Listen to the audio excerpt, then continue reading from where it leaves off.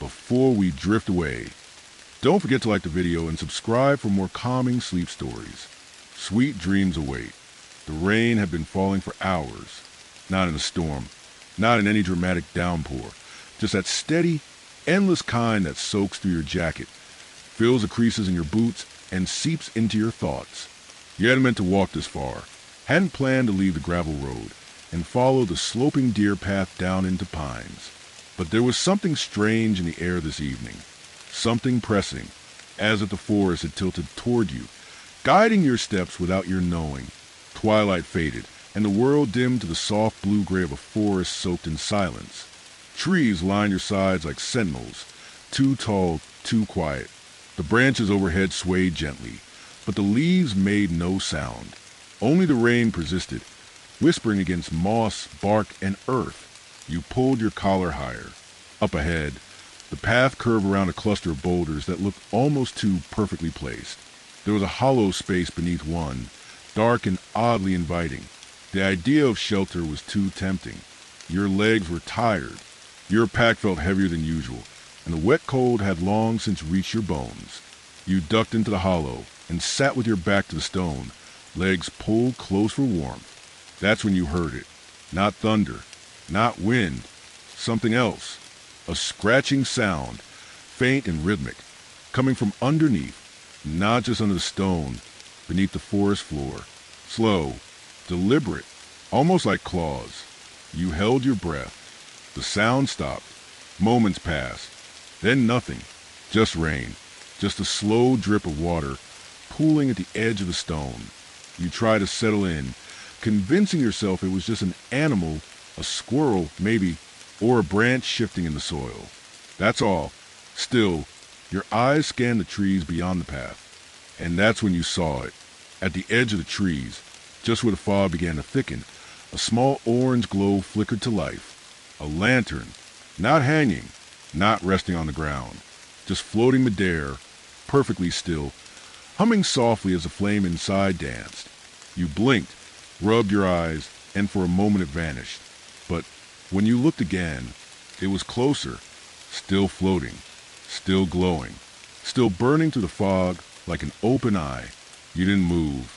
The forest held its breath. So, did you? The rain continued to fall. You stayed under the stone longer than you meant to. The glow had faded. Or maybe it had blinked out the moment you stopped staring. But your legs wouldn't move. Your body had grown tense, stiff from cold and fear, even though nothing had actually happened. You told yourself it had been an illusion, a reflection, some trick of moisture in the air catching a far-off light. Still, you didn't believe that. The rain had grown softer now, almost fragile, like a whisper across glass. The trees around you loomed taller in the dusk. Every trunk was a silhouette, every branch a finger. You stood slowly, shouldering your damp pack again. The warmth of the hollow was gone. A few more steps along the path and you found something new. A large hollow tree, its bark gnarled like twisted rope, its interior a yawning black wound. You hadn't noticed it before, and that was odd. It wasn't far from where you'd been. A tree that size should have been visible from the path. You approached carefully. There was no sound inside, no animal noises, no rustling, but the hollow felt strangely warm. A faint scent of old firewood and damp leaves lingered. With the rain pressing down and night thickening around you, the choice was easy. You ducked inside and sat with your back to the inner wall. It wasn't comfortable, but it was dry. Your breathing slowed. You shut your eyes for a moment, and the scratching returned. But this time it wasn't below. It was from behind you, inside the tree. You bolted upright, spine pressing against bark. Silence. Then, faintly, you heard something shift above, deep in the hollow's unseen cavity. Not an animal, not wind, breathing. Very shallow, very slow, as if whatever was had just noticed you. Two. You didn't move. You didn't even blink. Your pulse thudded in your ears, louder than the rain now. And then, from the corner of your eye, just outside the hollow's entrance, the lantern was back, closer now, flickering, and gently swaying, like it was hanging from something unseen. The breathing stopped. You stepped out of the tree before your mind caught up with your body. The air outside felt colder now, colder than it should have in early autumn. The fog had thickened, crawling low along the forest floor. The lantern was still there, waiting. Then, from deep within the woods, you heard the first voice. It didn't shout. It didn't call. It simply whispered, "Follow." You didn't want to follow it. Every instinct inside you begged you not to. But the forest had shifted in some subtle way. Something behind you had changed. The trees no longer felt passive. They seemed to lean in closer, their branches drooping like arms closing around your escape. The trail behind you was darker now, more tangled, less there, so you turned to the lantern. It hovered still, 10 paces ahead in the mist, not swinging as a hanging light should, not swaying with the wind. Just there, a low hum came from it, not mechanical, not electrical, a vibration in your chest more than in your ears, a presence. You stepped toward it. The rain made no sound on the leaves anymore. You noticed that suddenly. It should have. You were surrounded by canopy, broad pine boughs and dripping ferns. Yet there was no patter, no splash. Only your footsteps in wet soil. Only the hum of that orange flame. When you reached the lantern, you stopped. Up close, it looked old, iron and cracked glass, glowing with a dull amber light that didn't flicker so much as pulse. There was no wire, no post, no chain. It hung from nothing. And as you looked closer, the path behind it unfolded, slowly, like something parting a curtain. The fog thinned only in one direction, revealing more forest, but not the kind you remembered walking through. These trees were too close together. Their bark was darker, almost scorched in places. The ground dipped subtly as if leading downward, away from the world you knew. And at the end of that path, further down and deeper in the gloom, another lantern flickered on, just for a moment, then off, then on again, then it stayed lit. The voice whispered again, clearer this time, as if just behind your ear. You can't stay where it's safe. You turned, but no one was there. The forest remained perfectly still.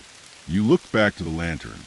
It had begun to move, slowly, floating forward, leading. You hesitated once more. And then, only because the air behind you felt suddenly wrong, like the breath of something vast and ancient leaning in too close. You followed, step by step.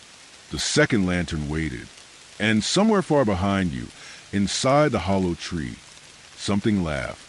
The forest no longer made sense. The path between the first and second lantern had no trail, no footprints, no broken twigs. But you followed. You had to. The space between the trees was narrowing the further you walked, as though the forest didn't want you wandering elsewhere. When you reached the second lantern, you noticed something you hadn't seen before. A mark etched into the wood of the tree beside it. A narrow oval scratched deeply into the bark, not recent, but not old either. Inside the oval, a single vertical line, a symbol. You placed your hand near it. The bark was warm, too warm. You pulled back and moved on. The second lantern began to drift forward, just like the first had. It was almost hypnotic, how the soft amber glow moved with impossible grace, barely lighting more than a few steps ahead. Fog curled at your ankles.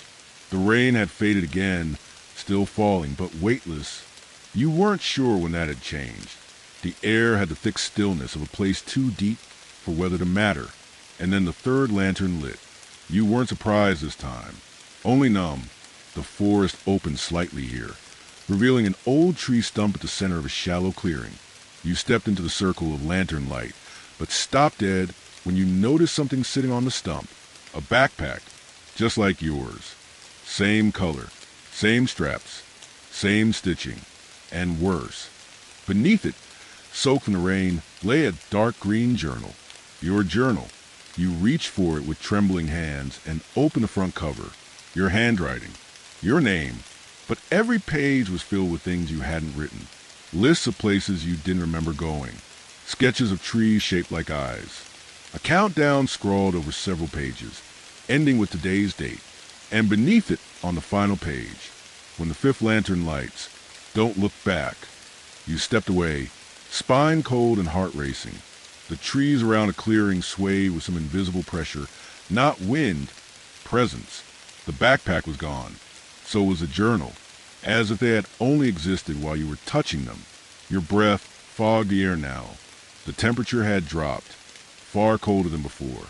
And ahead of you, the third lantern began to float forward. Far in the distance, the fourth lantern lit up. And somewhere behind you, just barely audible through the fog, came the sound of dragging footsteps. Slow, wet. Something was following now. You walked faster. The fourth lantern glowed like a dying eye in the mist ahead. And for a while, the only sound was your boots pressing into wet earth. But then there was another sound, one you could no longer pretend you weren't hearing. Footsteps. They weren't echoes. They didn't match yours. They were just behind you. Slow, deliberate. One step for every two of yours. Soft but heavy. Wet. You glanced back once. Nothing. But the moment your gaze left the path ahead, something shifted. Something subtle, like the woods exhaling in reverse. The trees behind you weren't the same trees. They had rearranged themselves. A branch that had been broken was whole. A trunk that leaned right now leaned left. The forest had moved while you weren't looking. You turned quickly back to the lantern and pressed on, breath picking up, legs aching. The air was dense now, like walking through smoke. Your skin prickled at every movement. The fog clung to your face, your sleeves, your thoughts. You felt heavy, not tired, weighted, like something unseen was pressing down on your shoulders. Just before the fourth lantern, the ground turned muddy. You didn't notice at first, but when you stopped to catch your breath, you looked down and saw them. Two sets of prints. Yours and another, slightly larger. Barefoot. The bare feet were deeper, heavier, and always beside yours. Not behind, not ahead, like they had walked with you. You fell back a step, heart pounding. The moment you moved, a faint shape passed in your peripheral vision. Not a person, not exactly. A blur, a tall one, a shape without detail, gliding behind the trees like it belonged there. You froze. It didn't look back. It didn't need to. You felt its awareness. Not just that it knew you were there, but that it recognized you, as if this wasn't the first time you'd met. The fourth lantern flared brighter.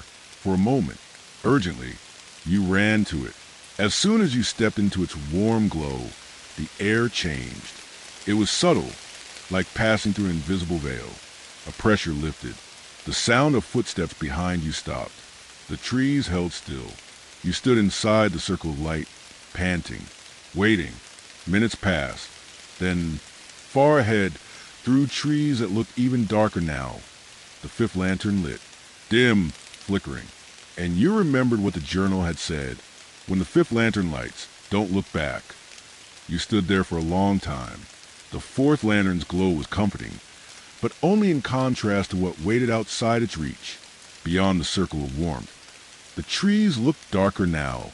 The spaces between them felt impossibly wide, yet too tight to breathe in. The fog was heavier.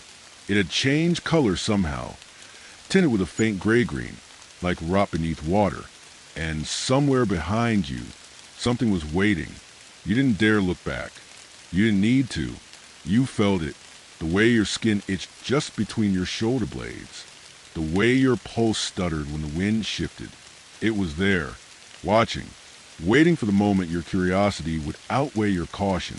You moved forward, toward the fifth lantern. As you walked, you thought of the journal again. How had it known? The date, the order, the warning. You hadn't written it, but it had been your handwriting. Your name. What else did it know? The fog grew thicker the closer you got to the fifth light.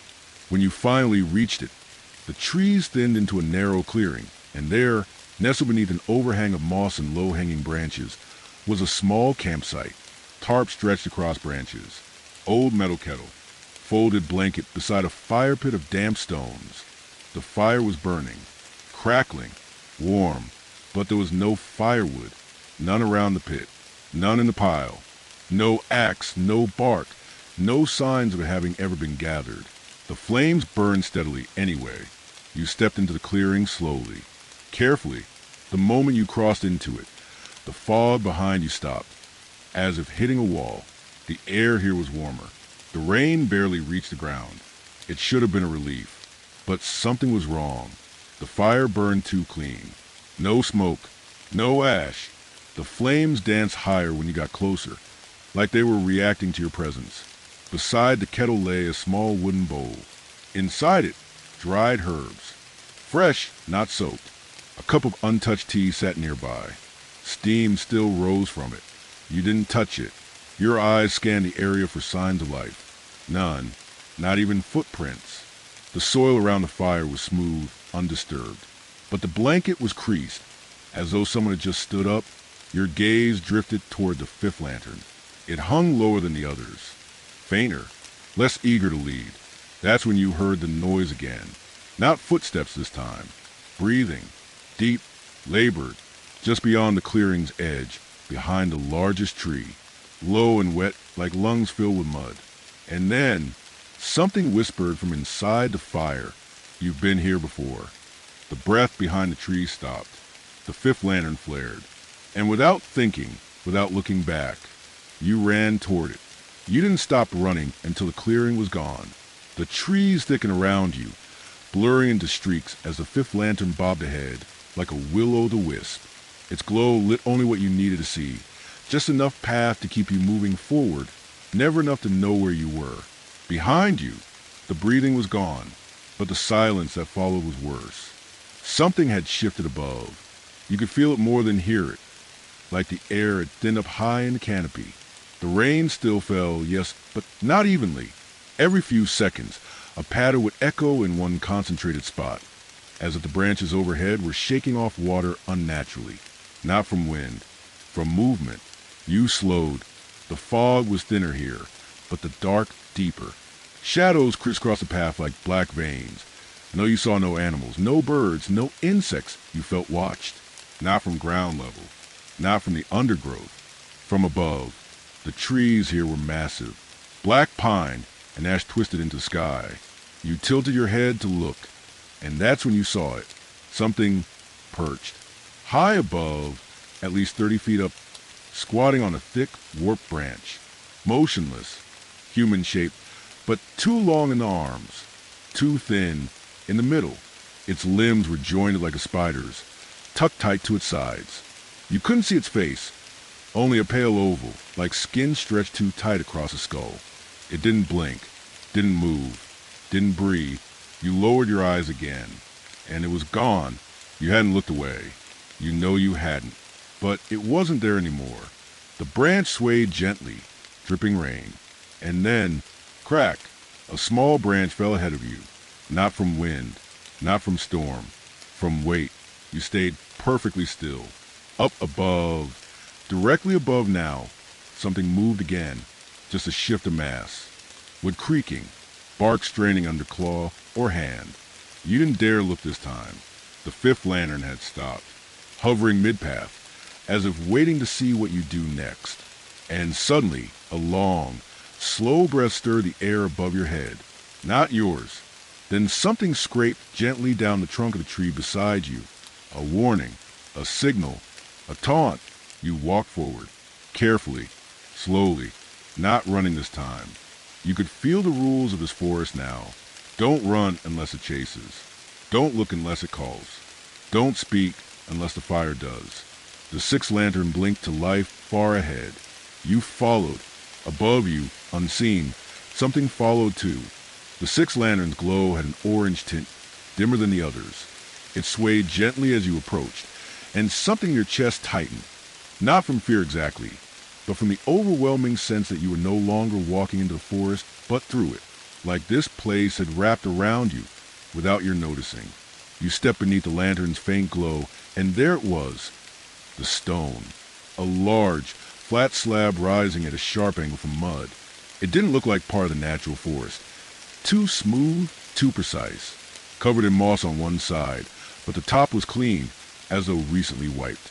Carved across its face were runes. Symbols you didn't recognize. Some were spirals. Others were long vertical strokes intersected by slashes and dots. But a few, just a few, looked familiar in a way that made your bones ache. One resembled an eye, another, a crude stick figure with no hands. The largest symbol pulsed faintly.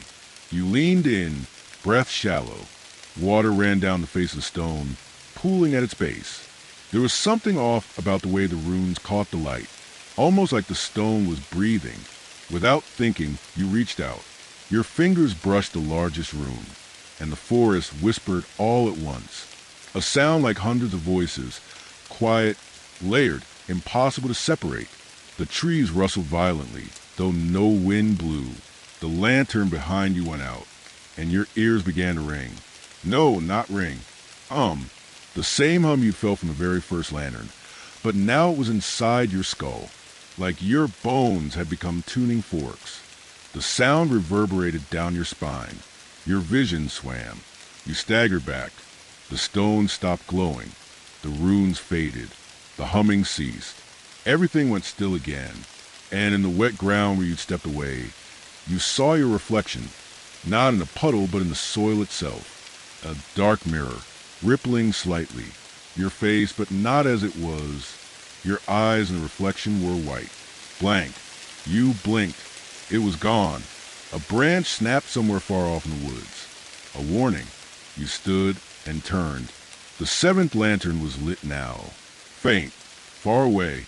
And as you moved toward it, you didn't notice the new rune burn faintly into your palm, glowing softly beneath your skin. By the time you reached the seventh lantern, you noticed something disturbing. There was no sky anymore. The rain still fell, soft, steady, but when you looked up, there were no stars, no moon, not even a vague impression of cloud cover. Just blackness, a void, like the canopy had been swallowed or erased. You stood beneath the lantern, staring upward, waiting for your eyes to adjust. They didn't. The darkness above seemed to drink in the light around you. It wasn't absence, it was presence, a thing in and of itself. And the rain that fell from it wasn't right. Each drop was colder now, thicker, not quite water. They left streaks across your coat, almost oily, like the residue from burnt wood. When one landed on the back of your hand, it lingered longer than it should have. It didn't roll off. It clung. You wiped it away. The room beneath your skin throbbed in response, flaring just faintly with heat. The seventh lantern began to move. You followed, and now the trees weren't just trees. They were still bark and branch, but they had shapes.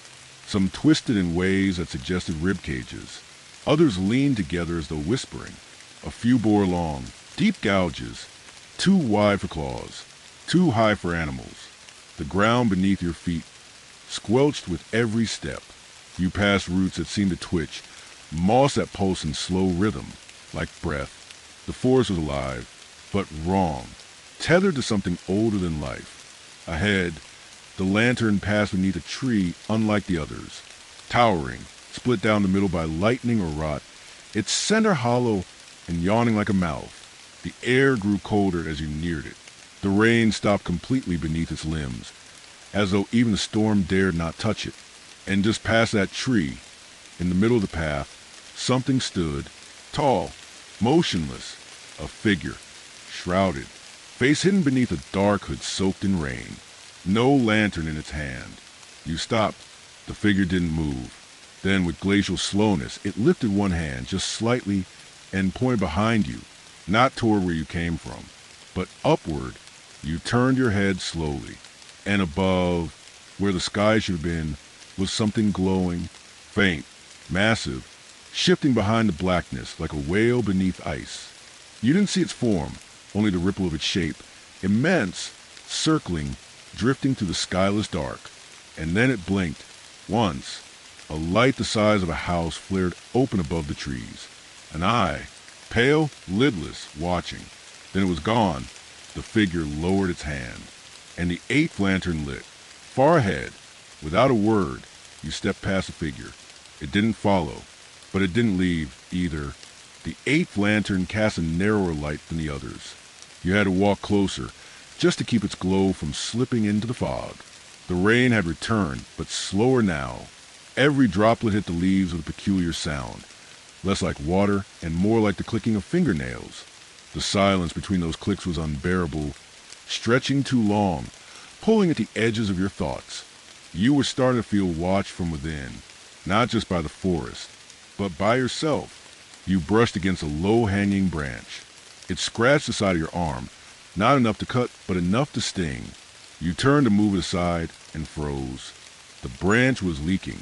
A thin line of deep red liquid ran down from where it had scraped you. Not sap, not water, blood. It dripped slowly from the wood as though from a fresh wound. You took a step back. The branch twitched slightly in the windless air, and then all the trees around you began to bleed. Tiny cuts opened in the bark. Some dripped slowly. Others pulsed. A few were dry, but fresh, the air filled with the scent of iron and wet soil. The fog swirled low, as if trying to avoid the trunks now. Then you heard it, a low groaning. Deep in the trees, like the forest was straining to hold itself upright, like the roots themselves were in pain. You looked at your arm, where the branch had touched you. The room beneath your skin now glowed brighter, pushing up against the surface as if trying to emerge. You stepped away from the trees. Suddenly, all the bleeding stopped. The forest went dead silent. No rain, no wind, no sound at all. And then something giggled. A child's voice right beside your ear. You turned sharply. No one there. The 8th lantern had moved forward, deeper down a winding path that now bent in impossible geometry. The trees leaned inward so far they seemed to arch into a tunnel.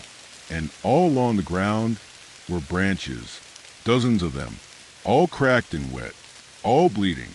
Each one pointed toward the next lantern. You walked slowly now. The branches along the ground felt too deliberate, like they hadn't fallen, they'd been placed. Some were snapped clean, others twisted, as if something had torn them down with care. Each bled faintly, and their dark sap seeped into the dirt like ink into old paper. The 8th lantern floated just ahead, pausing at every turn in the path. The forest around you was no longer just trees. It had become a kind of architecture. The trunks arched like pillars. The moss grew in spirals. The undergrowth was almost gone, replaced by soft, flat earth. It was a corridor now. And then the fog deepened again, fast like a tide coming in. You could barely see your feet. The lantern's glow dimmed, swallowed by the mist. Still you followed, one hand outstretched, heart thudding. Then you heard the voice, a whisper first, then static, crackling through the fog as if filtered through a broken speaker. Cutting in and out. Not. There, hello, don't follow. You stopped cold. The voice was distorted, but familiar. You strained to hear more. Wake up, please, you have to listen. It's not a dream. It broke again. Then silence. You tried to call out, but your throat caught. The air here wasn't just cold. It was dry now. Too dry. Your breath felt wrong. Thinner. Echoey. The lantern flickered once. Then went out. The path vanished. Panic crept in. You turned in a circle, squinting through the fog. All was gray. No direction, no shape. Then the voice returned, louder now, closer. You're not supposed to be here. It sounded like you. Your voice. Your tone. And from mist ahead, a shape emerged, tall, lean, shivering as it stepped into view. It was you. Same clothes. Same face. Same eyes. Except its mouth opened far too wide. And when it spoke again, the words poured out in reverse, a string of gibberish syllables collapsing on themselves like a dying cassette tape. Your double twitched violently, head jerking sideways. And then it lunged into the fog. You turned and ran. Blind, heart hammering. Branches tore at your arms. Mud sucked at your boots. Somewhere in the dark, the rune on your hand flared hot. And just when your legs began to give, the 9th lantern lit, right in front of you. You collapsed beneath it, gasping. The fog held still around the light. And in the silence, you heard the voice again, normal this time. Broken, tired. Don't let it catch your breath. You stayed crouched beneath the 9th lantern for a long time. The air within its glow was heavy, but still. Safe, in a way that felt conditional. Like the light didn't protect you. It simply paused whatever hunted in the dark. A boundary, not a sanctuary. Your breath slowed. The fog kept its distance now, circling the lantern like an animal too cautious to strike. But every so often, you heard the same voice, the one that mimicked yours, repeating fragments of things you'd said in the past. Laughter, too. Your laughter. Warped. You moved on, slowly, following the soft orange light as it began to drift again. And then something strange happened. After maybe 10 minutes of walking, the lantern stopped above a rotting tree stump. One split down the middle, covered in shelf fungus and gray moss. You paused. It looked familiar. You turned slowly. Behind you, the forest was the same.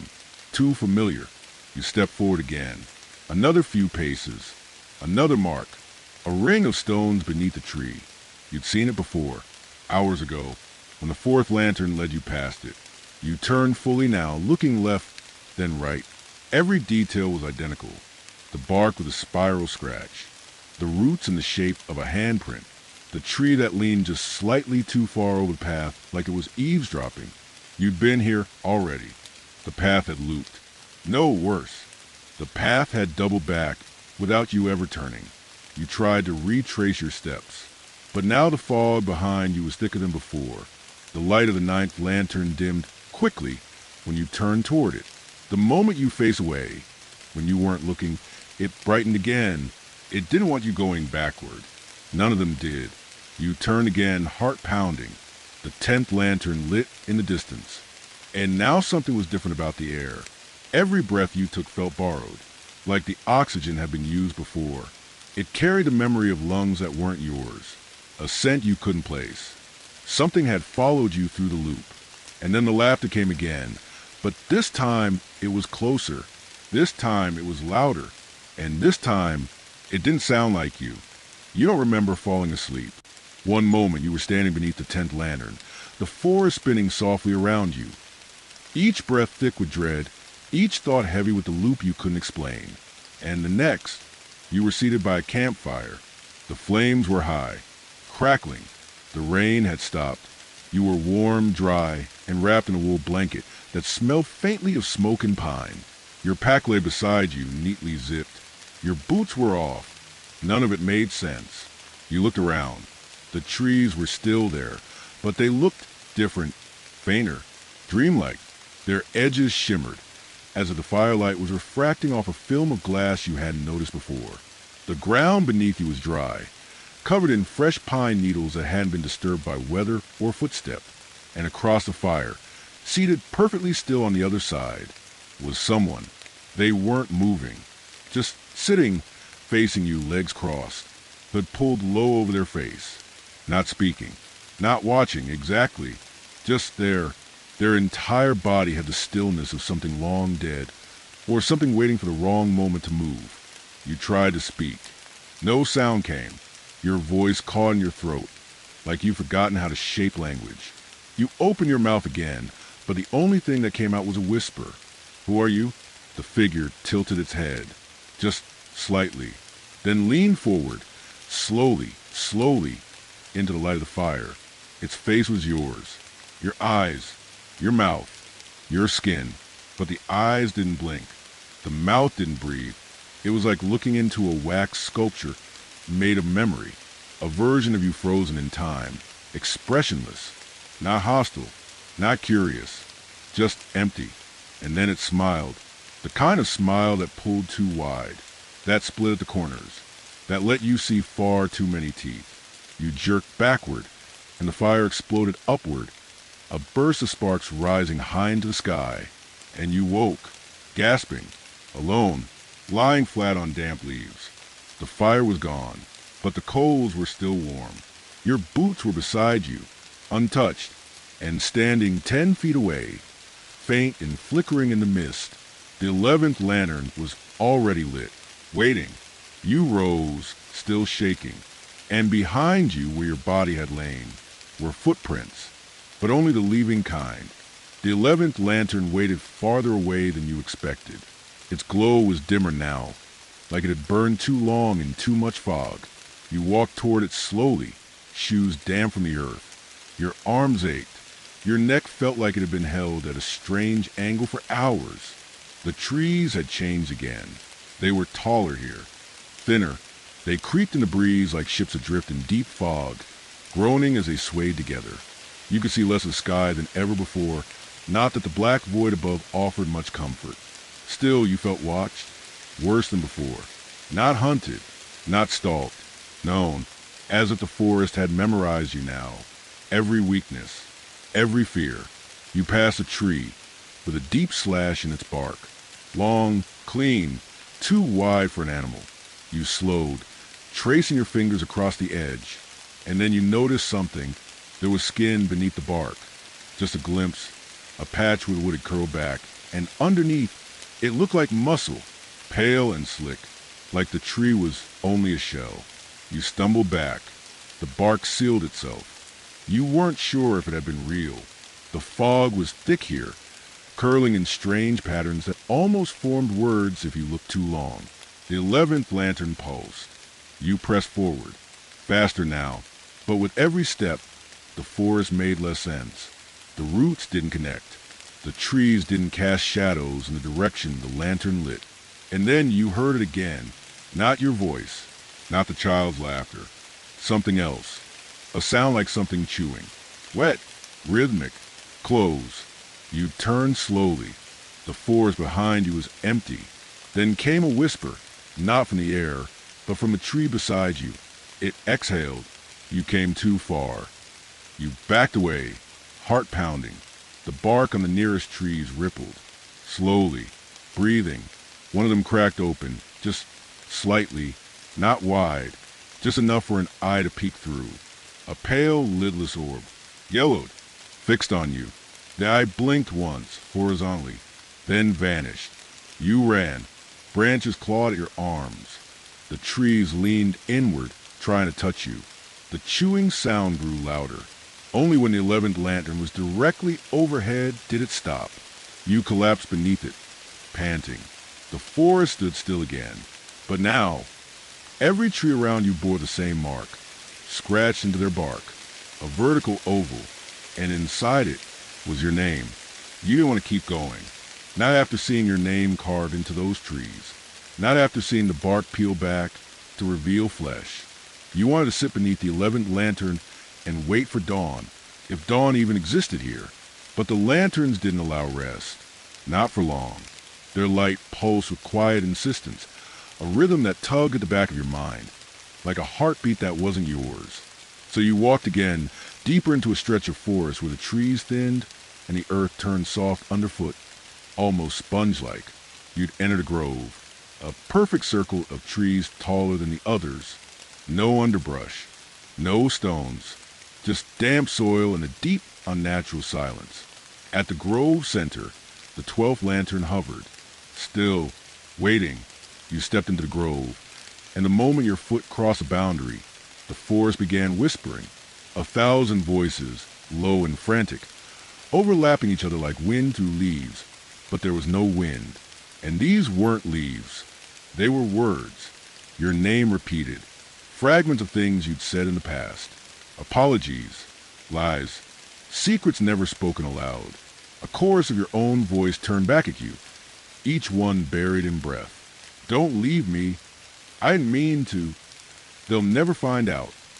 You fell to your knees. The whispering grew louder. The air vibrated, humming through your teeth. Your skin crawled, and beneath the surface of the soft earth, something moved. Not just one thing. Many, slithering slowly beneath your hands. You tried to stand. The whispers stopped. All at once. Silence returned so sharply it made your ears ring. Then crackling, dry, right behind you, you turned slowly. One of the trees at the grove's edge was splitting open. The bark split down the center with a noise like tearing paper. And from the crack, a hand reached out, pale, too long in the fingers. Root-like, another followed. Then came the face. Yours, but aged, decomposed, hollow-eyed and slack-jawed, with skin drawn tight across bone like parchment. Moss grew along the chin. The eyes were sockets. It smiled. Its mouth moved. And in your own voice, thick with soil and time, it whispered, "There's always another version of you buried here." The 12th lantern flared bright, blinding. You shielded your eyes, and when the light faded, the grove was empty again. Only the soft churn of the earth beneath your feet remained. You moved on, slowly, and in the distance, where the path resumed, the 13th lantern had already lit. The path narrowed. The 13th lantern hovered just ahead, low to the ground, as though reluctant to rise. The closer you came, the more the trees bent inward, not broken or wind-blown, but bending themselves like servants kneeling before something unseen. You stepped carefully, and the fog began to lift. Not vanish, lift as if retreating upward into the void above, revealing a clearer view of the forest floor than you'd seen in hours. The trail was thick with fallen leaves now, wet, glossy, copper-red. They stuck to your boots with every step. And then you noticed the rain had stopped, not everywhere, only here. You held out your hand. No drops fell, but you could still hear it. Rain falling all around, like a memory of sound playing on loop. You reached the lantern. Its glass was cracked. Inside, the flame sputtered, and for a moment it flickered in patterns, almost like shapes, almost like letters. But they disappeared before you could focus. You knelt to inspect the base. It was anchored this time. Unlike the others, which had floated, this one had been planted, rooted in the mud, and scratched into the metal of its base. The rain hears what the roots forget. You stood slowly, and that's when you heard it, soft at first, then clearer. Footsteps, not behind you, not in the trees. Above, you looked up, and for the first time, you saw the rain falling in reverse. High above the canopy, just visible through breaks and branches, the droplets rose back toward the black sky, defying gravity in slow spirals, like smoke being drawn into an unseen mouth. You watched in horror as a single shape descended from the opposite direction, from below the reverse rain. It was crawling, head first, down the underside of the void, its limbs long and bent the wrong way, its face nothing but smooth bark stretched over shape. No eyes, no mouth, but a neck that turned too far. You stepped back. The trees didn't move. The air was dead still. But the shape stopped above you and listened. You didn't move. And in that stillness, you realized it was listening for the rain. But here, beneath the 13th lantern, the rain didn't fall. It remembered. You waited until the shape drifted back upward into the dark. Only then did the trees begin to part again. And far ahead, faint but steady, the 14th lantern came alive. The rain began again, softly this time, whispering through the leaves like an apology. You didn't trust it. Every droplet felt heavier now. The way it landed on your skin was off. It didn't slide or soak. It stuck, as if the forest was trying to mark you, claim you. You kept moving toward the 14th lantern. It hovered lower than the last. And as you approached, you saw what surrounded it. Tree trunks, hundreds of them, each marked with carved names. Not scratched, etched, precise, deep, neat as gravestones. You walked between them slowly. Every trunk bore a single name. Some were common, some ancient, some in languages you didn't know. But they all had one thing in common. They were names spoken aloud, names once called across fires, whispered in sleep, shouted into forests like this one. You came to a halt in front of one particular tree. Your name was on it, not once, 3 times, etched vertically, spaced out down the bark like a timeline. You reached out, hand trembling, and as your fingers touched the carving, the bark breathed, a slow inhale, deep and hollow, and from inside the tree, a voice you'd forgotten answered. Not the forest's voice. Yours. You as a child. Laughing. Asking questions. The kind of voice only tape recorders and memories remembered clearly. You jerked your hand away, and the sound stopped. You stepped back. The tree exhaled. Slowly. Softly. Then, from a tree beside it, another voice emerged. This time angry. Hurt. One you remembered shouting in a storm long ago. And then another, whispering regret. Dozens now. Every tree began speaking at once. A rising cacophony of yourselves. The parts of you buried. The words you'd swallowed. The names you'd tried to forget. They spoke over one another, louder and louder, until you covered your ears. But it didn't stop.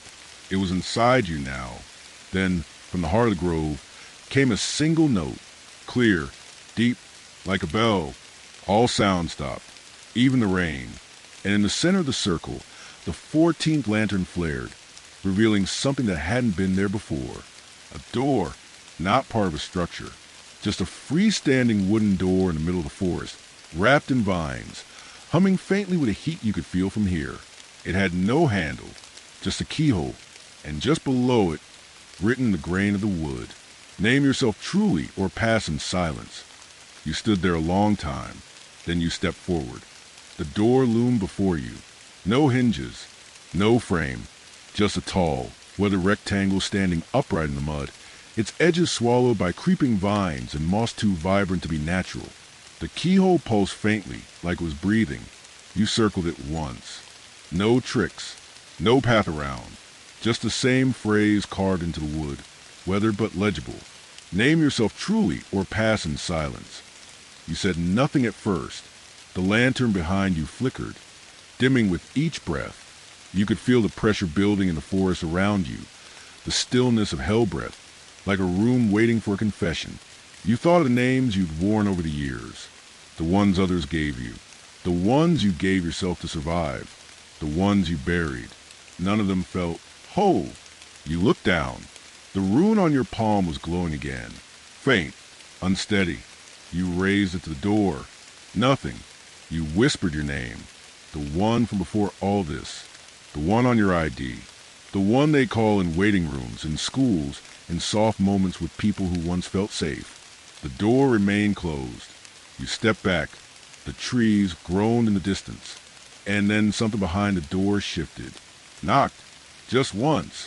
A slow, hollow sound from the other side. You swallowed hard. This wasn't a test of memory. It was a test of truth. So you said it, softly, a name you hadn't said in years. One that didn't feel like a label, but a shape. Not who you were when you entered this forest, but who the forest had peeled you back into being. The moment you spoke it, the rune on your palm burned, bright and hot, and the door opened, silently. No hinges creaked. It just split, like the air folding in on itself. Beyond it was not a hallway, not a path, but a chasm, an endless space of black water beneath a skyless dome of fog. A wooden plank path stretched over it, rickety and rotting, lit at distant intervals by hanging lanterns, 15th, 16th, and more, disappearing into shadow. You stepped through the door, and behind you, the forest sighed, not in relief, but in recognition. The door vanished behind you, not closed, gone, as if it had never been there at all. You stood at the start of the wooden path, the air around you heavy and without movement. The space you'd stepped into was vast and circular, like a buried cathedral. High above, the mist churned in slow spirals. Below the plank walkway, a lake stretched in every direction, still, black, and depthless. It made no sound, no ripple, no reflection. You leaned forward carefully, peering over the edge of the path. The surface didn't move, not even when a drop of rain struck it. You looked for your reflection. There was none, not distorted, absent. You waved your hand in front of the water's surface. Still nothing. You stood and looked ahead. The plank path stretched onward in a loose arc, winding like a question mark. At its farthest visible point, you saw it curve around a half-submerged structure, a shack, or maybe a shrine, half lost beneath the dark water. Just beyond it, the 15th lantern waited, barely visible through the fog. You stepped forward. The wood creaked beneath your boots, damp but solid. Every footstep echoed strangely, not outward, but inward, like the sound was falling into your chest rather than into the air. You moved slowly. The water on either side of the path was black, but not empty. You began to sense movement beneath it. Deep shapes shifting like shadows of whales. Not swimming, drifting, slow and vast and barely there. You kept your eyes ahead. Halfway to the lantern, The path narrowed. Some planks were missing, others bowed under your weight. As you crossed one particularly crooked section, you glanced down again, and this time, something looked back. A face. Pale. Your face. But not like before. This version had eyes open too wide. No irises. No expression. Just the image of yourself hovering below the surface. You froze. It mirrored your movement perfectly. Raised its hand when you did. Tilted its head when you did. But its mouth was opening. Slowly. Too wide. You backed away, heart pounding. The face remained where it was. Expression unchanged. Mouth still stretching impossibly open. You turned away and moved faster.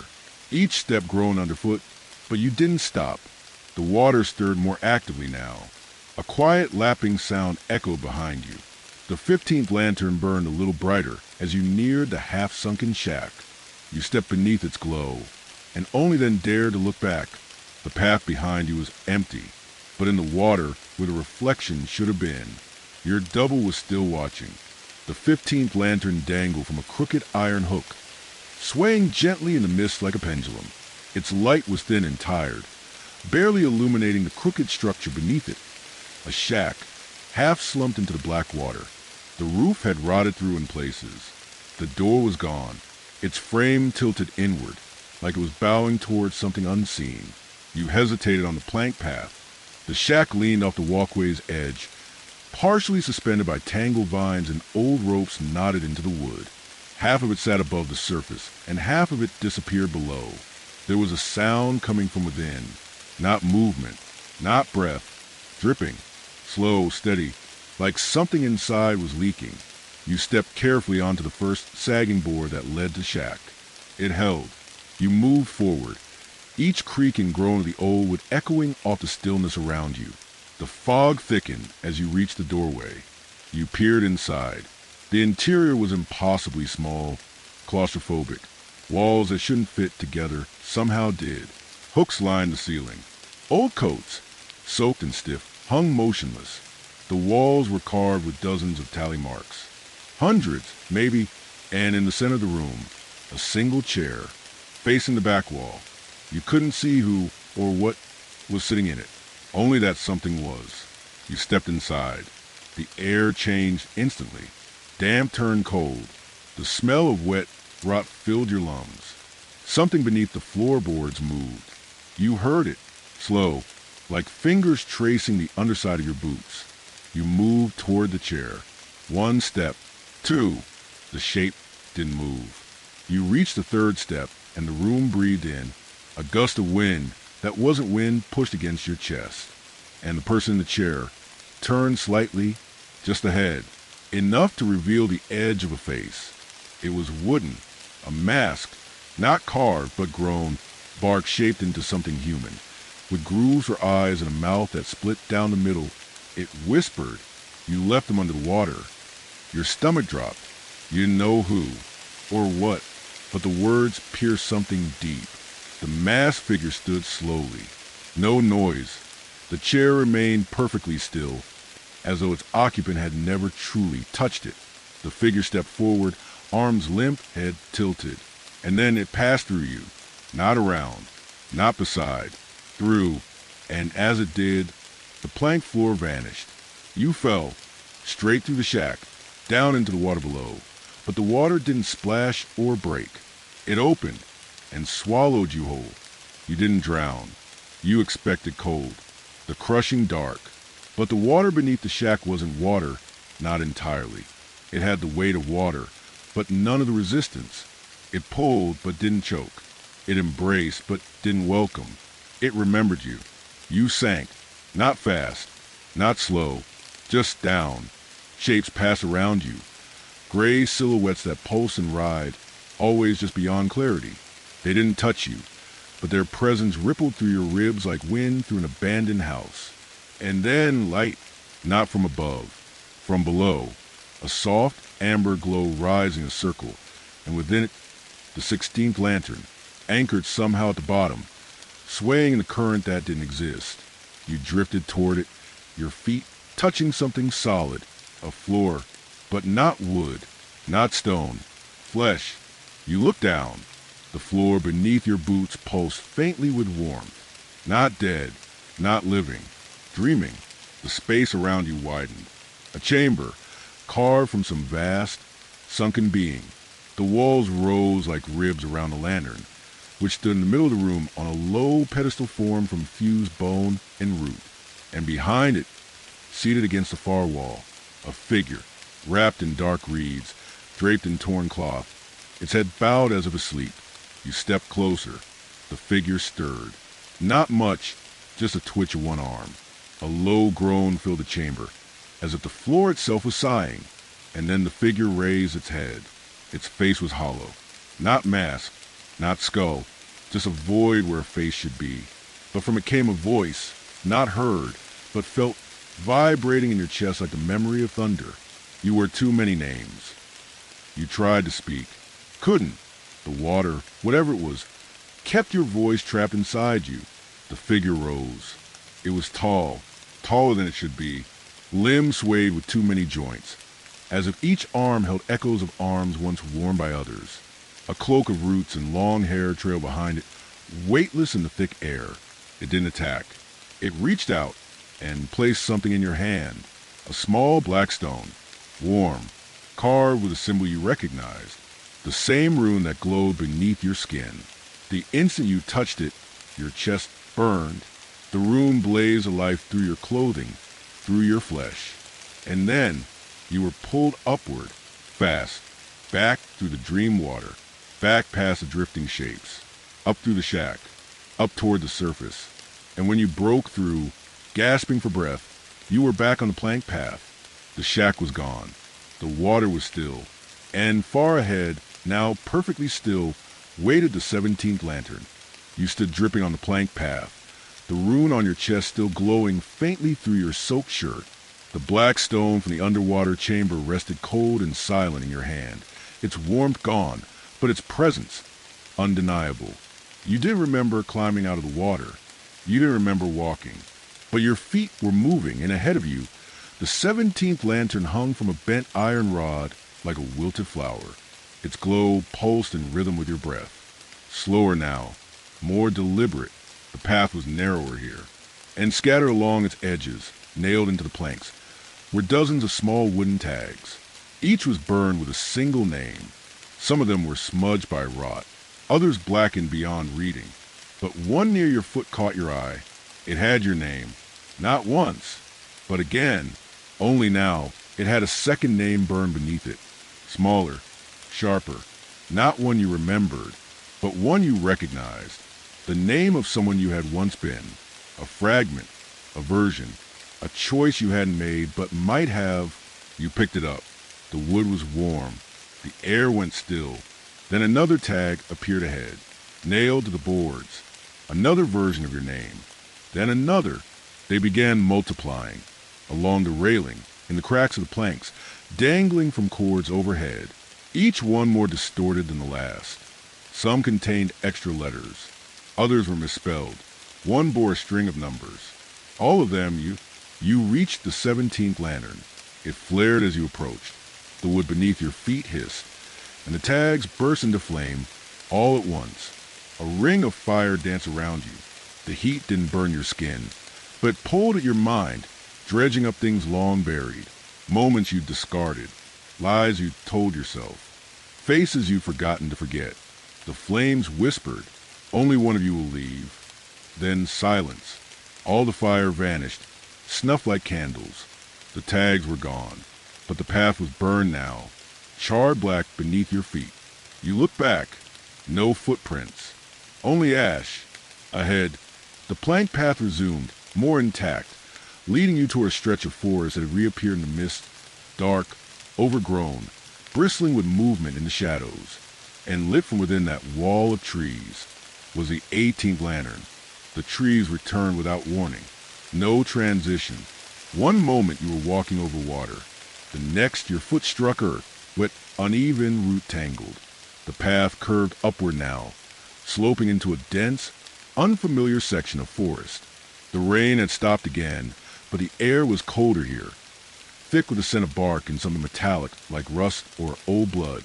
The 18th lantern hovered ahead, pinned between two leaning trees like an insect in a glass case.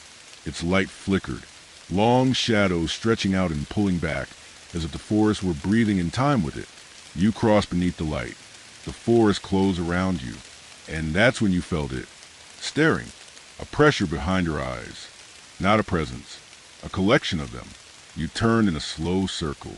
Eyes, dozens of them, set into the bark of the trees. Not carved, not placed, grown. Each tree you passed had a set, some small like a child's, others wide, yellowed, blinking in slow, unblinking unison. You paused by one trunk, reached toward it. The eyes moved, not away, toward you, focusing. You stepped back. The forest shifted subtly, a realignment of roots, a soft cracking of bark, the sound of a clearing becoming aware. Then came the whispers, but they weren't like before. These didn't come from the air. They came through the trees, like wind rattling old mouths.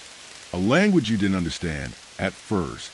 Then you did. Fragments of words emerged from the pattern, not yet whole. Too many paths. It carries the mark still. You look down.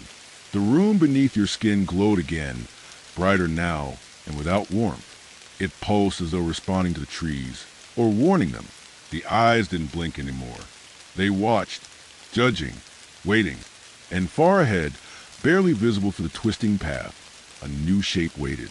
Not a lantern, a mirror, freestanding, cracked, tethered to the trees by strands of sinew and moss. As you neared it, the forest hushed, the whispers stopped, the trees stilled, and in the mirror you saw yourself, but not as you were, not anymore. This version of you had eyes that flickered like lantern flame, skin laced with the same runes you'd only glimpsed in moments of terror. The forest had marked this version fully, and it spoke without moving its mouth. The forest doesn't want a name. It wants a vessel. You reached toward the glass. Your reflection reached back, but just before your fingers touched, the 18th lantern blinked out. Darkness fell, and somewhere ahead in that blackness, the 19th lantern sparked to life, farther than you hoped, closer than it should be. You walked in darkness. No path beneath your feet now. Only wet leaves, broken twigs, and the uneasy certainty that you were being led, not by the lanterns, not even by the forest anymore, but by something deeper. The rune on your hand no longer glowed steadily. It throbbed like it was counting down. You moved toward the faint glow of the 19th lantern. It hovered in the center of a clearing that wasn't a clearing.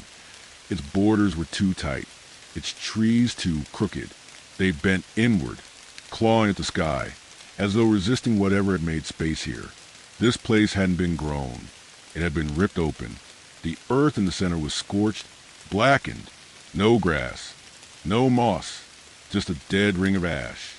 And in the center of it, beneath the lantern's glow, stood a figure, tall, wrapped in cloth soaked dark with time. Its head tilted as you entered. No face, just bandages. Too many, too tight, yet you felt its gaze like hot coals on your skin. You didn't speak. It didn't move. But something around you changed. The sound dropped away. Birds, leaves, wind, all gone. And then the trees spoke, not in words, in screams. Every trunk twisted, every branch curled. The forest howled within itself, agonized, angry, or afraid. You couldn't tell. The figure in the clearing raised one hand. It pointed at you, then at the rune, then down at the ground. You understood. It was asking for the stone, the one from the underwater chamber. You hesitated. It stepped closer. No footsteps, no sound, just closer. You pulled the stone from your pocket. The rune flared, white hot. The forest shrieked louder. You dropped the stone into the ash. The moment it touched the earth, the screaming stopped. Everything stopped, even the air. The figure lowered its hand. It tilted its head once more, then turned slowly toward the trees and walked into them.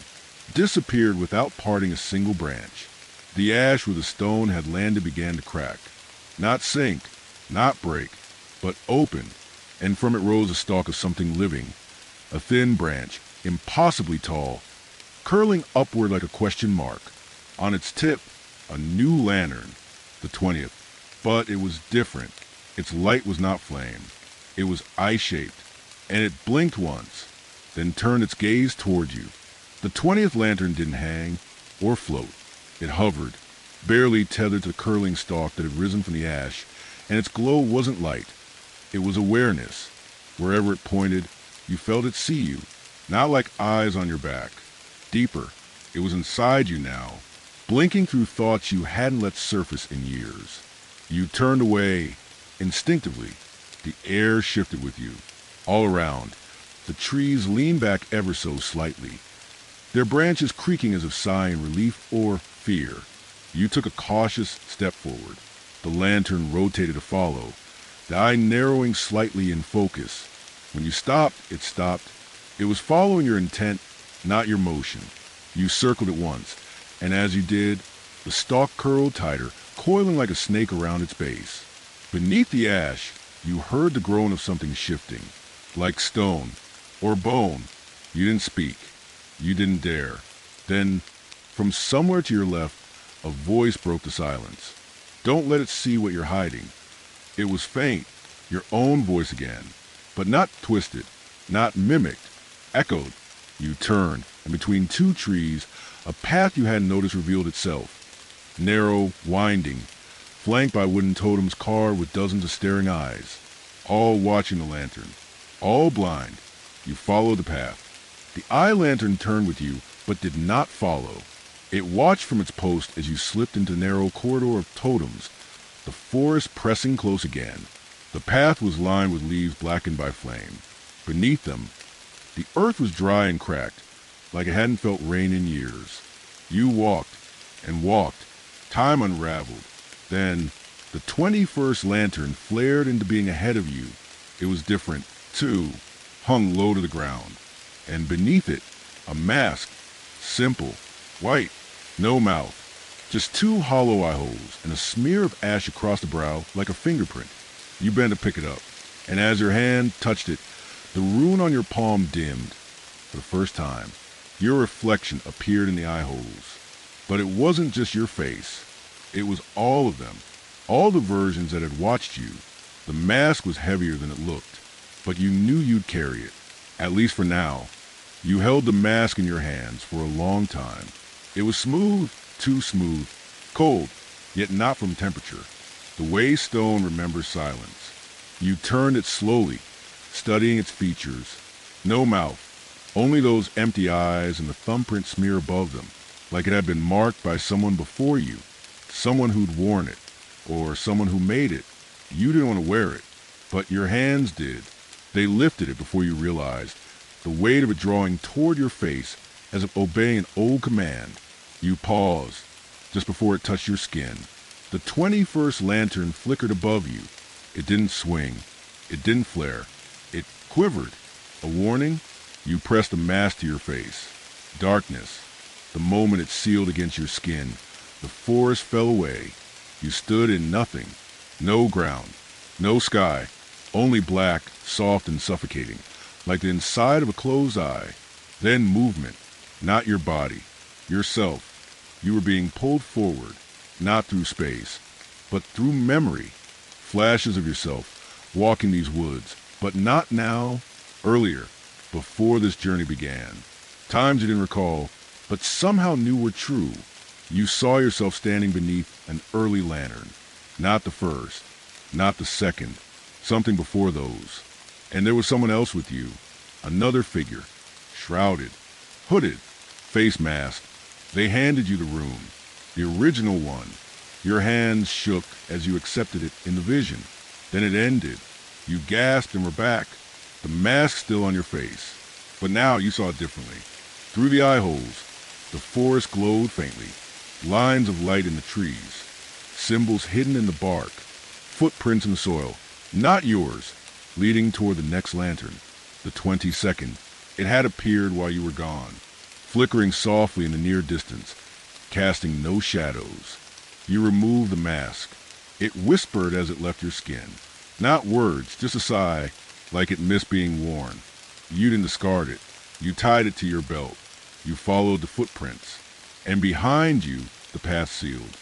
The footprints led forward, but they were too perfect. Unbroken, evenly spaced. Left, right, left. They didn't falter, didn't scuff, didn't drag. As if whoever made them wasn't walking at all, but gliding, just low enough to leave a mark. The path sloped downward now, the soil darkening underfoot. Not with rain. There was no rain here anymore, only mist, denser and colder than before. It clung to the trees like breath on glass. You reached the 20-second lantern. It hung lower than the others. Its glow was muted, yellow tinged with sickly green, like something that had rotted from the inside. Beneath it, the footprints stopped, but the ground continued into a tunnel, not one dug by man. The trees had bent down, their branches weaving together to form an archway of living limbs and wet leaves, slick with dew. Beyond it, blackness. You ducked inside. The forest closed behind you. The lantern's glow didn't follow. It stayed where it was, trembling gently, as if afraid to enter. The tunnel was tight, too tight. You walked hunched, then crouched, then crawling, hands pressing into damp, root-twisted soil. Each breath drew in the scent of something old, forgotten, fungal. As you crept forward, the darkness pressed closer, until you could no longer tell if your eyes were open or shut. Then sound, soft at first, a dragging, not footsteps, something being pulled. You froze. The dragging stopped too. You waited, holding your breath. Then came a voice not yours, not even human, a rasping breath strung into words. You followed your own shadow, but it's been following you longer. You turned. There was nothing behind you, only a wall of bark, as if the tunnel had sealed. You faced forward. The dragging began again, in front of you now. You crawled faster. The space narrowed to a squeeze, barely wide enough for your shoulders. Roots caught your arms. Thorns grazed your cheek. You pushed through, desperate for light, for sound, for anything else. And suddenly you were falling, not down, just out. You tumbled forward onto wet moss, gasping.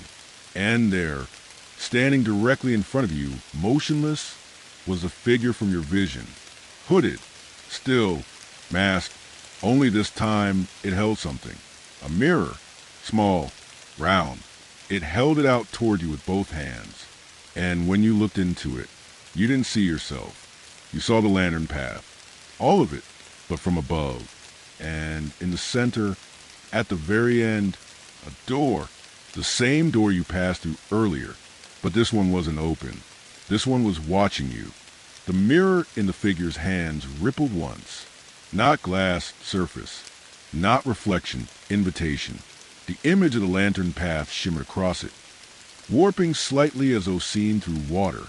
At its center, the door waited. Not behind you now. Not ahead. Somewhere beneath. You looked up at the masked figure. It did not move. It didn't breathe. But it waited. You felt it. Not a person. Not a thing. A function. A keeper of passage. You reached slowly toward the mirror. As your fingers drew close, the rune on your hand surged with sudden heat. And so did the mirror. You recoiled instinctively, but not fast enough. The heat seared across your palm as the rune pulsed again, brighter than ever before. Not pain, not even injury, just a mark activated. The masked figure finally moved. It tilted its head, and then it spoke. Its voice came from beneath the mask, muffled and dry, like dead leaves being stirred. You passed too many gates without paying. It held the mirror closer. You saw the lanterns again, now flickering, one by one. The 17th, the 13th, the 9th, each extinguished in turn. You fell backward as the forest darkened around you. But the path ahead remained, lit by one single, stubborn flame, the 23rd lantern. You turned toward it, and the figure stepped back, fading into the mist like ink dispersing in water. The mirror dropped, but it never hit the ground. It dissolved midair. You ran. Branches scraped your arms. Roots clawed at your boots. The air thickened. each breath like pulling cotton into your lungs. The 23rd lantern pulsed ahead, faster now, urgent. You reached it, and behind it, the path dipped sharply downward into a hollow you hadn't noticed before. A sunken ring of forest, silent, still. You descended. The moment your foot crossed into the hollow, the forest shifted, the ground rippled. The trees leaned back as if retreating from something they could not name. And in the center of the hollow, the door stood again. But it had changed. It no longer looked old. It no longer looked wooden. It looked awake. Its grain pulsed with a heartbeat. Its frame was wrapped in runes you hadn't seen before. Your rune among them, glowing softly on the left side. It had no keyhole now, just a handle, wrought iron, twisted like a question. And across the top of the door, carved in the same burning script as a mask, you may leave what you carried, or you may carry what leaves you. The door pulsed gently, like something breathing just beneath its surface. You circled it once. No wall, no hinges, just a door, alone in the hollow, planted into soil that steamed faintly in the cold air. Behind you, the 23rd lantern hung in silence, unmoving, unblinking. This was not like the door before. That one had demanded truth. This one demanded something deeper. A choice. You read the words again, etched into the arch of the door. You may leave what you carried, or carry what leaves you. The meaning wasn't clear, not at first, but the longer you stood in that hollow, the more it settled into your bones. What you'd carried, the fear, the names, the masks, the memory of hands that weren't yours reaching from trees carved with your voice. What might leave you, the person you've been before the path, your identity, your answers, even your shape. You looked down. The rune on your palm had dimmed, but it still shimmered faintly, like coals in a fire long gone cold. And tied at your side, the mask, still, waiting. You reached up and touched the door's handle. It was warm, familiar. It vibrated faintly, like it recognized you. The moment your fingers closed around it, the forest behind you shifted. Trees leaned forward. Lanterns in the distance blinked, one by one, like eyes squinting against sudden brightness.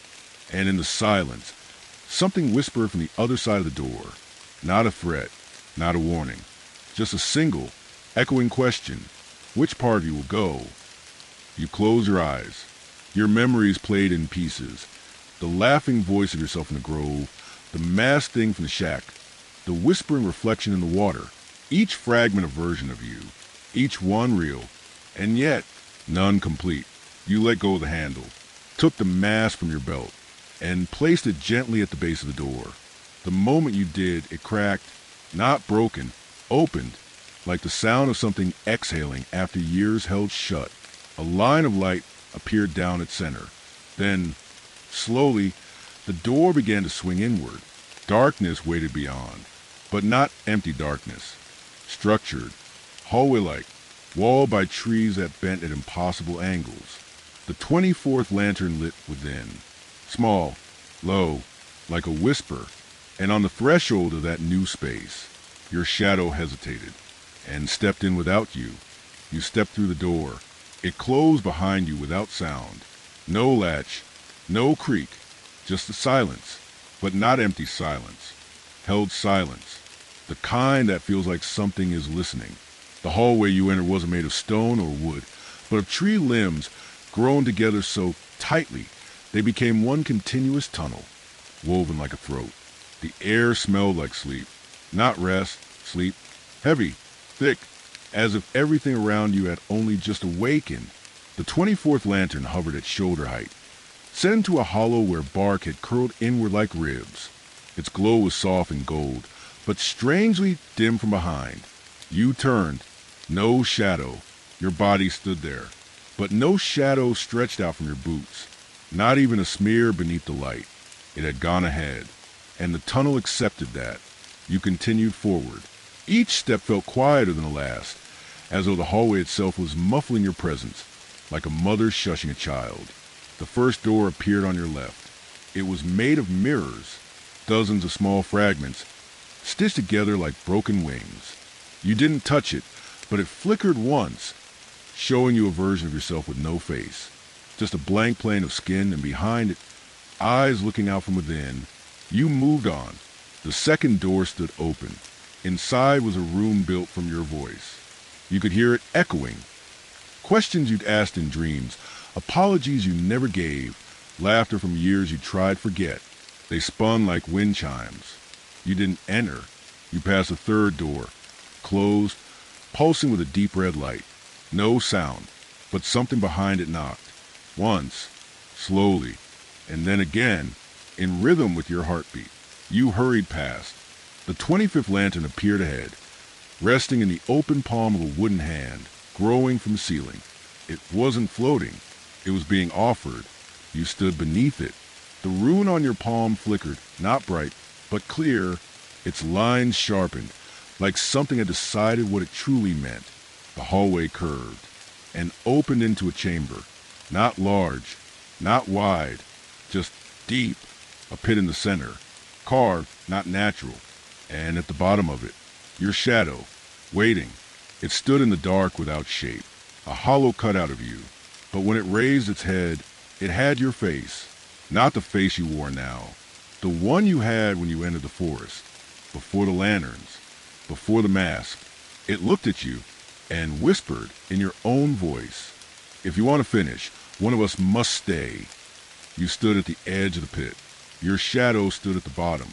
It looked like you, but not the you of now, not the weathered face, the tired eyes, the hands marked by forest and fire. This one was smooth, clean, unchanged, the version that never stepped onto the lantern path, the version that stayed behind, the version the forest never met. It looked up, expressionless, but its eyes followed every twitch of your face, every subtle shift in your stance, like watching a mask it once wore. You crouched slowly, peering into the pit. It didn't seem deep, and yet no sound returned when you spoke. So you didn't. Instead, you listened. The silence bent around your breath. Then the shadow, yourself, spoke again. You walked forward while I watched.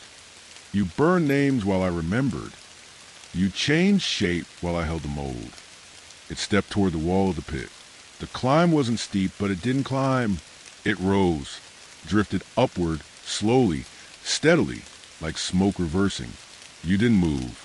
When it reached the edge, it hovered just beyond the boundary between pit and floor, and said, "Only one of us can carry what came next." Your rune burned faintly again. The mark on your hand had grown darker, more defined. It pulsed in sync with something beneath the room, something massive and buried, breathing in slow, deliberate rhythm. You looked into your shadow's eyes, and you understood. This was the moment the forest had been preparing you for. Not a battle, not a revelation, a narrowing. One of you had to remain here, to keep the path balanced, to hold the memories the other could not carry.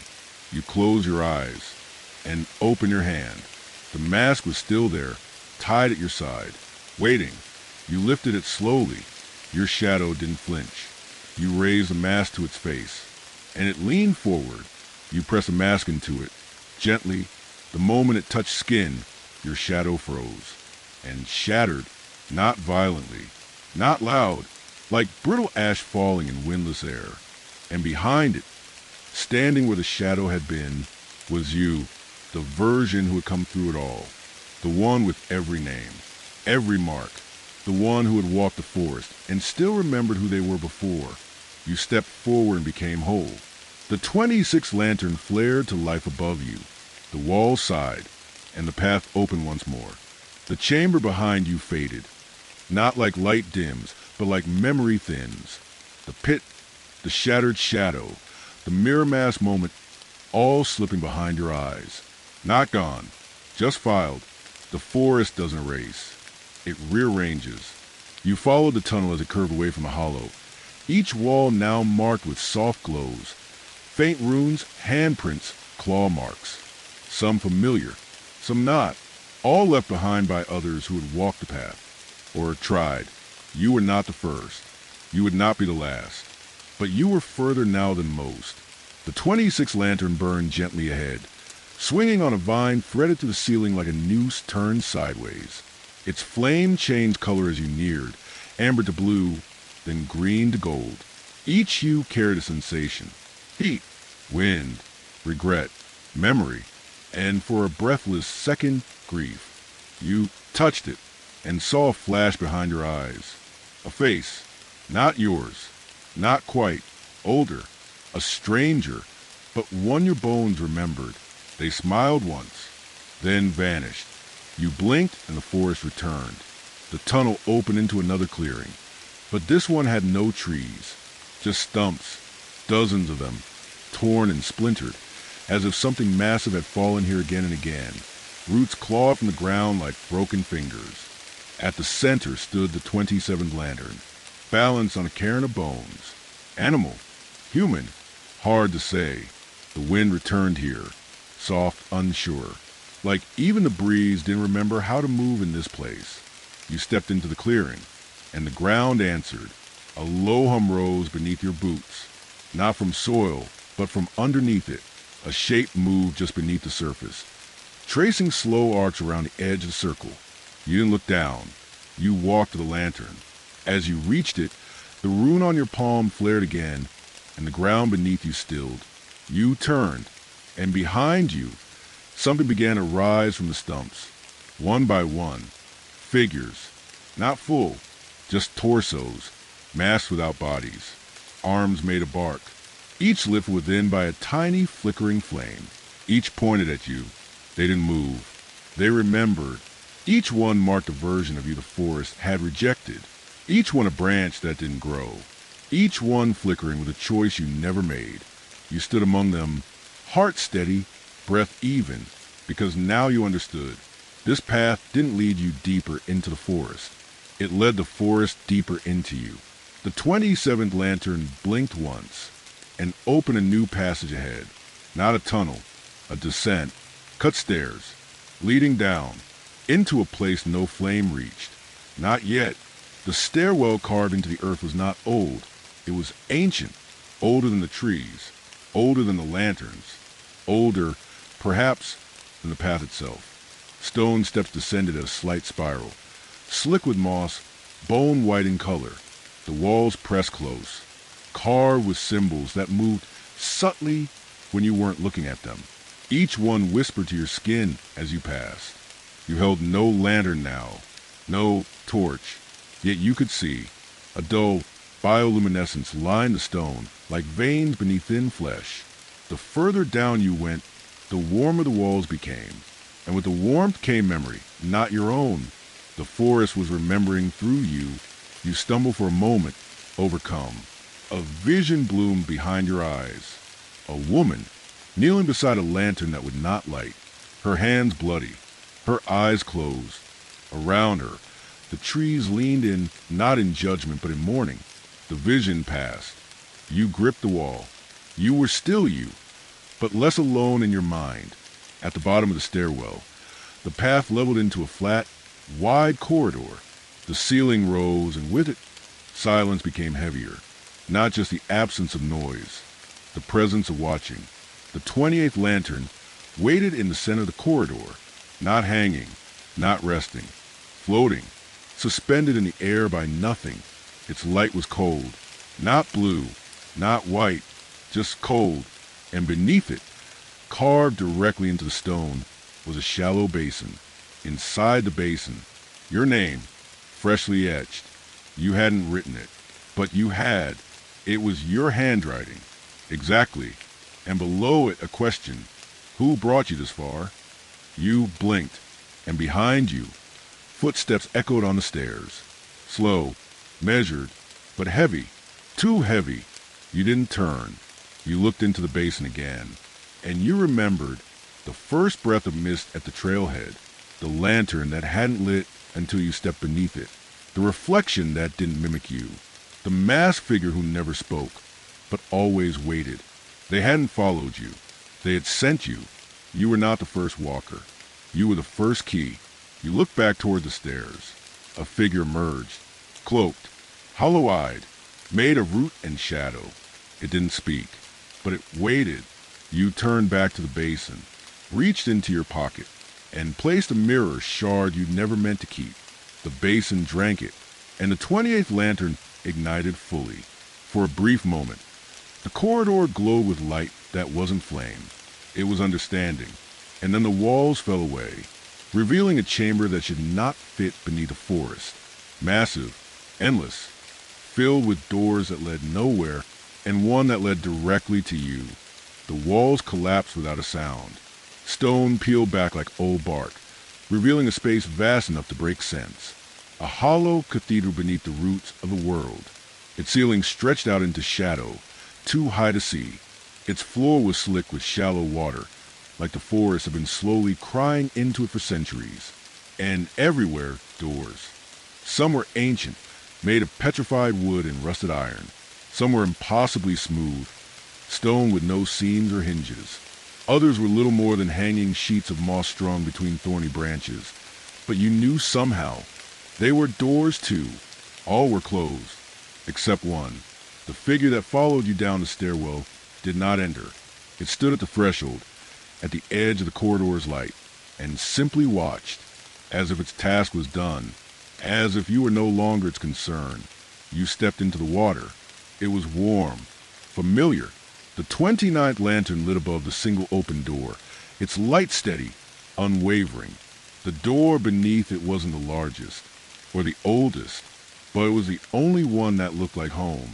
Wooden, cracked from age. The kind of door that should lead to a cabin in the woods. You approached it slowly, your reflection trailing beneath you in the rippling water. Only it wasn't yours anymore. Not completely. It shifted as you walked. Sometimes it was taller, sometimes smaller, sometimes walking just out of sync. And then you saw it smile. But you hadn't. You looked up at the open door. There was no threshold, no frame, just the idea of one. Inside, only darkness. But not threatening, not hungry, just waiting. You stepped closer.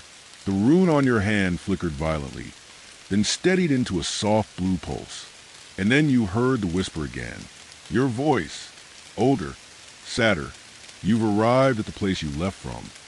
You touched the side of the doorframe. It felt like bark, like home, like memory given shape. A breeze passed from the open doorway. It smelled like pine and cold rain. The air of a place before the first lantern. A place you hadn't yet earned your way back to. You didn't step through. Not yet, because something moved behind you. One of the other doors, far across the chamber, shuddered, a sound like branches snapping underfoot. It began to open, and from its depths came a light you didn't understand. And the soft sound of your name, spoken by someone who shouldn't know it. The sound of your name, your true name, echoed across the chamber. Not the name the forest gave you, not the ones burned into planks or whispered in groves, but the first one, the one you were born into, before masks, before runes, before the path. It shouldn't be spoken here. And yet it was softly, lovingly, wrong. You turned slowly toward the distant door that opened without light, and yet somehow glowed. A soft, white hum leaked from its frame. Steady, heartbeat slow. The water beneath your boots vibrated with it. You took one step forward, away from the open door beneath the 29th lantern, and the forest hesitated. Something about the air around you stretched, grew tight. The figure at the stairwell still stood in silence, but now its head tilted slightly, as if listening. You took another step toward the far door, and your reflection in the water shattered, not into pieces, but into versions. They darted outward across the surface, some hunched, some tall, some childlike, some barely human. Each one turned and looked back at you. Each one wore your face, and all of them smiled at once. The door pulsed with a lightless energy, not welcoming, not threatening, just pulling. Then the voice came again, louder now, still speaking your name, but no longer gently. You left something open. The door across the chamber opened wider. Inside, you couldn't see darkness, nor light, only return. And you knew, deep in your chest, what it was. Not a door to another place, a door to another moment, to the one you thought had been sealed. You approached slowly, Each step peeled away a layer you didn't know you wore. The sound of the water faded. The chamber dimmed. The lanterns along the ceiling winked out. One by one, the 29th remained, holding steady, waiting for your choice. You stood between the two doors now. To your right, the home-shaped door beneath the lantern. Familiar, true. To your left, the pulsing wrong door, humming with memory you tried to forget. The voice came once more, from inside the humming door. If you do not return for it, it will come for you. You stepped toward it, close enough to see what was beyond. A room you hadn't seen since childhood. Too exact to be dreamed, too old to be real. And in its center, a mirror, covered by a sheet. Still, waiting.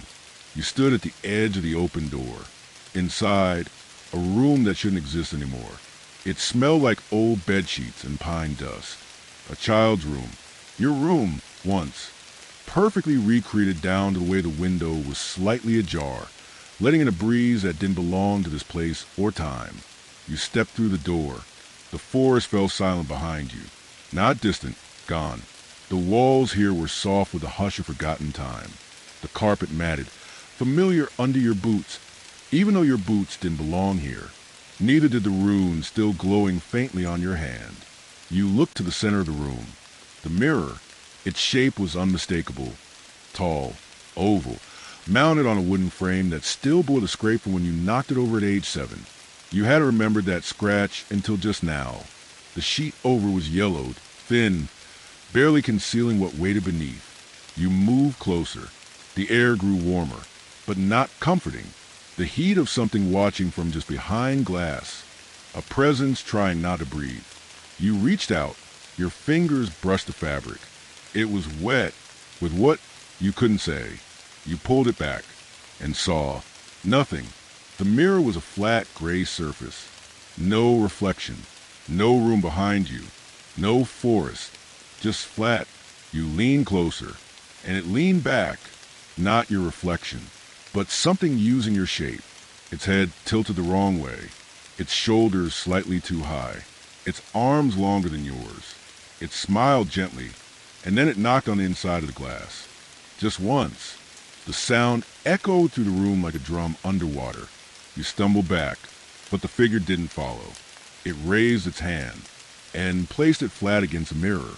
You saw the rune on its palm, not like yours, more complete, etched deeper. It whispered, no sound, only shape. You are not done. You stepped forward again, drawn. The mirror's surface rippled once, not inviting, just opening, and from behind you, the sound of the other door slamming shut. You turned too late. The room was no longer yours. It never had been. You stood in a box of roots and bark, shaped like memory, scented like lies. The mirror stood behind you now, and through it, the forest looked in. The mirror behind you pulsed. Not like light, not like breath, like thought. It wasn't showing the forest anymore. It was becoming it. Trees bent in impossible loops across the glass, their branches growing and twisting in real time, reaching out and curling around your silhouette without ever leaving the pain. You stood frozen, not in fear, in understanding. The forest wasn't watching you anymore. It was studying you. Each movement, each breath, each hesitation, fed back into the mirror like ink bleeding into water. It learned your rhythms. It learned your doubts. And slowly, it began to change. The room cracked, not at the walls. At the edges of truth, the floor beneath your feet softened, turned to loam. Ferns sprouted from the corners.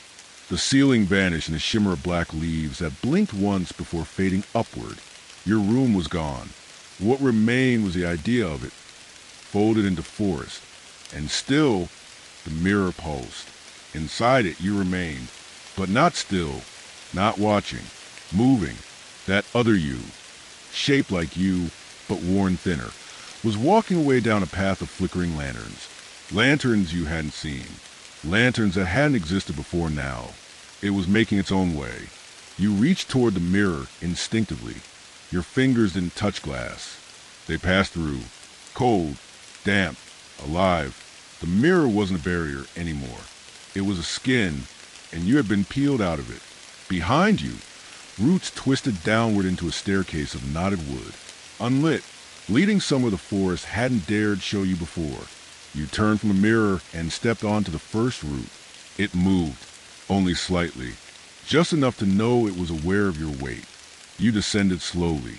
The mirror whispered behind you, not words. Your name, but wrong again. A syllable added that shouldn't be there. A sound too deep to be human. You didn't look back. The further you descended, the more the light changed. Not darker, redder. A deep ember glow began to pulse from somewhere far below, and with it came sound. Wet, like breathing through leaves soaked in blood. You reached the bottom of the roots. The 30th lantern waited, stuck inside a tree grown inward, like a mouth force shut around flame. Its light seeped out through cracks in the bark, and just beyond it, sitting on a fallen log, was someone else. Not you, not the figure from the stairs. Someone new. They looked up and smiled. Their eyes burned like coals. And they said, "I've been waiting for the one the forest marked first." The figure on the log didn't rise. They sat as if they'd always been there, knees together, hands folded, head tilted just enough to unsettle. Their smile was not cruel. It was welcoming. And that made it worse. Their eyes, coals, yes, but coals that burn without heat, like the last embers of a fire someone else had died beside. The tree holding the 30th lantern creaked softly as you stepped closer. Its bark peeled open slightly in your peripheral vision. Not bark at all now. Ribcage. You turned your attention back to the figure. They wore no mask, but their face should have had one, because what you saw wasn't a face. It was an echo, flickering, your own features spliced with strangers. Too many, shifting every few seconds. A collage of regret. They spoke again. You took the path, but it was always a circle. They gestured to the forest behind them, where no trees grew, only arches, dozens, formed of twisted wood, hung with broken branches and draped moss. Each arch held a lantern, each one burned red. These are the paths that bent, the ones that refuse their end. And now they loop until someone chooses their center. You didn't respond. The weight of what they said was already sinking. You looked at the arches and realized each was identical. You'd seen them before. Every lantern, every turn. You had walked one of them already. The figure nodded, watching the realization bloom across your face like mold on memory. You left something at the beginning. They said, "That's why it followed." You asked, "What did I leave?" Their smile didn't change. That depends on which version of you ask. From their pocket, they withdrew something, a chain, and at the end of it, a small, rusted key. They held it out to you. This is not a way out. It's a way in. You didn't take it yet. Your rune burned on your palm, then faded completely. Cold now, empty, waiting for your choice. You asked the figure, "If I take it, what changes?" They looked up, eyes no longer cold, now mirrors, and they said, "The forest stops leading." And you start to remember what you came here to do. You reached forward and took the key. The arches opened behind them, all of them at once. But only one led down. Only one bled light. You stepped toward it, and the 31st lantern lit, without fire. It screamed. It wasn't a scream of voice. It was a light that screamed. The 31st lantern burst to life the moment your foot crossed the arch. Not with warmth, not even with brightness, but with memory turned inside out. Every secret you thought you buried, every image you flinch away from your own mind. It lit them all at once. You staggered, your vision blurred. The path under your feet rippled like breath across skin. Shapes moved through the soil, shadows without bodies, dreams that hadn't finished forming. They reached toward your ankles, not to grasp but to remind that you had brought them here. The lantern pulsed harder, and the scream grew louder, not in your ears, but in your teeth, your spine, your ribs. Like your skeleton remembered something the rest of you tried to forget. The key in your hand pulsed cold. Still waiting. The figure who gave it to you was gone now, not vanished, just never there. Ahead, the new path descended again, this time into stone. Real stone, wet and old, like it had waited far too long to be walked again. You pressed forward. The 31st lantern dimmed behind you, but never stopped screaming. It would not let you go unmarked. As you walked, the stone corridor opened wider. The air smelled of wet leaves and smoke. A strange, twisting blend of memory and fire. You turned a corner and saw what the lantern had been screaming toward. A room, circular, walls carved with hundreds of runes, not etched but branded, scorched in. At the center, a table made of black wood, and upon it, a book, bound in ash bark and stitched with thread pulled from forest root. It was open to a single page, blank, except for one line. Write what the forest cannot remember. Your breath caught, because you knew what it meant. The forest remembered everything, except the truth you had refused to speak. Your hands moved on their own. You stepped forward and picked up the charcoal beside the book. The air grew still. The 32nd lantern flared somewhere unseen, and you began to write. The charcoal in your hand felt warm, almost alive, like the root it had once been still remembered what it grew beside. The whispers under soil, the cries caught between layers of bark. It pulsed faintly, syncing with your heartbeat as you lowered it to the page. The words didn't come from thought. They came from the place thought fears, where truth festers. You began to write, not in sentences, not even in language you recognized. Just marks, shapes, a rhythm that pulled itself from your wrist, as if your hand no longer belonged to you. The moment the charcoal touched the page, the air tightened. A sudden silence fell, not the gentle hush of the woods, but a silence like something holding its breath in the dark. You kept writing, and as you did, the runes on the walls began to bleed. Thick black sap oozed from their carved grooves, dribbling down the stone and pooling around your boots. It smelled like sorrow you weren't ready to claim. You stopped. The last symbol sat crooked on the page, as though trembling. It wasn't beautiful. It was accurate. The forest around the chamber groaned. Trees above, if there were trees above, bent inward, and from behind you, the mirror door opened again. Only this time, you were already in the room, and you stepped out of it. Not the you that had walked the path, not the shadow from the pit, not the reflection. Something older, more worn, the version of you who had turned back long ago, the one who remembered why you first came to the forest. It looked at you and asked, "Did you write it down this time?" You nodded. It approached and placed a hand, your hand, over the mark you'd written. The page flared once, then turned transparent. You both looked through it. Beneath the paper, beneath the table, beneath the earth itself, something stirred, a sleeping root, the first root, twisting slowly around a heart made not of blood, but of story. And it was waking. The 32nd lantern flared red. The chamber rumbled. The rune on your palm lit again, brighter than ever, and then cracked.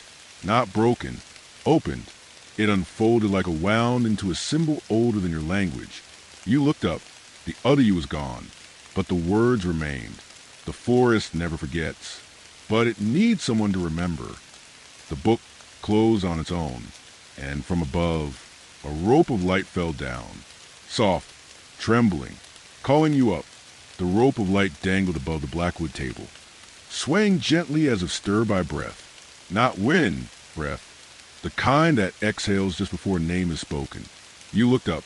There was no ceiling, just darkness shaped like canopy. Yet the rope shimmered with certainty. A direction, a demand. You stepped onto the table. The book throbbed once beneath your boots. Not anger, not warning. Recognition. The forest understood now what had been written, and what had been released. You reached for the rope. It wasn't rope. It wasn't even light. Your hand passed through it, and suddenly your arm was gripped by branches. Thin, endless, gentle. They curled around your wrist, then your forearm, pulling you upward with a slow rhythm of dream logic. You didn't climb.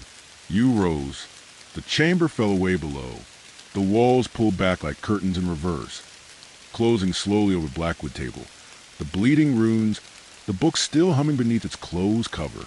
And above you, the branches carried you through layers of forgotten canopy, each level stranger than the last. One layer was stitched with webs that reflected faces, but only the ones you didn't want to see.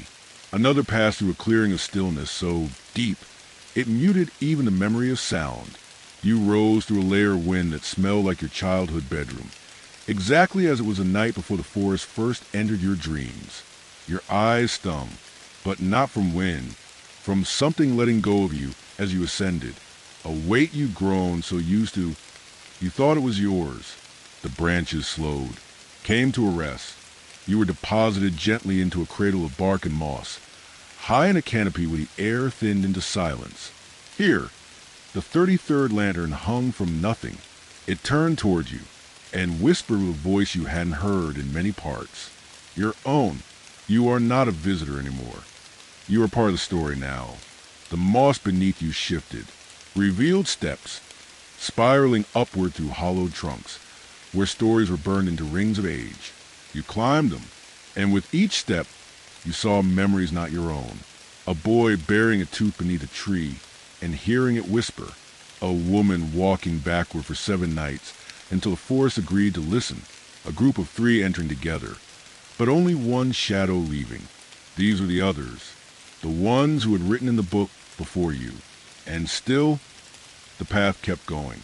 You reached the top, and the tree opened, not like a door, like a wound healing in reverse.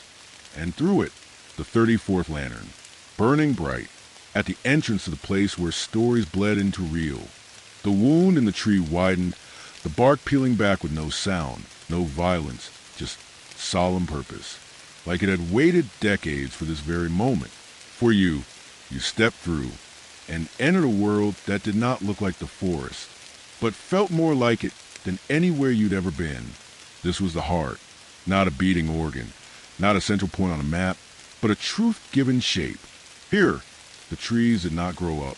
They spiraled sideways, folding over one another like fingers around a secret. Their roots pulsed faintly with orange light, like veins carrying molten memory. The ground squelched gently beneath your boots. Not mud, not moss, but pages, tens of thousands of pages, all soaked and matted together. Some charred, some scribbled in shaking hands, some completely blank except the faint shape of a tear. Above you, the sky churned with silhouettes, not clouds, creatures of thought, ideas too old to be remembered clearly, moving like whales through a sea of dust. The 34th lantern floated in the center of it all, suspended between branches that didn't touch it.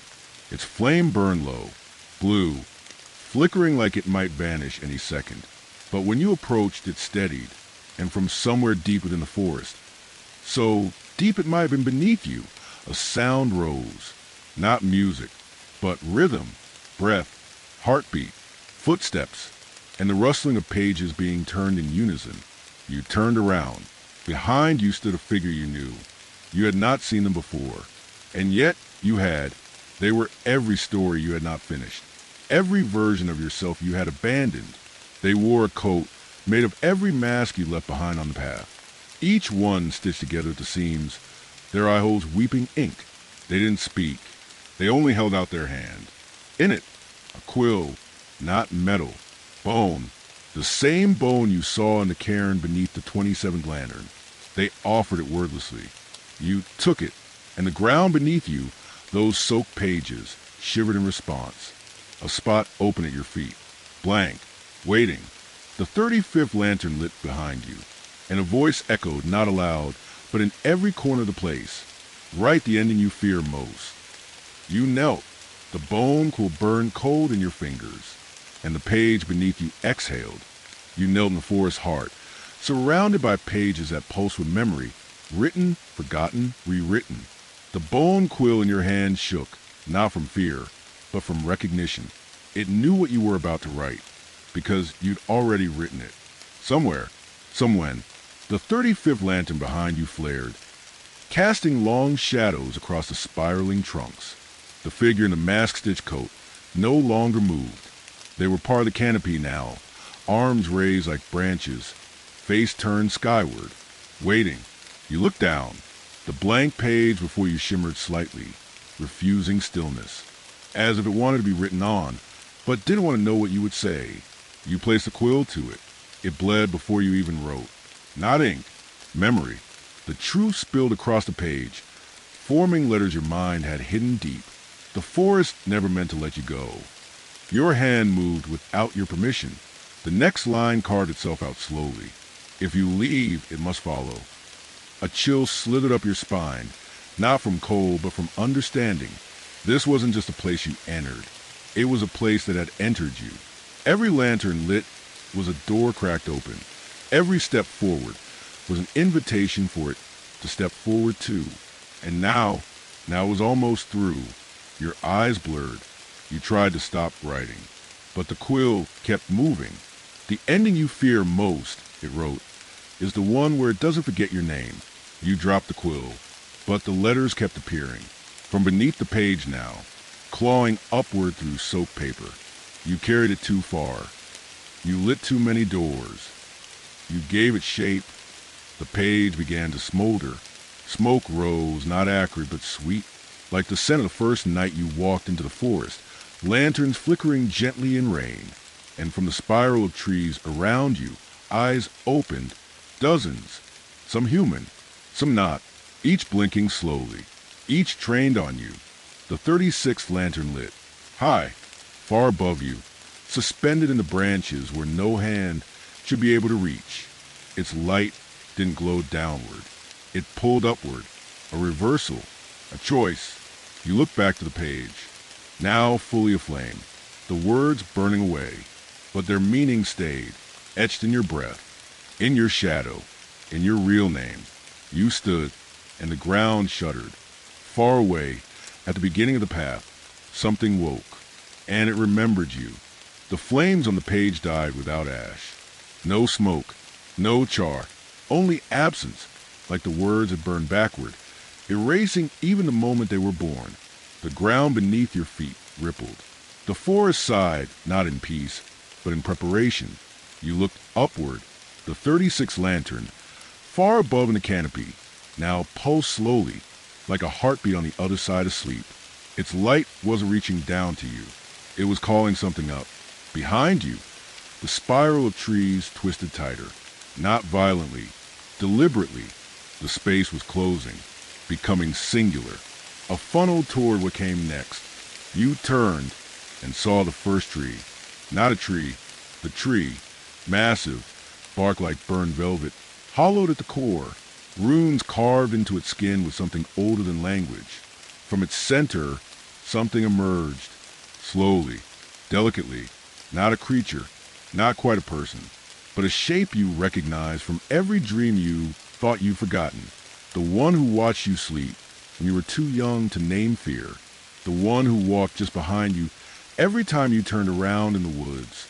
The one who never needed a name because they remembered yours. It stepped forward.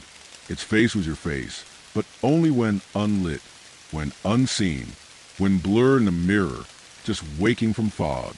It smiled and spoke without mouth. You invited me in. You stepped back. It did not follow. It didn't need to, because it had always been where you were going.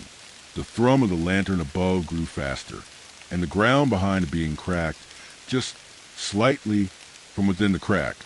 You saw something you didn't understand. Not fire, not light, not even shadow, but repetition. A loop, a version of this moment happening again and again and again. Each time, slightly different. Each time, slightly closer.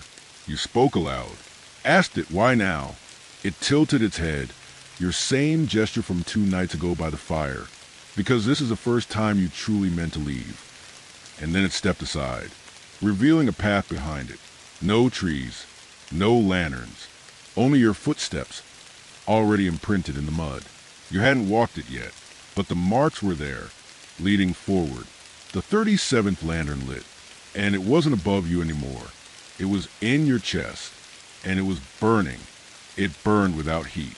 The 37th lantern, inside you, a flame behind your sternum, steady and soundless, yet loud in its presence.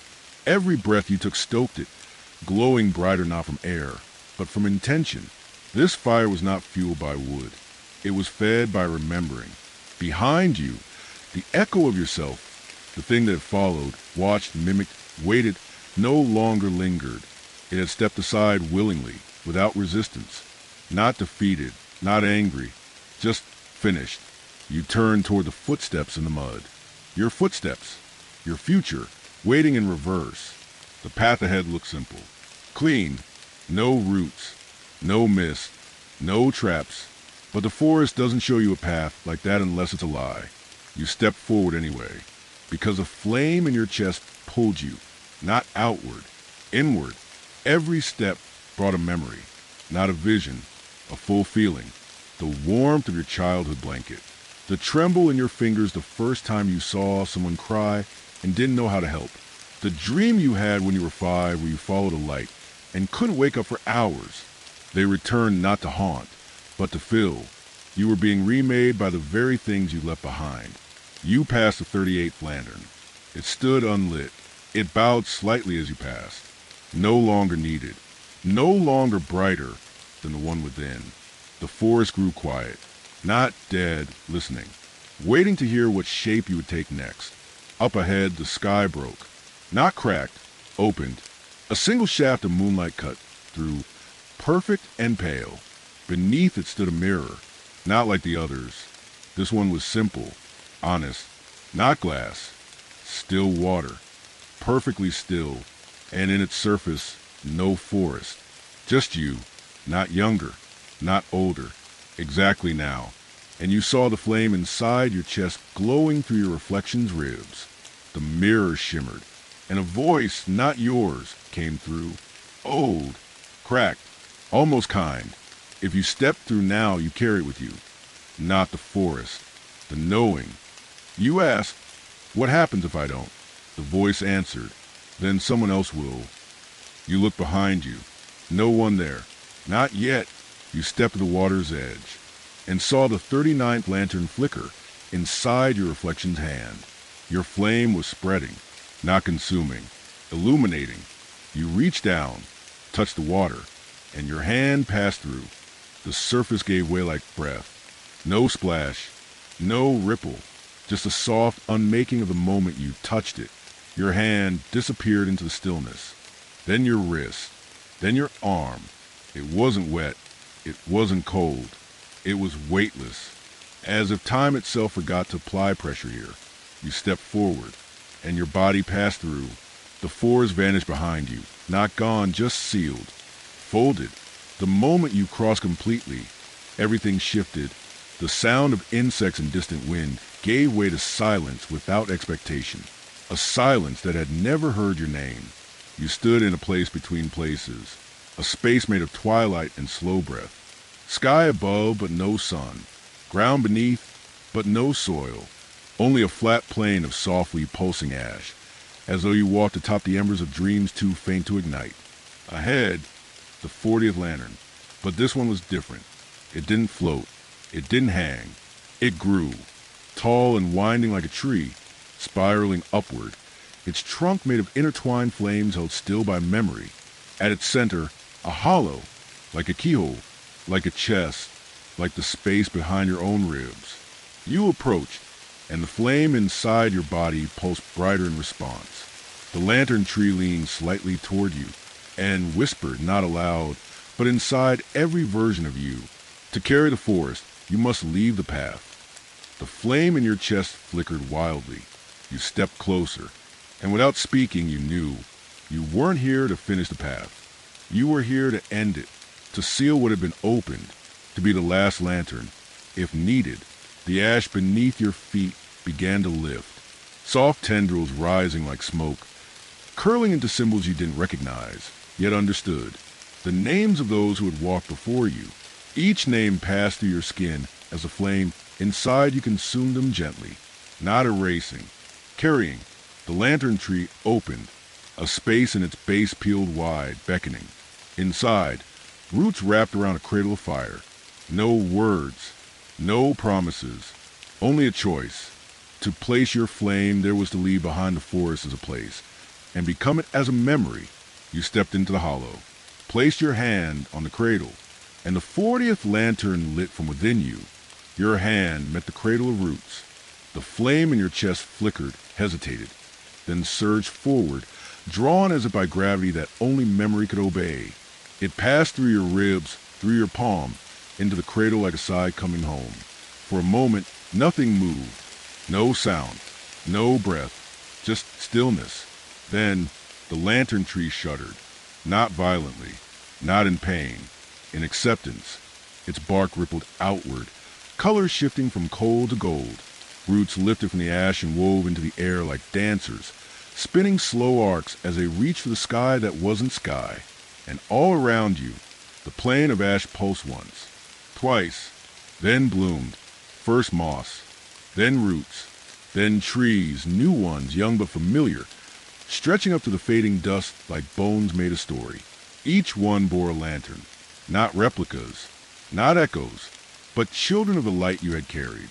They did not glow to guide, they glowed to remember, and in that light, the path you had walked began to unwrite itself. The arches, the mirrored doors, the cairns and screaming fires, not erased, absorbed. The memory of them lifted into the air as thin lines of ink, winding upward into the new trees like nutrients. Your body felt lighter, as if something that had always pressed into your spine was finally letting go. The flame in your chest was gone now, but not extinguished, just shared, dispersed. You turned slowly in this new forest that bore your breath, your fear, your truths. And in the far distance, a single figure stepped into view, a child, no older than 10, wearing boots too big and a coat too thin, looking around wide-eyed at the trees that now whispered in your voice. They held a tiny lantern in their hand, unlit, waiting. You watched as they looked down at it, then up at the branches. Then, as if sensing something, they turned and looked directly at you, eyes wide, not afraid, but asking, "Can I walk it too?" The forest answered in silence. You did not speak. You only knelt, touched the earth, and in doing so, lit their lantern from within the roots themselves.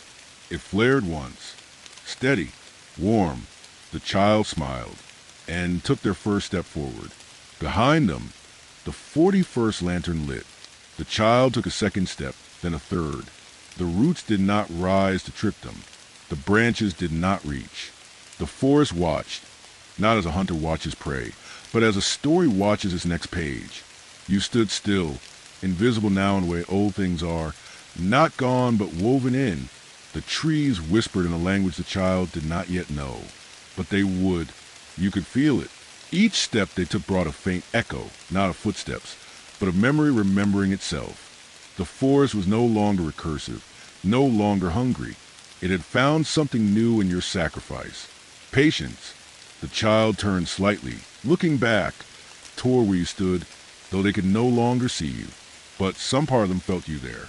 Their lips parted, just enough to whisper, "Thank you." And that was enough. You turned from the path. There was no longer anything pulling you forward. No more doors to open. No more mirrors to haunt. Instead, the new forest spread around you like the inside of a deep breath.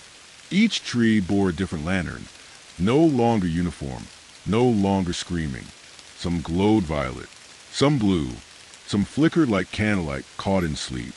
And there, at the very edge of the still-growing woods, was a bench carved from the bones of the old story, covered in moss, warm from the light of the 40th lantern. You sat, and for the first time in what felt like lifetimes, you closed your eyes not in fear or fatigue, but in rest. Behind your eyelids, the forest still bloomed. Paths not yet walked curled through shadows. New names whispered themselves into being, and within all of them, a piece of you lingered, not trapped, not burdened, just remembered. From somewhere far above, the 42nd lantern lit with a slow, golden sigh. Its light did not seek. It welcomed. The bench beneath you was warm with something older than fire, a warmth that asked for nothing, that gave simply because you remained.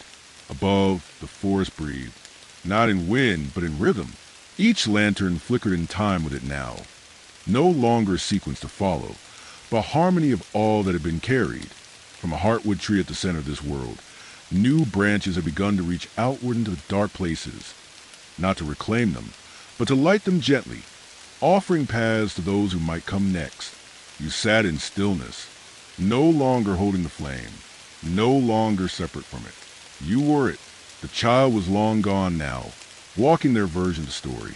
Others would follow, each different, each needed, and through them the forest would continue, not as a trap, not as a riddle, but as a memory that grows. The 43rd lantern lit just beyond your vision, then the 44th, then a wave of them, spreading outward in all directions, like stars choosing their own constellations. A gentle sound rose beneath the earth. It was not the scream of the lantern that had tested you.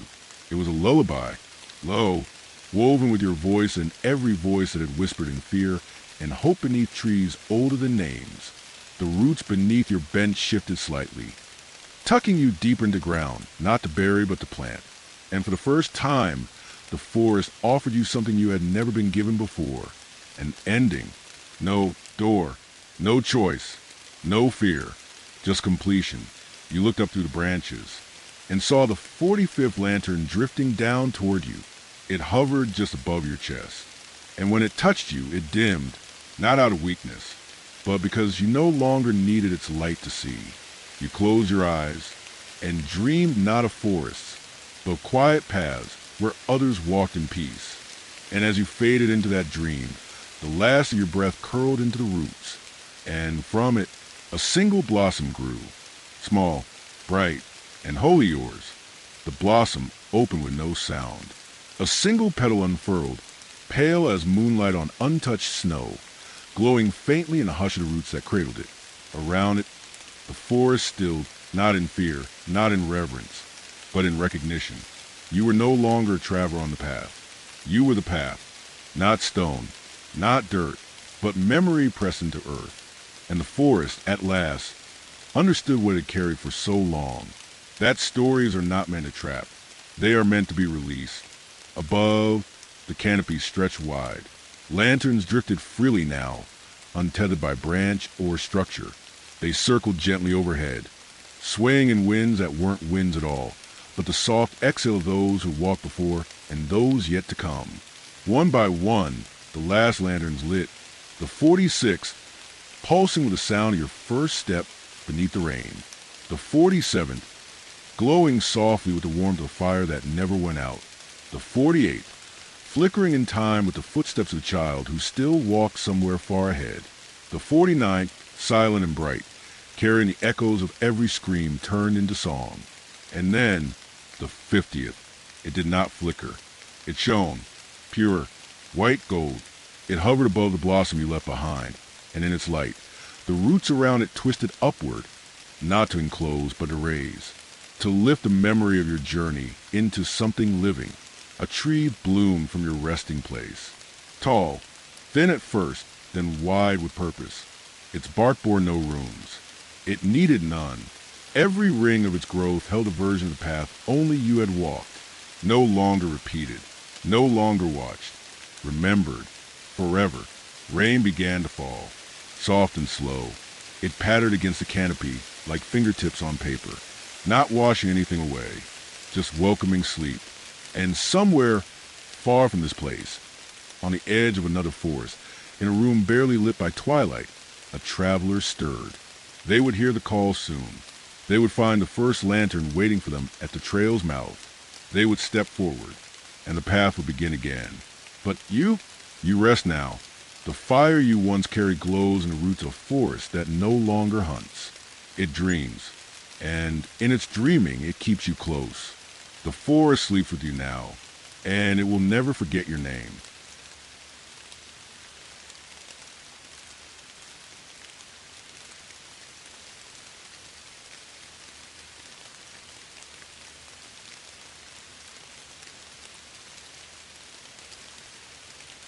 It was raining the night she heard it. Not a storm, just that steady curtain of rain that makes the world feel smaller, closer, softer. It pressed against the windows like breath, running in long silver threads down the glass. Somewhere far off, a wind chime rang once, then was still. She sat alone in the cabin's small kitchen, a candle burning low on the counter beside her. The room smelled of warm tea and old wood, and though the hour had drifted past midnight, she hadn't moved in some time. The woods outside were deep and old, not just trees but memory. She wasn't afraid of them. Not yet. The knock came softly, not on the door, on the wall. Not once, not twice, but 3 times, slow and deliberate, like someone pressing their hand against the outer boards with the full weight of intent. She froze. The candle flickered. It wasn't wind. It wasn't animal. And it wasn't mistaken. She stepped to the door, heart low in her chest like it was trying not to be heard. But she didn't open it. She didn't speak. She simply listened. And the rain kept falling. The knock didn't come again. But when she turned to walk away, she noticed it. Something leaning against the outer threshold, placed just out of reach of the weather. A lantern. Metal. Still dry despite the rain. She hadn't brought it. No one lived nearby. She opened the door slowly. No one was there. No tracks in the mud. No figures in the trees. Only the lantern, resting with quiet purpose against the steps. She crouched. Reached for it. It was warm. Not hot. Not glowing. But warm, like something had just carried it a long way and left it with care. She held it up. The rain ran around it but never touched the glass. A faint curl of light moved behind the pane, like smoke lit from within. And inside her chest, something she didn't have words for stirred. She turned once more toward the woods. And this time they felt closer. Not the trees. The path between them. As though the forest had stepped forward slightly. And waited. She didn't bring it inside. The lantern stayed where it had been placed. Just beneath the awning, just above the reach of the rain. It stood like a sentinel or a question too large to carry into the warmth. She watched it from the window for a long time. And the longer she watched, the more it seemed to change. Not in shape, not in color, but in weight. It began to feel heavy in the world, like it anchored something unseen. She opened the door again, slowly, carefully. The rain had softened now, falling in a hush instead of a patter, as if the world too was holding its breath. She stepped out barefoot. The porch was slick with moss. The candle inside flickered once, then dimmed, but did not die. The lantern was waiting. It gave no flicker, no flare, only that low, steady glow inside the glass, like a memory that refused to fade. She reached down, touched it, and the air shifted. Not cold, not warm, just awake. She stood with the lantern in both hands. It didn't burn, but it watched. That's what it felt like. Not that something was looking out from the lantern, but that the lantern itself had seen something. Something it carried, and wanted her to see too. She turned to look out past the porch. The woods weren't far. A fringe of pines began just past the edge of the clearing, tall, soaked, black with rain. And beyond them, shadow. Not a trail, but a direction. She should have gone inside, shut the door, returned to her chair, her tea, her candle, pretended nothing had happened. But the lantern was light in her hands now, no longer heavy. It had decided, and something beneath her ribs agreed. So she stepped from the porch. The rain met her gently, threading through her hair, sliding down her shoulders. She moved past the gravel path, through the overgrown garden, into the grass, and finally, between the trees. Behind her, the cabin stood quiet. Ahead, the forest leaned inward like a whisper. And the lantern, glowing softly, lit not the world around her, but only the path her next step would take. The forest accepted her like a breath returning to lungs. The first trees she passed beneath weren't strangers. These were the ones she had seen from the porch for years. Tall pines and soaked birch, their trunks familiar, their shadows long but shallow. The kind of woods you think you know. But as she walked deeper, the trees began to change. Subtly at first. The bark grew darker. The rain sounded quieter. The ground lost its crunch. And then came the shift. Not in light, though the lantern barely lit more than a few feet around her. Not in sound, though even the birdsong had vanished. It was in memory. These trees, remembered. She didn't know how she knew it. She just felt it. Every branch she passed beneath leaned slightly toward her. Every trunk stood still, but in a way that didn't feel like rest. It felt like attention. Like she was being watched, not with eyes, but with knowing. The lantern never flickered. Its glow stayed steady, but it never chased the dark. It only showed her the way forward. Just enough. Just one step. Then the next. She passed a fallen log with moss grown thick across its middle. A faint mark ran down its length, curved, spiraling, too perfect to be natural. She paused, ran a hand along it. The bark was cool and wet, but the carved line was smooth, dry, as though it had only just been made. The spiral seemed to breathe beneath her fingers, and she understood something, not in words but in feeling. This forest wasn't haunted. It wasn't empty. It was old, and it remembered everyone who had walked its paths before her. She moved on.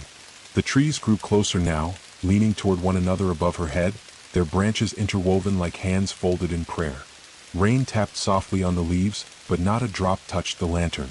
And soon she came to a bend in the trail, a bend that hadn't been there before. The path curved right, just slightly, just enough to show her what lay ahead. A figure, far off, standing just beyond the reach of the lantern's glow. Not hiding, not moving, waiting. She did not stop walking. She didn't call out, didn't slow her steps. The forest wouldn't have answered anyway. The figure stood perfectly still at the edge of the path, where the lantern's glow faded into the deeper dark. Not looming, not approaching, just there. The kind of presence that didn't need to make itself known, because it had always been part of the woods. As she neared, her heart began to change rhythm. Not faster, not out of fear, but quieter, focused, like the moment before touching the surface of still water, unsure what will look back. The stranger wore a long coat, hood drawn low. The fabric was soaked through, but no water dripped. The rain slid off them as if the forest itself kept them dry. They did not speak, but when she stepped within 3 paces, the stranger turned. Not toward her, not away, just into the path, and walked. No crunch of leaves, no brush of branch, no sound of boots on earth. The lantern's light reached just far enough to catch their back, the folds of the coat catching flickers of reflection with each step. She followed, because there was no question, only motion. The stranger didn't look back, but somehow they knew exactly how far to stay ahead, never more than a breath's reach beyond the circle of her light. The forest around them thickened. Trees grew gnarled and knotted, bark pocked with strange indentations, shapes not quite runes, not quite wounds. The rain faded to mist here, drifting more than falling, clinging to everything without sound. Time became hard to measure. It might have been minutes, might have been an hour. But the path began to slope downward, gentle at first, then steeper, winding into the hollow of something older than the forest itself. Finally, at the bottom of the slope, the stranger stopped. Before them was a grove, circular, and at its center, a fire ring, unlit, but dry, and waiting. The stranger turned to her. Not fully, just enough to show their face beneath the edge of the hood. But there was no face, not blankness, not shadow, just the shimmer of reflected light, like looking into the surface of a dark pool. Not seeing someone else, seeing yourself. She said nothing, and the stranger sat down beside the fire ring, one hand extended slowly, open palm, waiting, not asking, inviting. She knelt across from them, placed the lantern between them on the ring of stones. It flickered, once, then held steady. And though the fire hadn't yet been lit, the clearing already felt warm. The flame rose on its own. There was no spark, no flint, no reaching for dry wood. The moment the lantern touched the ring of stones, a soft breath of heat coiled outward, and the space inside the circle lit with pale fire, slow, blue-white, and silent. It didn't crackle, didn't roar. It simply was. She sat across from the stranger, watching the flame bend without moving, like it knew the shape of the air too well to disturb it. The stranger didn't speak, and she didn't need them to, because in the hush of that hollow grove, she understood something that had been circling the edges of her thoughts since the knock on the cabin wall. She wasn't visiting the forest. She had been called back to it. The rain here never touched the fire ring. It drifted through the branches high above, spun itself into mist, and vanished before it reached the center. She looked up once, half expecting the sky, but the trees had closed in. Not oppressively, just completely. There was no leaving by accident, and no light except the one they shared. The stranger's coat dripped faintly now, water trailing down their sleeves into the mossy soil. And still no face. Only a dim reflection in the hollow where a face should be, flickering slightly with the rhythm of the flame, like it was made of memory, or choice. The fire changed shape as she stared into it. No longer just a small, glowing core. Curled now, slowly, rhythmically, into a spiral. She leaned forward slightly, heart slowing in her chest.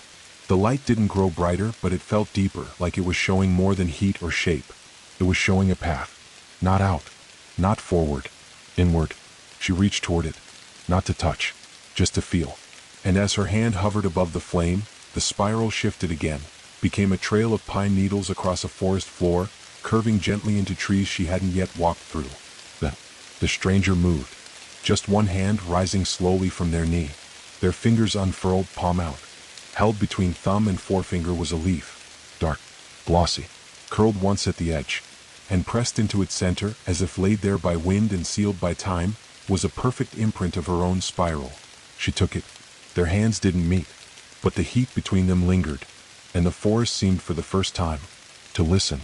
The leaf was still warm in her hand, not from the fire, not from the stranger, but from something else. It held no ink, no carvings, no lines, just the spiral pressed gently into its center, veins of memory spreading from the shape like rivers into soft green. And yet, as she stared, the leaf began to change. Not curl, not crumble, just reveal. A shimmer spread across its surface, subtle, not bright, like the faint light of distant stars seen through fog. Shapes began to emerge, delicate and shifting, as though drawn not on the leaf but into it. Paths, groves, circles, marks she didn't recognize but somehow knew. She moved her fingers beneath it, shielding it from the firelight, and there, etched in faint gold, she saw the forest unfold. Not like a map you'd find in a book, but like a dream-made cartography. The forest was not just where you went. It was what you carried with you. The leaf showed a path, but not a straight one. It spiraled, bent, folded back on itself. At its center was a symbol she couldn't yet read, surrounded by others she felt rather than understood. A place, a memory, a choice. The stranger hadn't moved again. They sat silent, hood low, still as tree bark. Their hand rested once more on their knee, the reflection in their face shape dimming slightly, as if for now they had stepped inward too. She looked back to the fire. The flame was no longer just fire. It was a lantern again. Not the one she'd carried. Another. A reflection of it. But this one floated slightly above the stones, flickering within itself, casting faint rings of light that spun without moving. She held the leaf close to it, and the spiral on its surface aligned. Like a key. A single ring of light peeled outward from the hovering lantern and passed over her. It didn't touch her skin.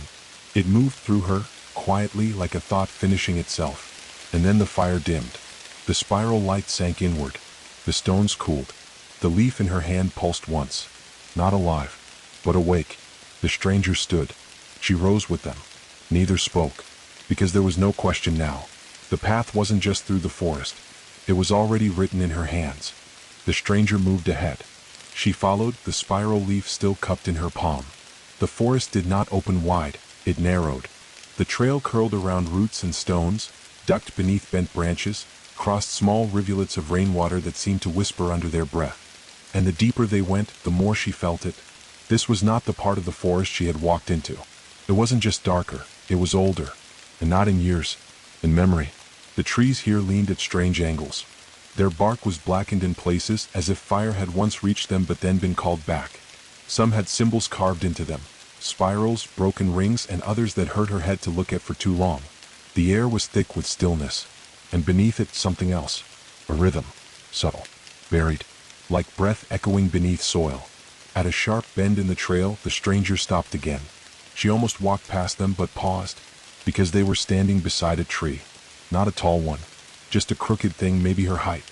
Bent sideways and wrapped in thin white moss like gauze. A single word was carved into its bark.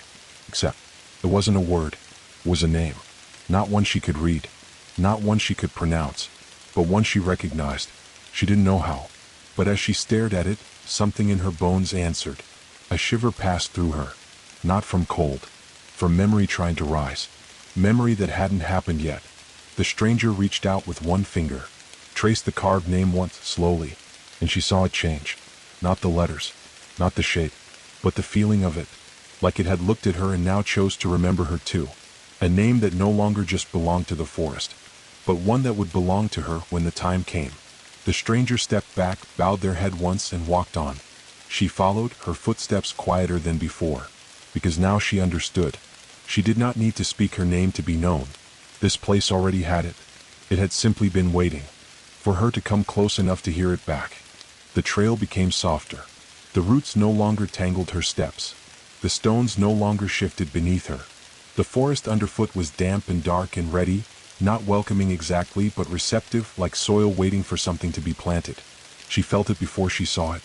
A pull, not from the stranger, not from the lantern leaf in her hand, but from the ground itself.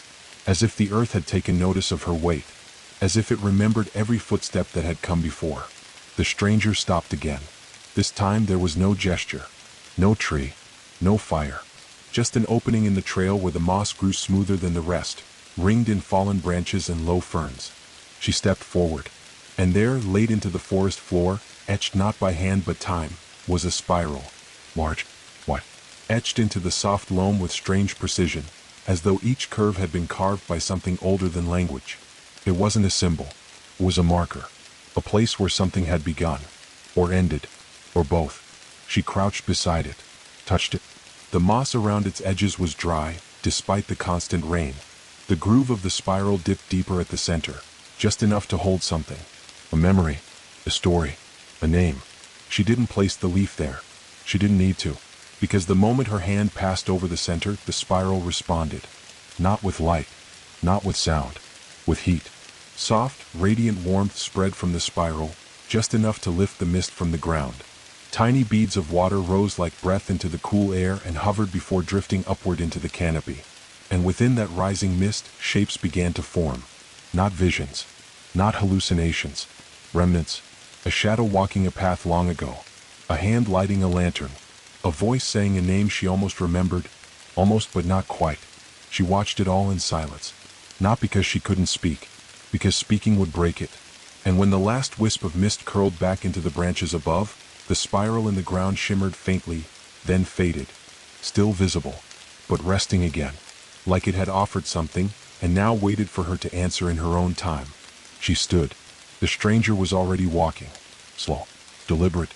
Never far ahead. And she followed once more. Because the spiral wasn't just in the ground now. It had opened in her. The forest seemed to hold its breath as they moved deeper still. Not a sound stirred except the faint patter of lingering rain dripping from heavy leaves, falling in quiet rhythm on the soft earth. The lantern's glow stretched just far enough to keep the shadows at bay, but it never pushed back the darkness beyond its circle. That darkness felt ancient, older than the trees, older than the soil beneath her knees. She kept her gaze low, watching how the moss curled around twisted roots and how the fallen leaves crinkled softly beneath her feet, their edges dark with moisture. The stranger walked ahead, silent as the mist curling between branches. The curve of their shoulders and the way their feet barely made a sound reminded her that they belonged here, an echo of the forest itself, a fragment of something older than memory. At last, the stranger paused beneath a sprawling oak, its gnarled limbs creaking gently as the wind moved through them like a slow sigh. The tree's bark was rough and pocked with deep scars, wounds that looked as if time had been carved into them. Without a word, the stranger knelt at the base of the tree, brushing aside a thick carpet of leaves that had fallen through countless seasons. She crouched beside them, drawn by a pull she couldn't name, an urgency quiet but insistent, like the pulse of life beneath the earth. The layer of leaves revealed soil dark and soft, yet not lifeless. Beneath the surface, faint ripples seemed to move, shifting slowly as if the earth itself were breathing beneath their feet. And then a sound. Not a voice. Not a song.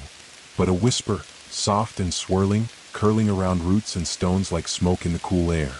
The whisper seemed to come from the soil itself, rising slowly like the breath of the forest after a long sleep. She placed her hand gently on the cold earth. The whisper wound around her fingers, a murmur just beyond understanding, shaped like language but older than any word she'd ever heard. The stranger's face flickered in the lantern's glow, not quite human, not quite reflection, but something in between. Slowly, they reached into their coat and pulled the spiral leaf from her hand, pressing it down onto the earth where the whisper seemed strongest. The leaf's edges shimmered, catching the faint light and pulsing with warmth, not the heat of fire, but the pulse of life. The whisper rose louder, wrapping through the roots, twisting like vines of sound, pulling threads of memory out of the soil. She felt a wave inside her chest, deep and wide, a swell of feeling that wasn't just in her body but stretched beyond it, tangled with the roots and the stones and the wind. And then, from the whisper, one clear word emerged. Remember. It was not a command, not a plea. It was an invitation. To listen. To belong. To become part of the forest's endless story. She closed her eyes and the breath of the forest filled her lungs, old as the soil beneath her fingertips, quiet as the spaces between stars. Images unfolded behind her eyelids, shapes of lives once lived, footsteps long vanished, voices carried on wind and rain. She saw a lantern passed from hand to hand, glowing through the dark years. She felt the pull of roots sinking deep, wrapping around secrets and dreams and memories folded beneath the earth. The forest had never been just a place. It was a living thing, woven from stories, from names, from moments folded inside moments. And now it was waiting for her story too. When she opened her eyes, the stranger was rising. The whisper faded into silence once more, the earth still and dark beneath the fallen leaves. But inside her the echo remained, a pulse, a promise, a beginning. The lantern's light steadied in her hand as they moved forward again, deeper into the path that curved endlessly onward. Because now she understood. To walk this forest was to remember, and to remember was to be alive. The path grew narrower as they descended, the towering trees crowding in until only slivers of sky peeked through their tangled branches. The lantern's light barely reached beyond the curve ahead, soft and steady, a small pulse in the thickening dark. She followed without hesitation, the spiral leaf tucked carefully in her coat pocket, its warmth a quiet reassurance against the chill that seeped into the air. The earth beneath her boots was soft and damp, rich with fallen leaves and secrets long buried. The stranger moved ahead with unerring certainty, their figure a silhouette shifting between shadow and lantern glow. Every so often, a faint shimmer would ripple across the surface of their faceless visage, as though memories were surfacing beneath the reflective mask.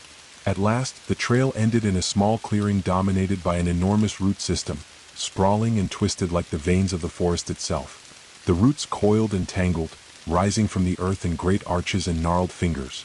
In the center, where the roots converged, was a single thick root that pulsed faintly with an inner light, a steady glow that seemed to breathe. The stranger knelt beside it, fingers hovering just above the glowing root. She approached cautiously, the air around the root humming softly, vibrating with a rhythm both foreign and familiar. Slowly, the stranger pressed their palm to the root's surface. The glow brightened, spreading tendrils of light through the tangle of roots like veins of silver fire. The ground beneath her feet thrummed with life. Without speaking, the stranger gestured for her to do the same. Her hand trembled as she reached forward, pressing it flat against the pulsing root. A rush of warmth flooded her veins, a flood of images and sensations crashing over her. The feel of soil crumbling between fingers long gone. The scent of pine needles and rain-drenched earth. The echo of voices whispered beneath canopy shadows. Faces, fleeting, distant, familiar, passing like wisps of mist.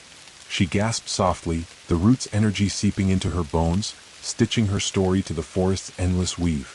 The spiral leaf in her pocket pulsed in harmony, a heartbeat matched by the memory root. The stranger's voice, low and almost lost beneath the rustle of leaves, whispered, "You are part of the root now, part of the memory." And as the lantern flickered once more, the clearing seemed to hold its breath, a sacred place where time folded in on itself, where the past and present became one. She knew then that this path was no longer hers alone.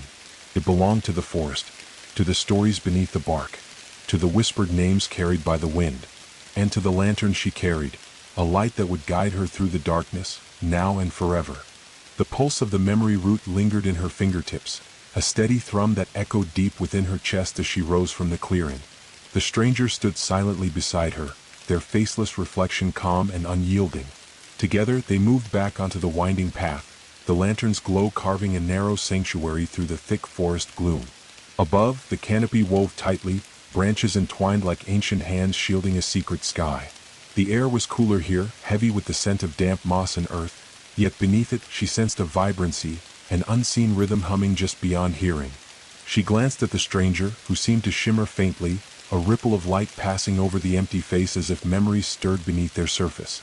Without words, the stranger paused beneath a thick maple whose leaves glowed faintly with an otherworldly shimmer, as though touched by the lantern's own light. The ground beneath the tree was carpeted with leaves more vibrant than any she had ever seen, reds and golds burning softly even in the night. She knelt to touch them, feeling their delicate texture, as if they were made of light and shadow woven together. Suddenly, a soft echo rose around her, the faintest sound of voices carried on the wind, distant laughter, the brush of footsteps, a sigh long forgotten. The stranger's hand reached out, fingers tracing a spiral carved into the tree's bark, an echo of the mark she'd seen earlier. The whispers grew, weaving through the trees, wrapping around her like a shroud of memories that weren't hers but felt deeply familiar.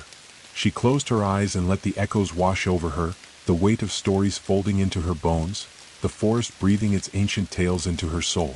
When she opened her eyes, the maple's leaves flickered once more, then settled into stillness, the voices fading into the quiet. The stranger nodded as if satisfied. The path ahead twisted into deeper shadow, but now, with the memory root thrumming inside her and the forest stories threading through her mind, she felt ready to walk on. Because the forest was no longer a place she passed through. It was a part of her.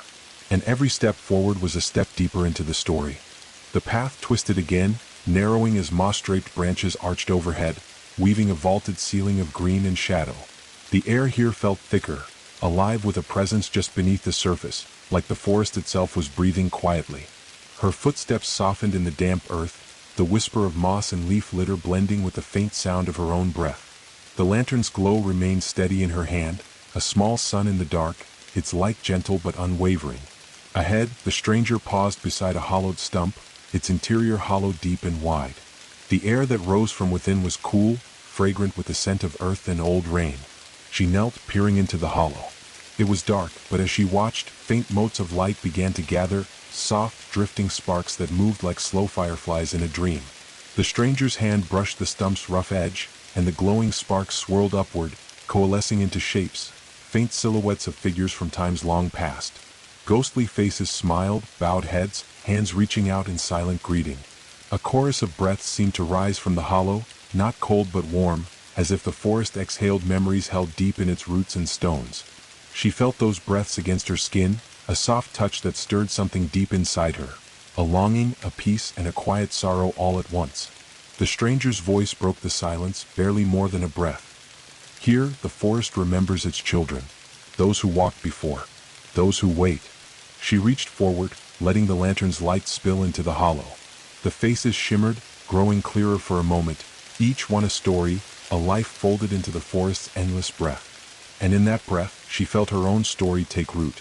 The fire in the lantern pulsed once, then steadied. She stood.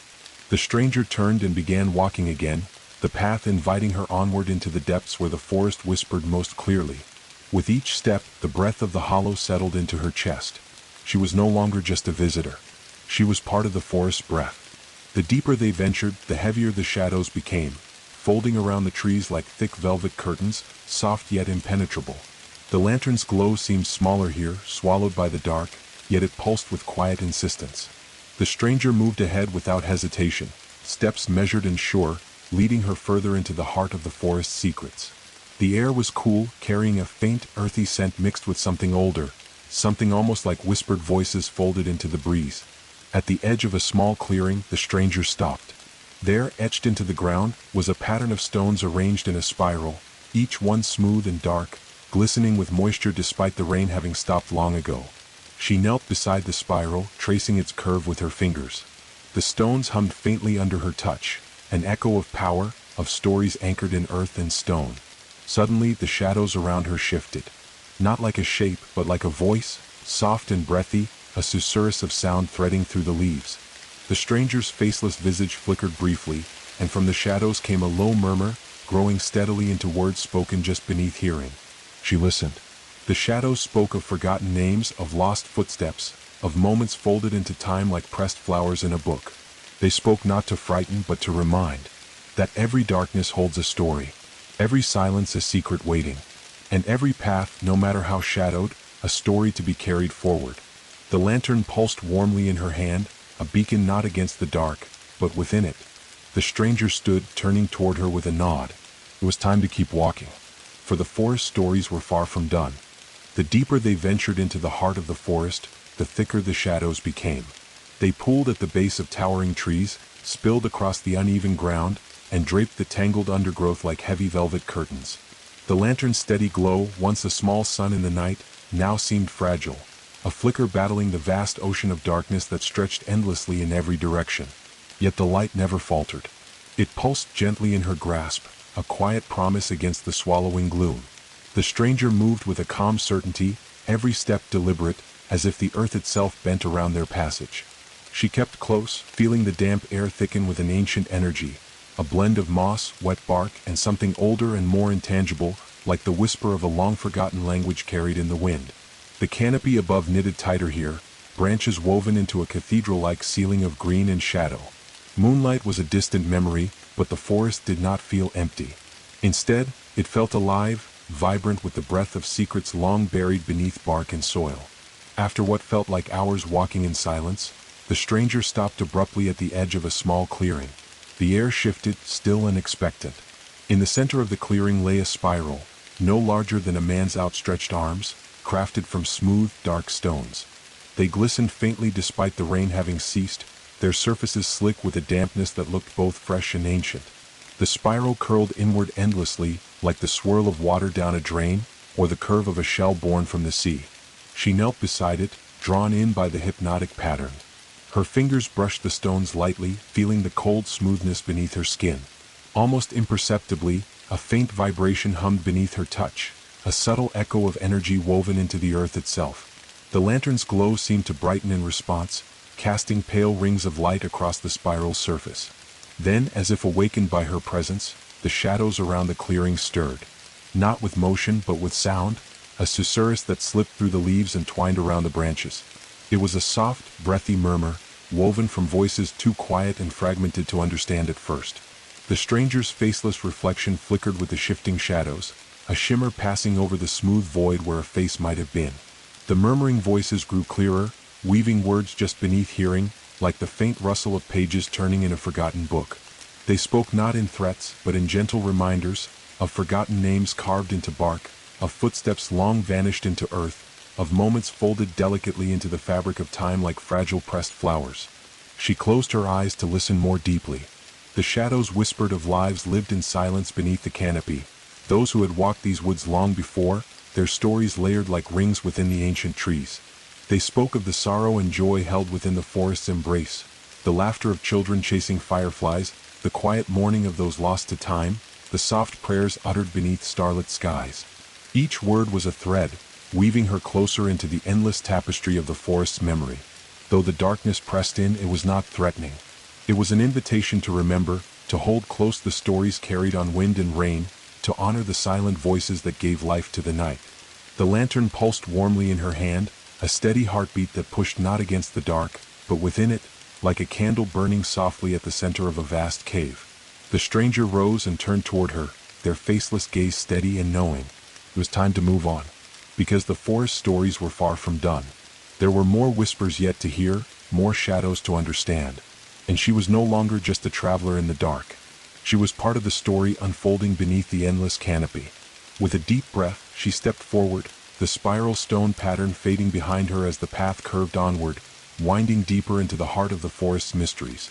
The path beyond the spiral led them deeper into a realm where the forest seemed to breathe.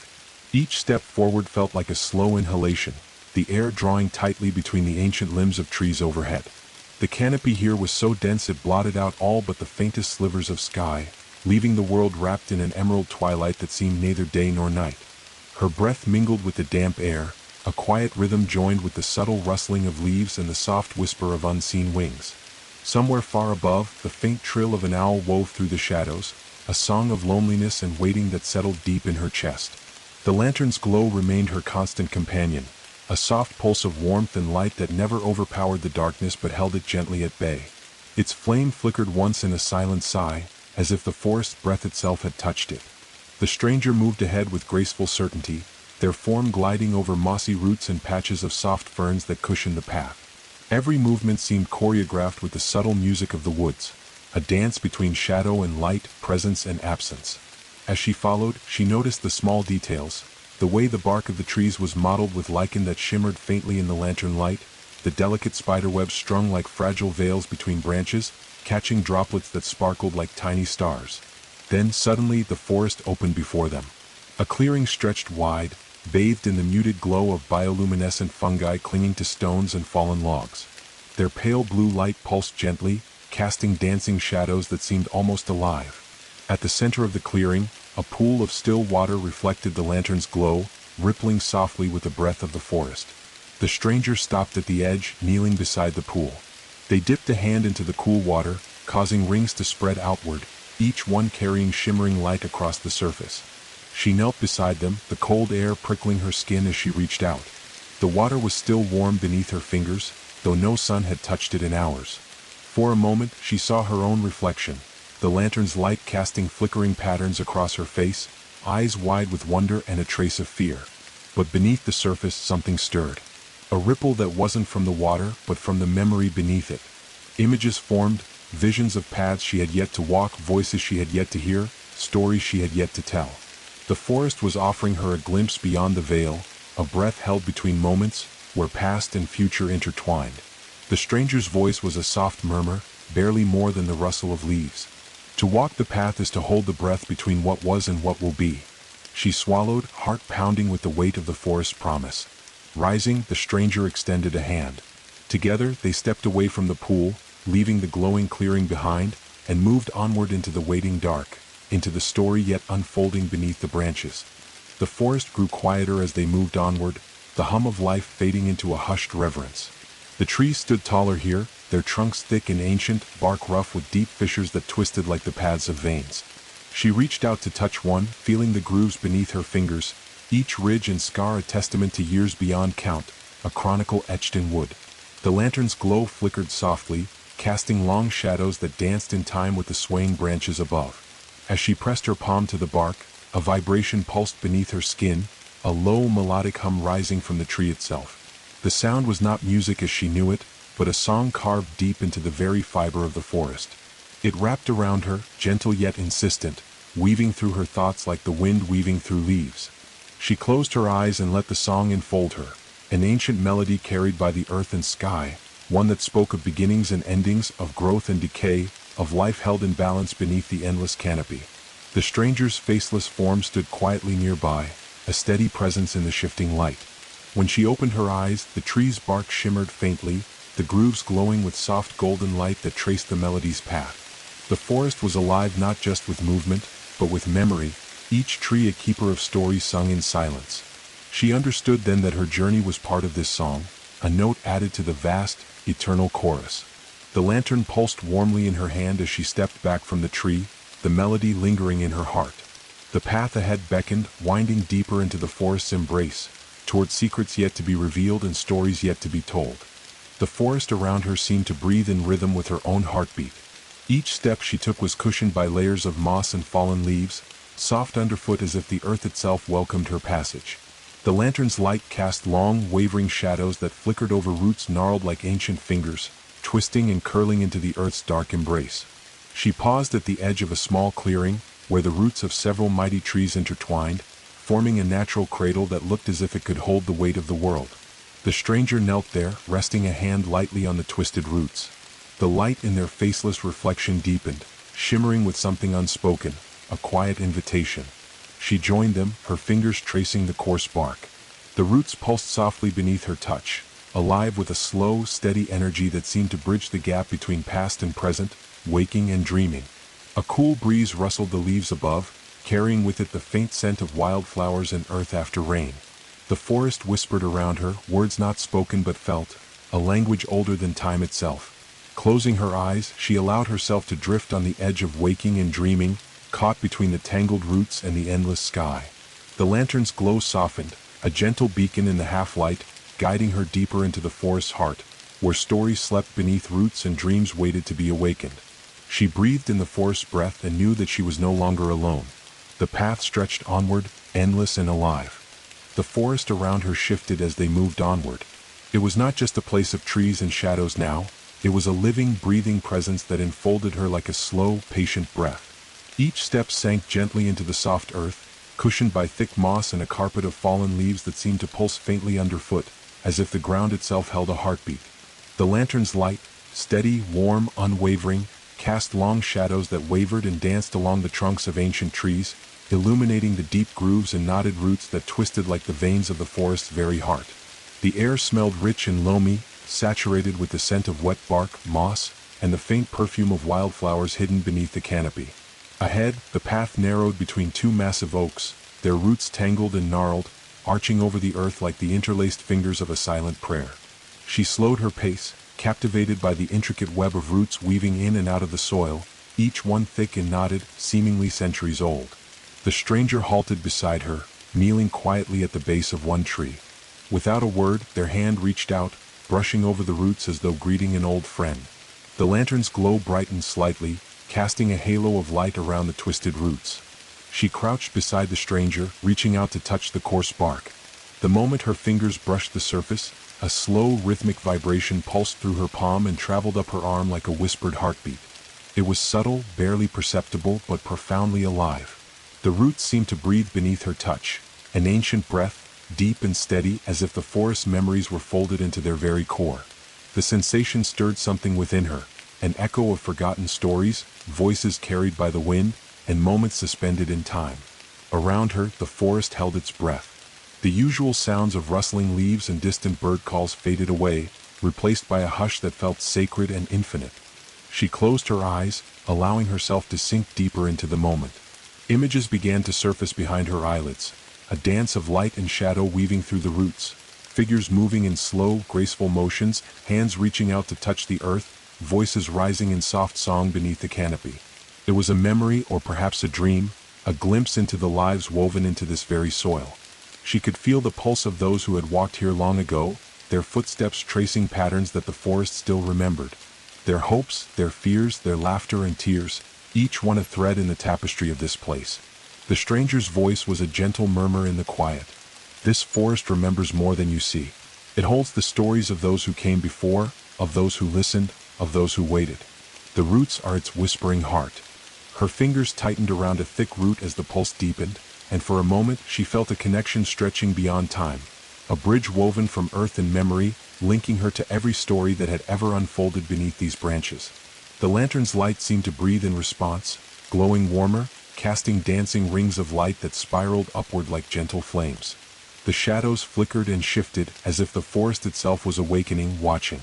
She opened her eyes, meeting the stranger's faceless reflection, no longer empty but shimmering with fragments of light, like stars scattered across a night sky.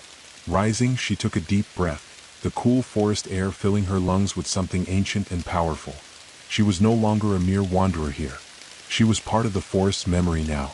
And with that knowledge came a new weight, a sacred responsibility to carry the stories forward, to honor the whispers beneath the roots, and to walk the path with care. The stranger stood, offering a slow nod. Together, they rose and stepped back onto the narrow trail, the roots closing behind them like the closing pages of a book. Ahead, the forest awaited, with more secrets to share, more stories to unfold. And the lantern's steady flame would guide her through every step of the journey yet to come. The path wound upward now, climbing gently as the forest shifted once more around her. The dense undergrowth thinned, revealing towering trees that stretched so high their tops vanished into the misty gloom above. The air grew cooler, tinged with the scent of pine resin and the faint, sweet hint of wildflowers hidden far beyond the reach of sight. Each footstep felt lighter here, as if the earth beneath her was softer, welcoming her passage with a gentle give that barely whispered beneath her boots. The lantern's flame glowed steady in her hand, a quiet companion that seemed to pulse in time with her own heartbeat. Above, the canopy stirred with a soft rustling, as if the trees themselves were speaking in a language of leaves and wind.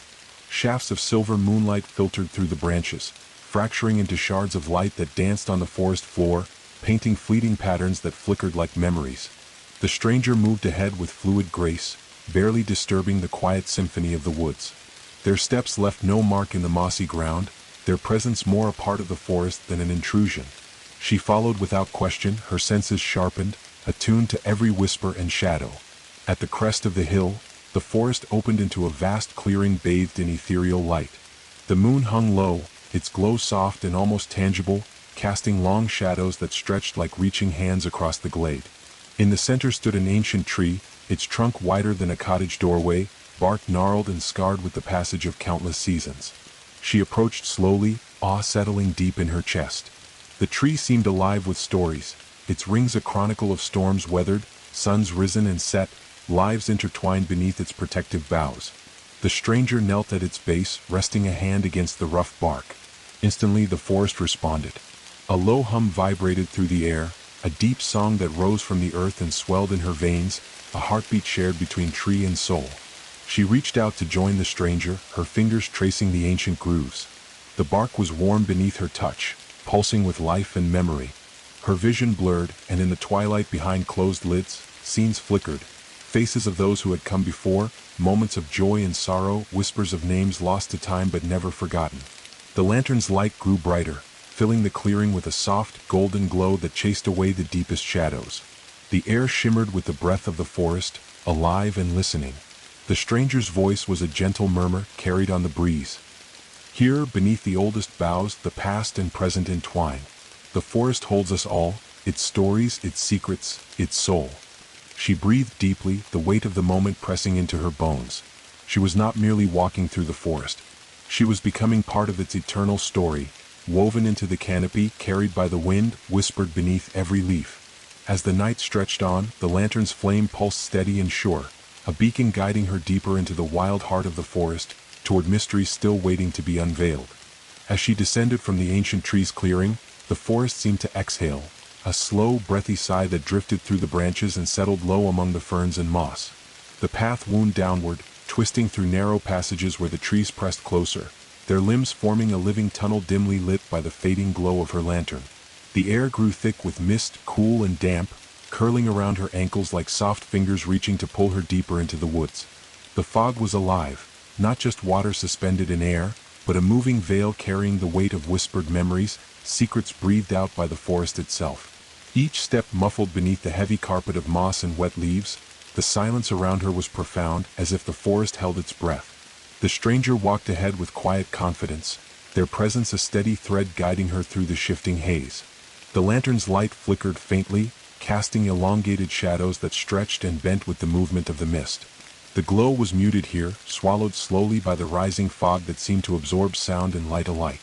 She reached out a hand, fingers brushing through the mist, feeling the cold wetness cling and drip like liquid silver. The mist swirled around her wrist, cool and soft, whispering in voices just beyond hearing, words in a language she could almost understand, ancient and melodic, like a lullaby sung beneath starry skies long forgotten. The stranger stopped suddenly, turning to face her. Though their face remained a flickering reflection of light and shadow, their gesture was clear, a nod toward the deeper forest where the mist thickened, folding around trees that loomed like silent sentinels. With a steadying breath, she stepped forward, the lantern's warmth a steady pulse against the creeping cold. The mist thickened, swirling at her knees, then rising to her waist, wrapping her in a cool embrace that blurred the edges of the world. Time seemed to slow. Each heartbeat stretched, the forest's whispers growing louder, more insistent. Shapes moved just beyond sight, shadows that flickered between the trees, echoes of footsteps that hadn't yet come. She reached the center of a small glade, where the mist parted like curtains drawn back to reveal a circle of stones, worn smooth by time and weather. At the center, a pool of dark water reflected the lantern's glow, rippling gently despite the still air. The stranger knelt beside it, their hand reaching down to touch the water's surface. Ripples spread outward, distorting the reflection into shimmering waves of light and shadow. She knelt beside them, gazing into the depths of the pool. The water was impossibly dark, like a mirror to a world beneath the world, a place where memories slept, waiting to be awakened. The mist curled around them, thick and alive, carrying with it the forest's breath and the weight of untold stories. The lantern's flame flickered once, then steadied, a beacon in the gathering mist, guiding her onward into the unknown. The dark water before them was like a pool of liquid night, still and deep, reflecting the flickering lantern light with a shimmer that seemed almost alive. The surface held more than just her image. It held echoes, ghostly impressions of moments past and possibilities yet to come. She leaned closer, breath shallow, eyes searching the depths as shapes began to shift beneath the glassy surface. Faint outlines emerged, figures cloaked in shadow, faces blurred like memories fading at dawn, hands reaching toward something unseen. The stranger beside her reached out, fingertips barely touching the water. As their hand made contact, ripples spread outward, and the reflections danced, weaving between shadow and light like threads of a forgotten tapestry. The pool became a window. Scenes unfolded in flickers. A child laughing beneath these same trees long ago, an old woman lighting a lantern by the fire's glow, a gathering of voices spoken in a language lost to time. Her heart quickened. These were stories carried by the forest itself, lives woven into the soil and sky, forever entwined with the path she now walked. The stranger's faceless reflection shimmered brighter, as if illuminated by the pool's ancient light. They spoke softly, voice barely above a whisper yet clear as the night air. To see is to remember. To remember is to become. She closed her eyes, letting the images sink into her mind, feeling the pulse of the forest's memory settle deep within her bones. When she opened them again, the pool's surface stilled, returning to its mirror-like calm. The mist around them swirled gently, carrying a soft scent of rain and pine. Rising slowly, the stranger turned and gestured down the path that led deeper into the forest's heart, where shadows lengthened and secrets waited patiently to be uncovered. She took a breath, the weight of the lantern warm and steady in her hand. With one last glance at the reflecting pool, she stepped forward, the veil of mist parting before her like a silent invitation. The journey continued, into the unknown, beneath the canopy of dreams and memory. The path grew narrower, winding through thick clusters of ancient trees whose trunks were scarred and twisted like gnarled hands reaching skyward. The air was dense, heavy with the scent of damp earth and the faint tang of resin. Above, the canopy closed tighter, swallowing the moonlight and casting everything into a deep, velvety darkness. She moved carefully, the soft crunch of her footsteps muffled by a thick layer of moss. The lantern in her hand glowed steadily, its warm light barely piercing the shadowed veil. Around her, the forest was alive in ways she couldn't see. Whispers in the breeze, the rustle of leaves, the subtle creak of branches shifting with unseen movements. Then through the dim glow she noticed them. Figures standing just beyond the edge of the lantern's reach, tall and still like statues carved from bark and shadow. Their faces were hidden beneath hoods woven from leaves and moss, and their eyes glimmered faintly, reflecting the lantern's light like stars caught in deep pools. They were the silent watchers, ancient guardians of this forest realm, neither hostile nor welcoming but endlessly observant. Their presence was a reminder that this path was sacred, and every step forward was both an honor and a trial. The stranger stopped, bowing their heads slightly in acknowledgement of the watchers. She followed suit, feeling the weight of unseen eyes tracing her every movement. One of the figures stepped forward, reaching out a hand that seemed formed from the very bark of the surrounding trees. From the palm, a single seed appeared, glowing softly with an inner light. The stranger gestured for her to take it. With trembling fingers, she accepted the seed, warm and pulsing gently as if alive with possibility. This seed, the stranger said, voice low and reverent, is a promise, a beginning. To walk the lantern path is to carry both light and shadow, to nurture what grows from the smallest of beginnings. She looked up to the watchers, feeling their silent strength settle around her like a protective cloak. The lantern's flame brightened in her hand, steady and sure. And with that, she stepped forward again, the path stretching out before her, dark, mysterious, and filled with the quiet hum of ancient power. The forest closed around her like a slow, breathless sigh, each breath she took mingling with the cool, damp air that curled beneath the heavy canopy above. Here, beneath the entwined arms of ancient giants, the world seemed to hold itself still, frozen in a moment where time was less a force and more a suggestion, a gentle pulse beneath the surface of all things. Her footsteps fell softly on a carpet of moss so thick it felt like walking on the very clouds of the earth, cushioned and cool. The scent of damp wood and fresh rain mingled with something else, something ancient and sweet, like the scent of distant storms and old promises whispered in languages lost to memory. The lantern's warm light was a quiet presence in her palm, steady as her heartbeat, casting soft pools of golden glow that fought to keep the darkness at bay but never quite banished it. Shadows curled and stretched between the trees, thick and alive with secrets. Ahead, the silent watchers stood like statues carved from living bark and moss. Their faces were veiled in shadow beneath their hoods, but their eyes caught the lantern's glow, sparkling faintly like stars caught in the deepest wells of the forest. They were not merely guardians, they were the breath of the forest made flesh, the echoes of every whisper, every secret held in the folds of these woods. She approached slowly, feeling the weight of their gaze settling on her like a physical thing, both a challenge and a benediction. The stranger beside her moved with reverence, bowing their heads slightly in respect. One watcher stepped forward, their hand rising from the folds of their cloak, fingers curling open to reveal a small seed resting in the palm.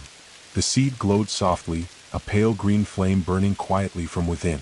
It pulsed gently as if alive, breathing with the slow rhythm of the forest itself. The stranger's voice broke the silence, low and reverent, barely louder than the rustle of leaves. This seed is more than life. It is a promise, fragile, potent, eternal. To carry it is to carry the hope of growth, of change, and of new beginnings born from silence. She reached out, hesitation weaving with a surge of wonder. The moment her fingers brushed the seed, warmth blossomed beneath her skin, spreading like sunlight through veins. The pulse deepened, a quiet thrum that matched the rhythm of her breath and the slow heartbeat of the earth. The watchers shifted, their bodies swaying subtly in time with an unseen song. Around her, the forest seemed to lean closer, listening. The branches above trembled with the weight of unspoken stories, their whispers threading through the cool night air. She held the seed carefully, cradling it like the fragile hope it was. It was a symbol, a charge, a responsibility she felt settled deep within her. More than a burden, more than a gift. A lifeline connecting her to the pulse of the forest and to every soul who had walked this path before. The stranger stepped back, folding into the shadows as the watchers began to recede, their forms blurring and melting into the trees. The pulse of the seed in her hand was steady, insistent, a quiet beacon against the vast silence. For a moment she stood alone. The forest wrapped around her like a living shroud, the lantern's glow steady and unwavering. Her breath came slow and deep, mingling with the mist that curled beneath the trees, swirling softly like smoke from a fire long extinguished but never forgotten. Her thoughts drifted to the journey ahead, the endless path winding deeper into the unknown, the stories still hidden beneath layers of shadow and light. The seed was a beginning, but also a promise to nurture, to protect, and to grow in ways she could not yet understand. As she took a tentative step forward, the forest sighed again, a long, low sound that seemed to echo beneath the ground and rise in a chorus of whispers through the canopy. The lantern flickered once, then burned steady, an unyielding flame in the vast, dark woods. And with that she walked on. The seed pulsed softly in her palm, its gentle heartbeat an echo of the forest's own rhythm. Every step she took seemed to weave her deeper into a world that was at once both ancient and alive. A place where the very soil beneath her feet whispered secrets in a language older than time.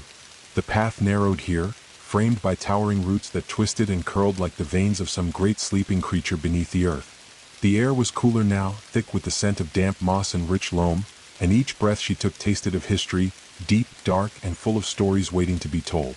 The lantern's light barely reached beyond the immediate circle around her feet, casting long shadows that stretched and flickered like ghostly fingers between the tree trunks. Above, the canopy was a thick web of leaves and branches, blotting out the stars and moonlight, wrapping the forest in a cloak of velvet darkness. She paused, crouching beside a tangle of roots that pulsed faintly beneath the surface as if alive. The ground beneath was soft and warm, almost breathing beneath her touch. It felt like a living heart, steady and sure. The stranger knelt beside her, silent as the earth itself. Without words, they reached into the soil, fingers disappearing beneath the moss. When they pulled back, they held a handful of dark earth, rich and fertile, crumbling softly through their fingers. She took it from them, letting it sift slowly through her own hands, feeling the weight of the forest's memory in every grain. This earth was ancient, the foundation of everything that grew here, the cradle of all life and death entwined in an endless dance. Around them, the forest seemed to listen, the silence deepening until it felt like the whole world was holding its breath. The distant call of a night bird echoed faintly, a solitary song weaving through the stillness. She looked up, eyes tracing the tangled web of roots above her, the veins of the earth pulsing with unseen life. They seemed to connect everything, tree to tree, past to present, her to the forest and beyond. With a slow, steady breath, she pressed the glowing seed into the soft earth at the base of the great roots, burying it gently beneath the moss and soil. The moment the seed touched the ground, a warmth spread outward, a soft light blossoming beneath the surface like the first glow of dawn. The lantern's flame flared brighter, casting golden rings that pulsed in time with the seed's quiet heartbeat. The forest around her stirred, leaves quivered, branches shifted, and the ground beneath her feet hummed with life. The stranger rose silently, their form dissolving into the shadows like mist melting at sunrise. She stood alone now, cradling the lantern, the seed planted and alive beneath her touch. The path stretched onward, dark, mysterious, and endless. But she was no longer just a traveler here. She was a keeper, a bearer of stories, a part of the forest's eternal weave. With the seed of silence planted beneath the veins of the earth, she took the next step forward, into the heart of the forest and deeper into the story waiting to be told. The forest around her seemed to breathe in waves, slow and deliberate, as if the earth itself pulsed with the heartbeat of the countless lives it had cradled. The seed she had planted beneath the twisted roots was no longer simply a fragile promise. It had become a pulse of light beneath the soil, a quiet call that echoed through the veins of the forest. The canopy above thickened, shadows deepening to a velvet black that seemed to absorb sound itself. Her footsteps softened on the thick moss, each movement measured and deliberate, as though the forest demanded a reverence beyond words. A faint breeze stirred the leaves, carrying whispers, voices so soft they could have been imagined or perhaps dreamed. She paused, closing her eyes to listen. The whispers came from beneath her feet, threading through the soil and roots like a hidden symphony. The stranger's absence was palpable, yet not unsettling. It was as if the forest had folded their presence into itself, weaving their spirit through the ancient trees and fertile earth. Her hand brushed against a root that stretched like a great serpent across the path. The bark was rough, cold, but beneath her fingers, it pulsed faintly, warm and alive. The forest was speaking, not in words but in feelings, memories, and the slow unfolding of time. She knelt, placing the lantern down gently on the ground. The light flickered softly, casting dancing shadows that seemed to move with a will of their own. Beneath the roots, the whispers grew louder, more insistent. Shapes began to coalesce in the mist, figures of those who had walked the path before, travelers, guardians, seekers, their faces blurred, yet filled with an unmistakable urgency. Her breath caught as one figure stepped forward, reaching toward her with an open hand, eyes shining with a depth of knowing that transcended time. Though she could not hear their voice, the message was clear. The path was not hers alone. It was shared, a tapestry woven from countless lives, each thread a story, a secret, a memory etched into the soil and sky. She rose slowly, heart heavy with the weight of those unspoken stories. The lantern's flame steadied, bright and unwavering. With a final glance at the tangled roots beneath which the whispers lingered, she stepped forward once more, the forest closing softly behind her, carrying the echoes of all who had come before. The journey was far from over. The path had narrowed to barely more than a winding trail beneath towering ancient trees whose branches interlaced like woven hands, blotting out even the faintest light from above. The air hung heavy, saturated with the rich scent of wet earth and the subtle musk of decayed leaves, a scent that spoke of endings and beginnings entwined. Her footsteps were soft but deliberate, a measured rhythm in the profound silence that stretched between the trees. The lantern's warm glow pulsed gently, a heartbeat against the vast shadowed world pressing close. The seed she had planted beneath the twisted roots felt like a quiet pulse in her pocket, tethering her to the forest's slow breathing, the unseen pulse beneath the surface. Ahead, the trail opened into a vast clearing, a hollow where the forest seemed to breathe outward in slow waves. In the center stood a tree unlike any she had seen, a towering, magnificent giant whose trunk was thick and gnarled, its bark etched with spirals and symbols that glowed faintly with an inner light. This was the heart of the forest, the source of its memory, its life, and its silent song. She approached the great tree, each step heavy with awe and reverence. As she neared, the lantern's light flared, illuminating the glowing carvings on the bark. The spirals pulsed in time with her heartbeat, each symbol a story, a moment, a life preserved within the living wood. The air vibrated with quiet power, a deep resonance that seemed to echo in the bones of the earth itself. The forest held its breath, waiting, watching, listening. She placed her hand against the bark, feeling the warmth seep through her skin, filling her with a steady strength. The seed in her pocket thrummed in response, a tiny spark igniting deep inside her chest. The great tree's carvings shimmered and shifted, revealing new patterns, a map of light and shadow, of paths walked and those yet to be taken. The spirals connected, weaving a tapestry that wrapped around her like a cloak. In that moment, the stranger's voice echoed in her mind, clear and steady. To carry the light is to carry the forest within you. To walk its path is to become part of its story, forever entwined. She closed her eyes, breathing in the deep scent of pine and earth, feeling the forest pulse beneath her skin, its heartbeat mingling with her own. When she opened her eyes, the lantern's glow was no longer just in her hand. It was everywhere, in the leaves, the roots, the very air she breathed. The path stretched behind and before her, endless and alive, a journey both outward and within. And she was ready. The lantern path was no longer a trail through the woods. It was the story of who she was, a story whispered beneath the canopy, carried on the wind, and held forever in the heart of the forest. With the flame steady and the seed planted deep, she stepped forward into the night, the forest alive around her, a world of light, shadow, memory, and endless possibility. The night deepened around her, the stars hidden behind thick, weaving branches that formed a vaulted ceiling overhead. The forest breathed a low, steady hum, like a heartbeat echoing beneath layers of earth and shadow. With the great tree behind her, its glowing spirals still pulsing faintly in the dark, she moved forward, the lantern's soft glow cutting a narrow path through the thick underbrush. Each step seemed to awaken something ancient, something waiting patiently in the silence. The seed she had planted pulsed softly in her pocket, a gentle reminder that she carried more than light.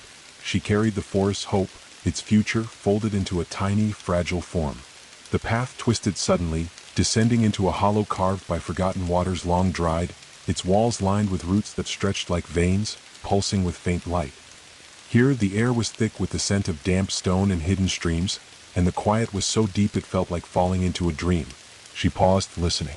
Beneath the soft murmur of the forest was another sound, faint, distant, like voices carried on a far-off breeze. The stranger's voice rose again in her memory, steady and sure. Some echoes are old as the earth, carried in the roots and stones. They wait not to be forgotten, but to be remembered. She knelt by a shallow pool hidden beneath the roots, its glassy surface catching the lantern's glow and fracturing it into 1,000 tiny stars. The voices seemed to ripple beneath the water, indistinct but urgent. She reached out, fingers trembling, and touched the surface. The pool rippled outward, and suddenly, images bloomed within its depths. Faces she had never seen but somehow knew, moments lost to time, laughter, tears, whispers of farewell, and the steady passing of seasons. She watched, spellbound, as the forgotten stories of the forest came alive in shimmering fragments, carried on currents of memory beneath the water's surface. The lantern's flame flickered, casting dancing shadows that wove through the roots and stones, a silent dance of light and dark, past and present. She felt herself becoming part of the weave, threads of her own story intertwining with those she glimpsed, a tapestry ever growing, forever shifting beneath the canopy of stars and leaves. When the visions faded, the pool stilled again, reflecting only the night and the steady flame of the lantern. She rose, heart heavy but full, knowing the path ahead was not just one of steps, but of stories waiting to be lived and remembered. With the seed's quiet pulse guiding her, she stepped deeper into the forest's embrace, ready to listen, to learn, and to carry the echoes forward. The forest around her seemed to exhale, a slow, deliberate breath that stirred the leaves and whispered through the branches like a secret long held close. The air was cool now, tinged with the faintest hint of something sweet, like the scent of wildflowers after rain, carried faintly beneath the heavier notes of earth and moss. The path beneath her feet was soft and yielding, a bed of fallen leaves and rich soil that seemed to cushion each step. The lantern's glow pulsed steadily, a small heartbeat in the vast darkness, casting gentle light that flickered and danced with every movement. Above, the canopy wove a lattice of shadow and moonlight, painting the ground with shifting patterns that looked like living veins, the breath of the forest made visible. She paused, closing her eyes to listen, to feel the space between the shadows, the silence that filled the gaps where sound could not reach. It was in these quiet moments, suspended between heartbeats and breath, that the forest spoke most clearly. A soft rustle stirred nearby, leaves brushing against one another like whispered voices. She opened her eyes slowly, catching a glimpse of movement, a flash of silver, a flicker of light darting through the undergrowth. The stranger's presence felt near again, though unseen, a calm assurance in the shifting dark. She stepped forward, the lantern's glow steadying her path as the forest seemed to lean inward, watching, waiting. The air thickened, charged with quiet energy, as if the very breath between shadows held the promise of revelation, a truth folded within the folds of night and light. Her fingers brushed against the rough bark of a nearby tree, and she felt the pulse of life beneath the surface, the slow, steady rhythm of the forest's heart beating in time with her own. The lantern flickered once, then held firm, a beacon of warmth and light in the breath between shadows. With a steadying breath, she stepped onward, deeper into the mystery, ready to face whatever waited in the silent spaces beyond the fire's glow. The path dipped suddenly, winding down into a hollow shrouded in mist so thick it seemed to swallow the light whole. The lantern's glow fought against the dense fog, its soft radiance barely pushing back the veil of white that clung to every branch, leaf, and blade of grass. The air was cooler here, moist and heavy with the scent of earth and forgotten things. A silence hung in the space like a fragile breath held too long, broken only by the occasional drip of water falling from leaf to moss below. She moved cautiously, each step deliberate and slow, feeling the weight of the forest's watchful presence pressing close. The hollow was a place of memory, a resting place for whispers that had no voice, stories waiting to be told. Beneath the lantern's light, shapes began to emerge, faint outlines of stones arranged in a circle, worn smooth by time and weather. The stones pulsed softly with a faint blue light, casting ghostly shadows that danced with the mist. She knelt among them, tracing the ancient carvings etched into the rock, spirals, lines, and symbols that seemed to shift beneath her touch, alive with meaning she could almost grasp. The stranger's voice was a whisper in her mind. Here, the forest speaks through silence. The hollow listens, remembers, and holds what others forget. She closed her eyes, breathing deeply, letting the mist curl around her like a soft embrace. The whispers began, barely audible at first, then growing clearer, voices of the past rising like a chorus from beneath the earth. They told of journeys begun and ended, of choices made beneath these very trees, of light lost and found again. The lantern flickered gently, its light merging with the blue glow of the stones, weaving a tapestry of shadow and luminescence that wrapped the hollow in a quiet, sacred glow. As she rose, the mist seemed to part, revealing a narrow path leading onward, deeper into the heart of the forest and closer to the truth she sought. With the lantern steady in her hand and the hollow's whispers echoing in her heart, she stepped forward into the unknown. The path ahead was narrow, winding through ancient trees whose branches seemed to weave overhead like a cathedral's vaulted ceiling. The mist lingered, curling around roots and rocks, catching the lantern's glow and scattering it into shimmering threads of silver light. Each step felt like a step deeper into a dream, the air thick with magic, memory, and the quiet weight of stories waiting to unfold. The forest whispered around her, voices like soft winds brushing against leaves, carrying fragments of forgotten songs and distant laughter. Her fingers brushed the spiral leaf still folded carefully in her palm, its warmth a quiet pulse against her skin. It was a talisman now, a guide through the shadows and a reminder of the path she had chosen. Ahead, the trees parted slightly, revealing a small clearing bathed in pale moonlight. In its center, a pool of water shimmered like glass, reflecting the stars hidden above and the flickering lantern light. She knelt at the edge, gazing into the depths. Beneath the surface, silver threads of light moved slowly, weaving patterns that seemed alive, stories told in liquid motion, fragile and luminous. The stranger's voice echoed softly in her mind. These threads are the lives intertwined with this place, each one a thread in the endless tapestry of the forest's memory. She reached out, fingertips barely touching the water's surface. The threads pulsed and shifted, responding to her presence, wrapping gently around her fingers like ribbons of light. Visions bloomed in her mind, faces and places, moments of joy and sorrow, beginnings and ends intertwined. She saw the forest's past and future interlaced in the silver strands, each thread a story she was now part of. The lantern's flame flickered, casting long shadows that danced alongside the silver light. As she rose, the threads pulled gently, guiding her forward, deeper into the night, into the stories still waiting to be told beneath the canopy's embrace. The forest seemed to hold its breath as she stepped beyond the shimmering pool, the silver threads of light weaving silently behind her like a gentle current of memory. The path grew darker, the canopy thickening until the world felt enclosed in a living cocoon of leaves and shadow. The lantern's glow was steady now, a soft beacon in the dense gloom, casting long wavering shapes that flickered like quiet ghosts among the tree trunks. Each breath she took was slow, deliberate, as if syncing with the forest's ancient rhythm. A sudden rustle stirred the air ahead, leaves trembling as if touched by unseen fingers. Figures emerged from the darkness, tall, slender silhouettes cloaked in shifting shadows. They moved without sound, their presence both ethereal and commanding, blending seamlessly with the night. She felt no fear, only a deep, reverent calm.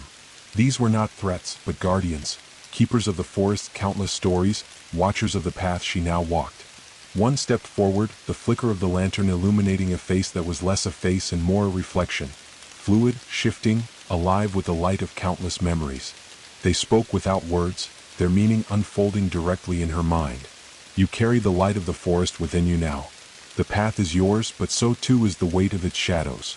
The lantern pulsed gently, and the shadows gathered closer, weaving around her like a cloak. They were stories untold, secrets kept safe in darkness, waiting for a bearer who would listen and remember. She nodded slowly, accepting the mantle laid before her, the burden and blessing of carrying the forest's heart. With the guardians beside her and the lantern as her guide, she stepped forward into the gathering night, ready to walk the lantern path forevermore. The forest fell into a hush after the shadows dispersed, the heavy stillness wrapping around her like a thick velvet curtain. The guardians melted back into the darkness, their presence lingering like a fading melody in the air, as if the very trees themselves exhaled a quiet breath of relief. She stood alone once more, the lantern's glow now a steady heartbeat in the vast quiet. The path stretched before her, winding and uncertain, draped in a gentle mist that seemed to soften every edge. The weight of the forest story settled deep within her, like stones layered beneath the soil, steady, unmoving, yet full of unseen power. The seed she had planted beneath the roots pulsed faintly in her pocket, a reminder that life and memory intertwined in endless cycles.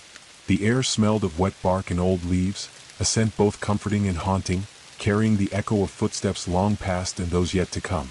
She breathed it in deeply, letting the silence fill every corner of her mind. Ahead, the path curved around a massive oak, its branches twisting like ancient fingers reaching toward the sky. She paused, running her fingers along its rough bark, feeling the steady pulse of life beneath the surface. The forest was not silent. It was listening, waiting. In the quiet, she heard it, a faint whisper almost too soft to catch, threading through the rustling leaves. A promise, a warning, a greeting. She tightened her grip on the lantern, heart steady but full of anticipation. The lantern path was far from over. With a slow, sure step, she moved forward into the silence after the gathering, into the next chapter of the story written beneath the canopy. The night deepened, the forest breathing softly under the weight of the moon, which hung low and heavy like a pale lantern itself. Its light filtered through the dense canopy, splintering into veins of silver that traced the edges of leaves, bark, and moss with ethereal grace. Each step she took felt like moving through a world half-remembered, where time folded softly upon itself like the curling tendrils of fog that drifted between the trees. The lantern in her hand pulsed with warmth, steady and sure, a beacon against the vastness of shadow that stretched endlessly in every direction. The forest was alive in ways she could feel but not fully see, whispers hidden beneath the rustle of leaves, the faint shimmer of movement just beyond sight, the gentle pulse of life flowing through every root and branch. She paused beside a great stone, its surface mottled and worn by centuries of rain and wind, and traced the spiral carvings etched deep into its face. The shapes glowed faintly under her touch, as if waking from a long slumber, casting pale light that mingled with the moonbeams weaving through the trees. The stranger's voice came to her then, soft and distant, like the echo of a dream. Moonlight is the forest's breath made visible. It reveals the paths hidden in shadow and the stories waiting to be told. She looked up, watching the light ripple through the leaves, veins of silver threading through the darkness like a map written in silence and memory. The path before her shimmered faintly, the forest inviting her onward, deeper into its heart. As she stepped forward, the lantern's glow seemed to pulse in harmony with the moonlight, weaving a dance of warmth and cold, light and shadow. The world around her became a tapestry of shifting patterns, each one a thread in the endless story of the forest, a story she was now part of. The air grew cooler, the scent of pine and earth sharpening as the path wound downward toward a place that promised answers, or perhaps more questions. Her breath steady, her heart open, she followed the veins of moonlight, guided by the lantern, the seed in her pocket, and the stories whispered beneath the canopy's embrace. The trail led her downward through the dense undergrowth, winding past towering ferns and ancient roots that curled like sleeping serpents beneath her feet. The forest grew darker still, the canopy thickening into a near impenetrable weave of branches and leaves that muted even the moonlight. Yet the lantern in her hand pulsed with steady warmth, a steadfast beacon amid the encroaching shadows. Its light cast soft, dancing patterns across the mossy ground, illuminating delicate spiderwebs and glistening droplets clinging to leaves like tiny jewels. She paused as the path opened into a wide hollow, a natural basin carved deep into the earth. At its center lay a pool so still and dark it mirrored the night sky perfectly, catching every glimmer of starlight that filtered down through the gaps above. This was the Well of Stars, a place the forest held sacred, where past and future mingled in a quiet dance of light and shadow. Kneeling at the water's edge, she gazed into the depths. The surface shimmered, rippling softly with the gentle breeze, and within its dark mirror, she saw flickering images, memories of those who had walked the lantern path before her. Faces blurred with time, moments of joy and sorrow, laughter carried on the wind, and tears shed beneath these very trees. The well held their stories, every life a thread woven into the vast tapestry of the forest's memory. The lantern's flame flickered, and in that movement the stars above seemed to pulse in rhythm, their silver light weaving down into the well and back again, an endless cycle of remembrance and renewal. She dipped her hand into the water, feeling a coolness that seeped into her skin and spread warmth through her veins, like the touch of something ancient and kind. The seed in her pocket throbbed softly, a heartbeat in sync with the well's quiet song. She closed her eyes and let the whispers of the past wash over her, voices rising and falling like the tide, guiding her toward the truth she sought, and the destiny she could no longer deny. When she opened her eyes, the well was still once more, reflecting only the steady glow of the lantern and the distant shimmer of stars hidden above. She rose, resolve steadying in her chest, and turned from the well of stars, ready to carry its light forward, deeper into the forest's eternal embrace. Leaving the well of stars behind, she stepped back onto the winding path, now softened underfoot by a thick carpet of moss and fallen leaves. The forest around her had shifted again, the air growing cooler, the scent heavier with damp earth and wildflowers she couldn't name. A pale mist rolled in silently, weaving through the trees like a slow-moving river of smoke. It curled around roots and trunks, drifting over stones, swallowing the path in a gentle embrace. The lantern's glow became a muted pulse, diffusing softly into the swirling veil. The stranger's voice whispered in her mind, steady and calm. The mist is the forest's breath, a veil between what is and what might be, between memory and dream. She slowed, letting the mist wrap around her like a cloak, soft and weightless. The world became a place without edges, where shadows melted into light, and time stretched like a ribbon unraveling in the breeze. Shapes moved just beyond sight, flickers of movement, a glint of eyes, the faintest touch of wings brushing through the haze. The forest was alive with secrets, ancient and fragile, held close beneath the veil. She reached out, fingertips brushing the mist, and felt a shiver run through her, a promise, a warning, a beckoning. The path wound deeper into the haze, the lantern's light barely piercing the thickness, guiding her like a steady heartbeat through the uncertain glow. Ahead, the mist parted slowly, revealing a glade bathed in soft, silver light. At its center stood a circle of ancient stones, their surfaces worn smooth, crowned with delicate blooms that seemed to glow faintly in the mist's embrace. The air thrummed with quiet power, a sacred stillness that pressed against her skin like a touch from the past. She stepped into the circle, the mist swirling at her feet, the lantern's flame steady and warm in her hand. In that moment, the forest held its breath, and the veil lifted just enough to reveal the path forward. The glade felt alive with whispers, as if the stones themselves held voices trapped in their ancient faces. She moved slowly within the circle, the soft petals brushing her skin, their glow pulsing gently with the rhythm of the lantern's flame. The air was thick with echoes, not sounds but feelings, memories folded into the stone, waiting to be released. She closed her eyes and breathed deeply, letting the silence fill her. Then, faintly at first, a murmur stirred, a ripple of voices weaving through the air like threads of silver light. They grew clearer, forming a chorus of memories that swirled around her, brushing against her mind with gentle insistence. Fragments of stories, laughter from a summer long gone, the crackle of firelight, the soft sigh of wind through leaves, all wrapped together in a tapestry of soundless song. Her fingers traced the cool stone, and she felt the pulse of the past beneath her touch, the hopes and fears of those who had come before, their lives woven into the forest's endless story. The lantern flickered, casting long shadows that danced like spirits between the trees. The echoes grew louder, surrounding her, lifting her, until she felt herself drifting weightless into the heart of the forest's memory. There she saw herself, a single thread woven into the vast web, connected to countless others by silver strands of light. The path was not hers alone. It belonged to all who had walked before and all who would follow. With a steady breath, she opened her eyes, the echoes fading gently into the quiet. The forest awaited her next step. The forest around her pulsed with a silent rhythm, ancient and steady, as though the very earth beneath her feet was alive with secrets waiting to be uncovered. The path twisted tighter now, the trees crowding in like silent sentinels guarding a sacred truth. Her lantern cast soft pools of light, revealing tangled roots and thick underbrush that seemed almost to breathe, swelling and contracting with a life of their own. The air was thick with the scent of damp earth, wild herbs, and the faintest hint of smoke, like a fire long since extinguished but never forgotten. She moved with cautious reverence, feeling the weight of the forest's gaze upon her, its attention folded into every rustle and shadow. Beneath the surface, the soil seemed to hum, a low vibration that stirred something deep within her bones. At the edge of the thicket, she found a narrow hollow framed by ancient oaks whose branches arched overhead like cathedral vaults. The space felt alive with possibility, a heartbeat suspended in time. She stepped inside, and the lantern's light revealed a circle of stones half buried in moss and leaves. Each stone was etched with delicate spirals and symbols, worn smooth by centuries of rain and wind. In the center lay a small patch of earth, softer and darker than the rest, as if it had been recently disturbed. She knelt, brushing away damp leaves to reveal a single seed cradled in the soil, small, glimmering faintly with an inner light. The seed pulsed gently in her palm, warm and alive, a promise of growth and change. She felt the forest's breath around her, the silent chorus of life pushing upward from roots and earth and memory. The stranger's voice returned, a whisper like the wind threading through the branches.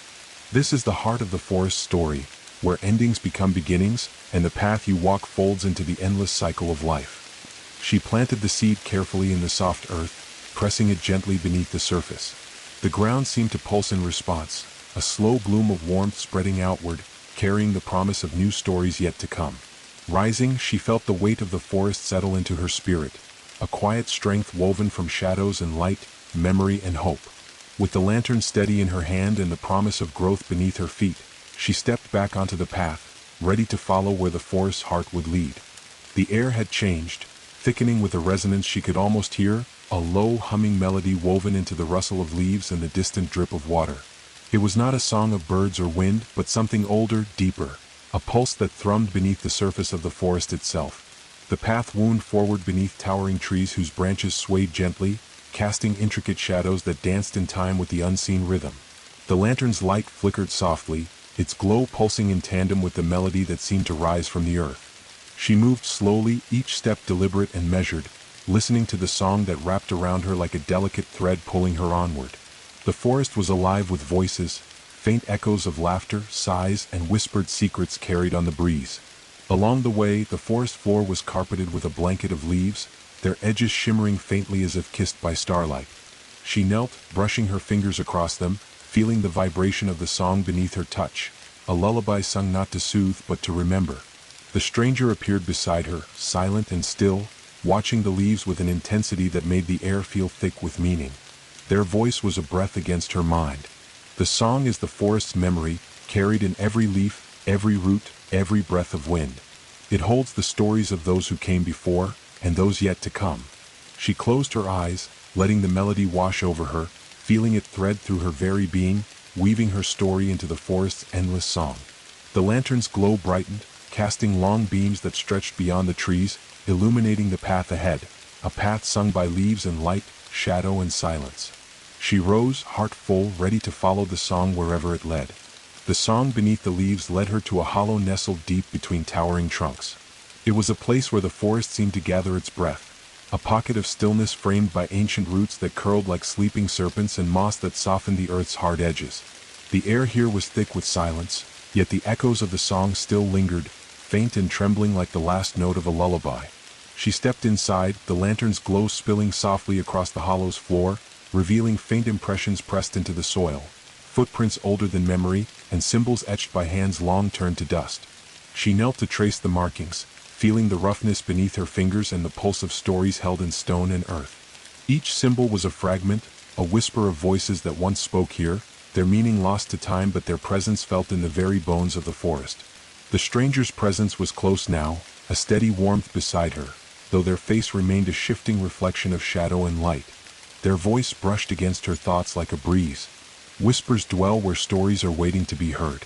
This hollow holds the voices of those who listened before you, keepers of the past and guides to what is yet to come. The lantern flickered, and the hollow seemed to breathe with her, rising and falling in quiet rhythm. The shadows lengthened, wrapping around the stones and roots like a gentle embrace, as if the forest itself was welcoming her deeper into its heart. She closed her eyes and listened, tracing the faint voices carried on the wind, the murmur of leaves, the soft sigh of earth settling beneath the weight of countless stories. And in that stillness she felt a new thread weave into the tapestry, a promise of connection, a bond between past and present, light and shadow. When she opened her eyes, the hollow was bathed in a gentle glow, the path ahead clearer, the forest story unfolding with every step she took. The path ahead wound tighter, the trees leaning closer as if to guard a secret. Their gnarled roots twisted and braided across the ground, weaving a natural bridge that arched over a dark, slow-moving creek, the water barely visible beneath the thick canopy of leaves. The forest here felt ancient beyond measure, each root and stone saturated with centuries of rain, sunlight, and silence. The air was cooler, the scent of damp earth sharp and sweet, carrying a hint of wild herbs and something faintly metallic, like the memory of blood long shed and forgotten. She stepped carefully onto the bridge, the lantern's light casting soft reflections on the water below. The surface was still, mirroring the intricate lattice of roots above and the faint glimmer of stars winking through the gaps in the leaves. The stranger moved beside her, their presence steady and reassuring despite the shadows that clung thickly to the edges of the path. They reached out, touching a root with fingers that seemed to ripple through the wood like a song passing through strings. A faint hum rose from the bridge, subtle and deep, the forest's own voice rising from the earth to meet hers. It was a sound that vibrated in her chest, calling forth memories and feelings she didn't know she carried, connecting her to the countless footsteps that had crossed this bridge before. She paused midway, looking down into the dark water where her reflection shimmered, flickering between her own face and the ghostly visage of the stranger beside her. A reminder that the forest stories were never hers alone. The lantern's glow steadied in her hand, a tether to the present as the roots beneath whispered tales of connection, endurance, and passage. With a breath deep and sure, she crossed the bridge, stepping firmly onto the path beyond, where the forest's heart beat strong, and the lantern path stretched onward into the unknown. Beyond the bridge, the path opened into a vast clearing, where towering trees formed a perfect circle, their ancient trunks entwined like the fingers of old friends reunited. The space inside was bathed in soft moonlight that slipped through the canopy like liquid silver, illuminating the forest floor carpeted with delicate ferns and wildflowers that glowed faintly in the dark. The air was thick with the scent of pine and earth, mixed with a subtle sweetness, like the promise of renewal hidden in the breath of night. She stepped into the circle, the lantern's warm light steady in her hand, casting long shadows that danced gently along the moss-covered stones encircling the clearing. In the center stood a massive tree, its bark gnarled and twisted into swirling patterns that seemed to pulse with a quiet life of their own. Its roots spread wide, dipping deep into the earth, and at its base was a hollow, dark and inviting, a doorway to something unseen but deeply known.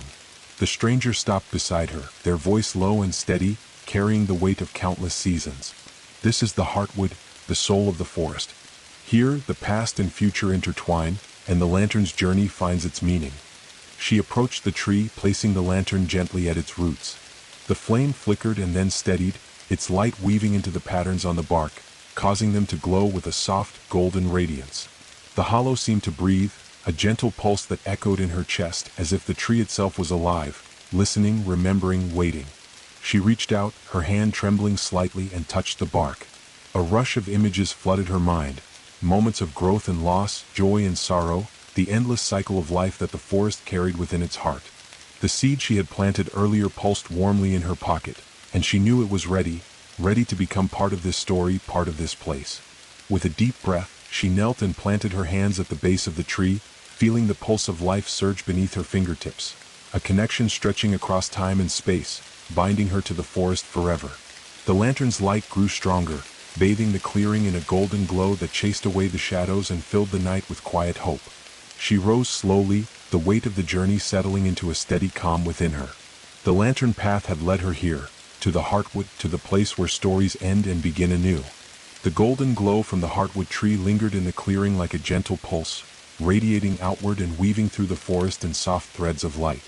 The night seemed to hold its breath, the usual chorus of nocturnal creatures silent, as if listening to some unspoken prayer. She stepped away from the heartwood circle, her footsteps light on the mossy ground. The lantern's flame flickered softly, mirroring the rhythm of her own heartbeat, steady, calm, and sure. The path ahead was no longer clearly marked by stone or root, but by the faint rustling of leaves, whispers carried on the breath of the wind. These leaves shimmered in the lantern light, each one etched with delicate veins that glowed faintly like silver filigree.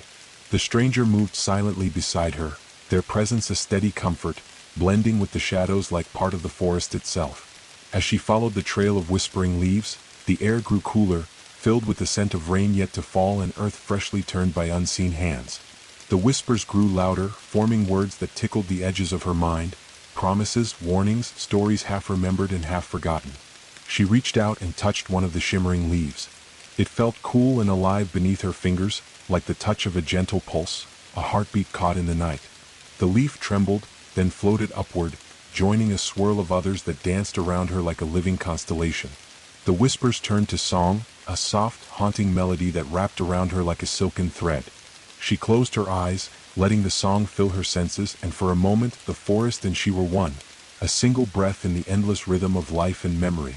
When she opened her eyes, the path ahead was clear once more, glowing softly with the light of 1,000 whispering leaves, guiding her onward through the forest's eternal embrace. The whispering leaves faded behind her as she stepped onto a softer ground, where the forest thinned and the canopy opened to reveal the night sky in full, stars scattered like scattered diamonds across the velvet darkness. Ahead, nestled between ancient trees, lay a pool so still and clear it was like a perfect mirror laid out beneath the heavens. The surface reflected the constellations above, and the lantern's warm glow flickered gently against the edges of the water. She approached the pool cautiously, her footsteps barely stirring the moss. The stranger stood quietly at her side, the glow from their faceless hood softening in the moonlight. The water called to her, not with sound but with a pull deep in her chest, like a thread tugging at memories half remembered and futures still unwritten. Kneeling at the pool's edge, she reached out, fingers brushing the glassy surface. The water rippled softly, distorting the stars until they swirled into shapes, faces, places, moments, reflections of herself in the forest, interwoven and inseparable. The lantern's light shimmered, casting a circle of warmth around her. The pool showed not just what was, but what could be, the countless paths the forest held within its heart, the choices waiting to be made. In the depths, she saw the spiral symbol glowing softly, a beacon amidst the dark water. It was a reminder that every journey was a circle, every ending a beginning. She closed her eyes, letting the vision settle deep within her, and when she opened them, the pool was still once more, holding its secrets beneath a blanket of stars. Rising slowly, she felt the weight of the forest story settle around her like a cloak, endless, ancient, and hers to carry forward. The lantern pulsed gently in her hand, and she stepped away from the mirror pool, ready to walk the path ahead, wherever it might lead. Leaving the mirror pool behind, she followed the path as it narrowed and dipped beneath ancient boughs heavy with moss. The forest seemed to pulse with a quiet energy, as if the very trees carried the lifeblood of the earth within their veins. Her lantern's light glowed steadily, revealing faint ribbons of light weaving through the shadows like delicate threads of silver. These veins of light traced patterns across the bark of the trees, winding upward and disappearing into the canopy above. The stranger's silhouette moved alongside her, merging with the shifting light and shadow. Their voice came like a soft echo in her mind. These veins are the forest's heartbeat, the flow of life and memory that sustains all living things. Follow them and you will find the source. She reached out, letting her fingers hover just above one glowing ribbon. The light was warm, humming softly, alive with the pulse of centuries. It responded to her presence, brightening and bending toward her, inviting her onward. The path of veins twisted and turned, leading her deeper into the woods where the air grew thick with the scent of pine and earth, and the canopy above shimmered with faint ethereal light. Each step seemed to draw her closer to something profound, a place where time and space blurred, and the forest's true nature revealed itself in whispers and light. The lantern's glow expanded, bathing the trail in a gentle radiance as she followed the veins of light toward the heart of the forest's eternal secret. The deeper she traveled, the more the veins of light thickened, weaving an intricate lattice beneath the ancient canopy. Each glowing thread pulsed with life, a delicate network of energy that seemed to breathe in rhythm with her own heart. Around her, the forest felt alive, not just in the movement of leaves or the murmur of wind, but in a profound sense of connection. Every root, every leaf, every drop of rain whispered a story, and through the veins of light, those stories intertwined into a living tapestry. She came upon a clearing where the veins converged in a brilliant nexus, a radiant web spun between towering trunks that stretched beyond sight. At the center, a crystal-clear pool shimmered, catching the glow of the veins and reflecting it back like 1,000 stars trapped in still water. The strangers stood silently by the pool, their faceless reflection shimmering alongside the light. They gestured to the pool, their presence both invitation and command. She knelt at the edge, peering into the depths. The water was alive with shifting images, moments from her journey, faces and places intertwined with the forest's own memories. She saw herself walking beneath the trees, the lantern glowing steady in her grasp, the spiral symbol glowing softly in the shadows. The pool rippled, and a single vein of light reached out, extending from the water's heart and wrapping gently around her wrist. A warmth spread through her, steady and strong. A promise, a bond, a reminder that she was now part of this eternal web. The lantern pulsed with new intensity, its light merging with the veins, becoming one. She rose, feeling the forest's heartbeat within her own. A rhythm ancient and unending, a path not just to be walked but to be lived. With a final glance at the pool's shimmering surface, she turned toward the path ahead, ready to carry the story forward, through shadow and light, memory and dream. Stepping away from the luminous pool, the forest around her seemed to shift. Shadows stretched longer, folding into one another until the line between light and dark became thin and blurred, a veil woven from mist and memory. The path narrowed, bordered by trees whose trunks twisted and bent in impossible shapes, their bark shimmering faintly as if cloaked in a silken film. The air grew cool, scented with damp stone and distant rain, and a quiet hum filled the space, vibrating through the soil and into her bones. The stranger walked beside her, silent and still, their presence like a steady anchor in this shifting realm. Their reflection flickered in the veil, a distorted echo of form and light, never fully present, always just beyond reach. She reached out, her fingers grazing the mist, feeling it ripple and part like water, revealing glimpses of places and faces, moments that felt both distant and achingly close. The veil was a threshold, a boundary between what had been and what could be, a place where the forest held its secrets close, yet offered them to those willing to step beyond. Her lantern pulsed with steady light, cutting through the haze, guiding her forward. Each step was a promise, to remember, to honor, to become part of the story unfolding beyond the veil. The stranger's voice brushed her mind, soft and unspoken. To cross the veil is to embrace the unknown, to find truth not just in sight, but in the spaces between. With resolve burning steady, she stepped into the mist, feeling the forest breathe around her, and the path unfurl before her like a ribbon of light through shadow. Beyond the veil, the forest transformed again, its familiar shapes melting into something both strange and beautiful. Shadows moved with intention, stretching and swirling like living smoke, and the air vibrated with a quiet energy that hummed beneath her skin. The lantern's light fought the darkness, casting rings of warmth that held back the encroaching gloom but never banished it entirely. Each shadow seemed alive with a purpose, whispering secrets and voices that brushed her mind like the softest wind. She walked steadily, the stranger close at her side, their presence a calm counterpoint to the restless shadows. They moved together through a landscape that shifted beneath their feet, a place where memory and fear intertwined, and where the boundaries between past and present blurred. Here the forest was not just a place but a presence, watching, waiting, breathing. It welcomed her and challenged her in the same breath. The path opened to a wide clearing ringed by towering trees that arched overhead, their branches woven tightly to form a canopy that swallowed the stars. At its center stood a stone altar, worn smooth by countless years, etched with spirals and symbols that glowed faintly in the lantern's light. She approached the altar, feeling the weight of the forest's gaze settle upon her like a mantle. The shadows seemed to gather here, coalescing into shapes both familiar and strange, echoes of those who had come before and whispers of those yet to come. The stranger knelt beside the altar, raising a hand to touch the glowing symbols. The light flared briefly, illuminating the clearing in a burst of gold and silver, then softened into a gentle glow that pulsed like a heartbeat. She placed her hands on the altar, feeling the energy flow through her, a connection unbroken by time or space, binding her to the forest and its endless stories.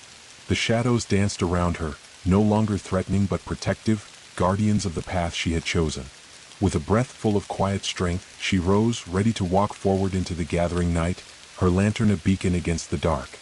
As she stepped away from the altar, the forest seemed to exhale, releasing a stillness so profound it settled over her like a gentle shroud.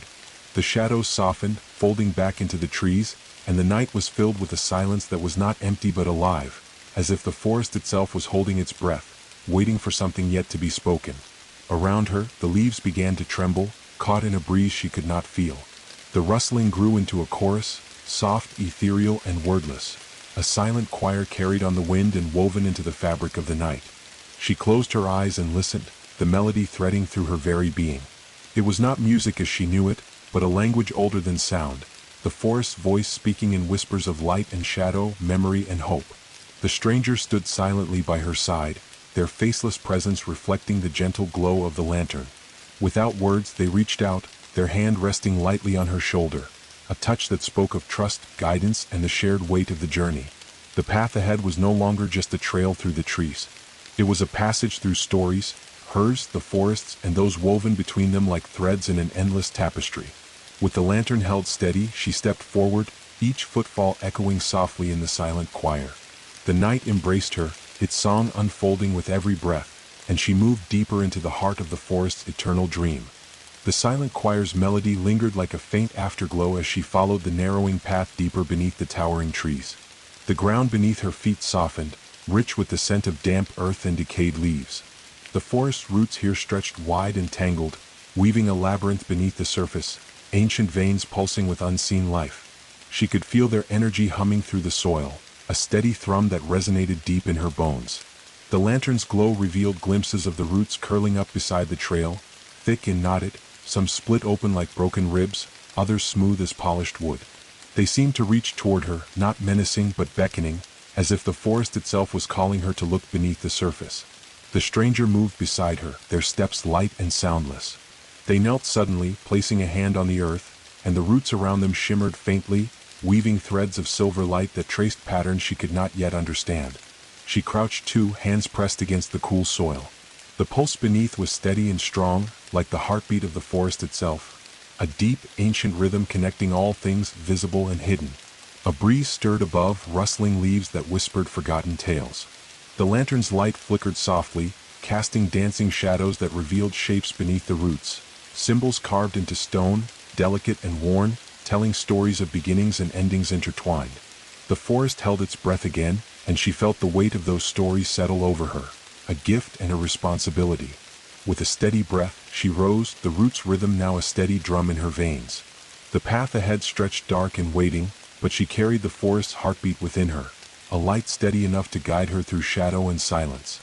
The forest grew quieter still, the roots beneath her feet winding tighter as if drawing her closer to a secret long held beneath the earth. The lantern's gentle glow pulsed steadily, casting soft rings of light that danced along the twisting path ahead.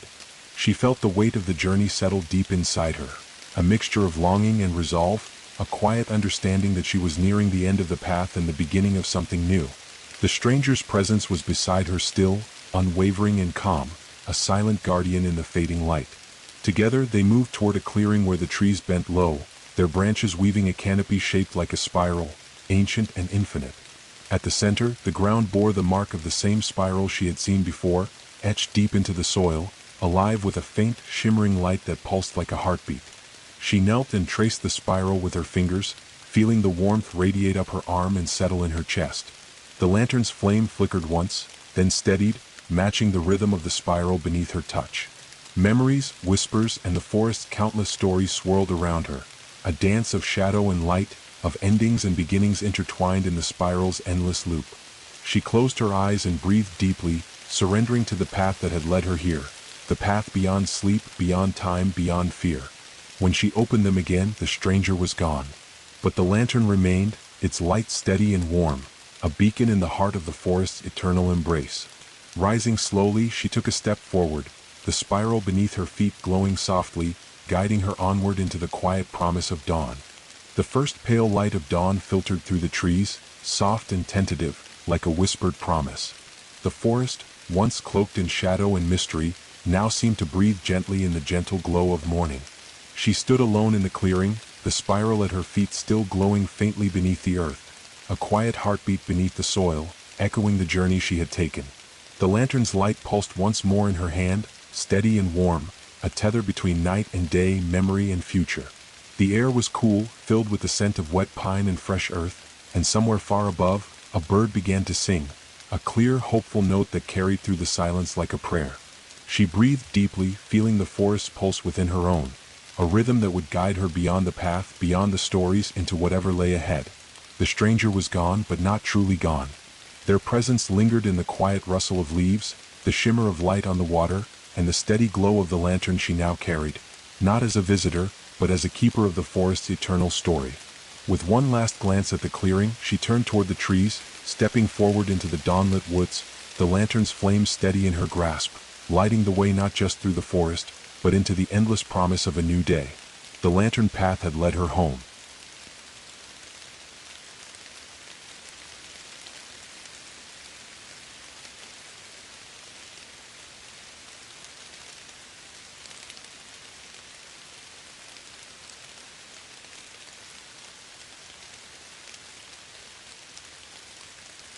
The rain had already been falling for 3 days when the signal came through. It was just past midnight when it broke the quiet static of the northern relay tower, a warped transmission of broken syllables and long stretches of silence.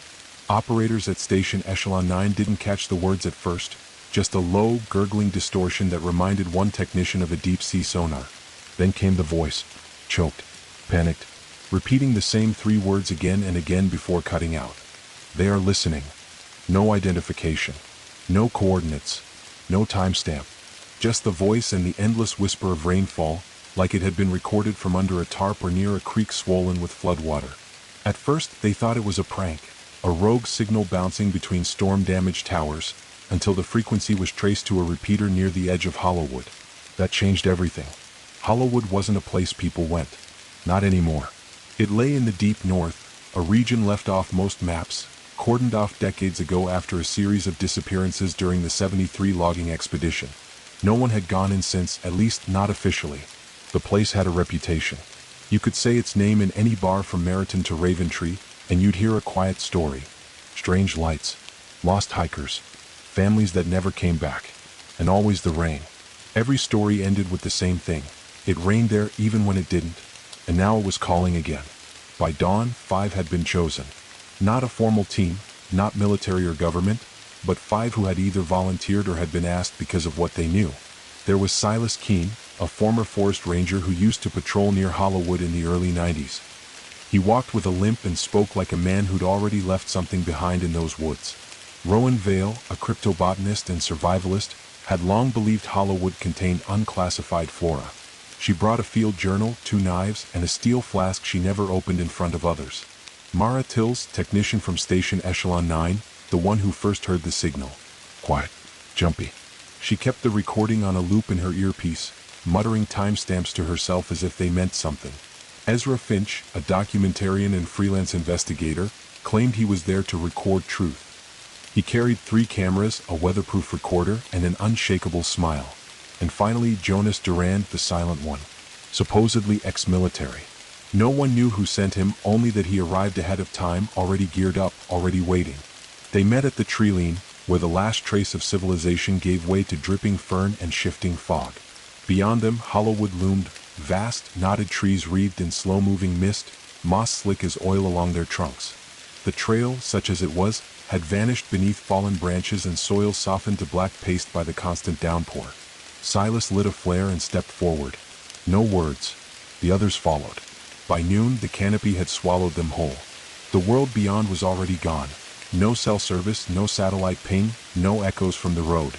Only the endless hush of rain through trees. Rowan checked her compass. It spun, then stopped, then spun again. She pocketed it with a hiss. Magnetic interference, she muttered. From what?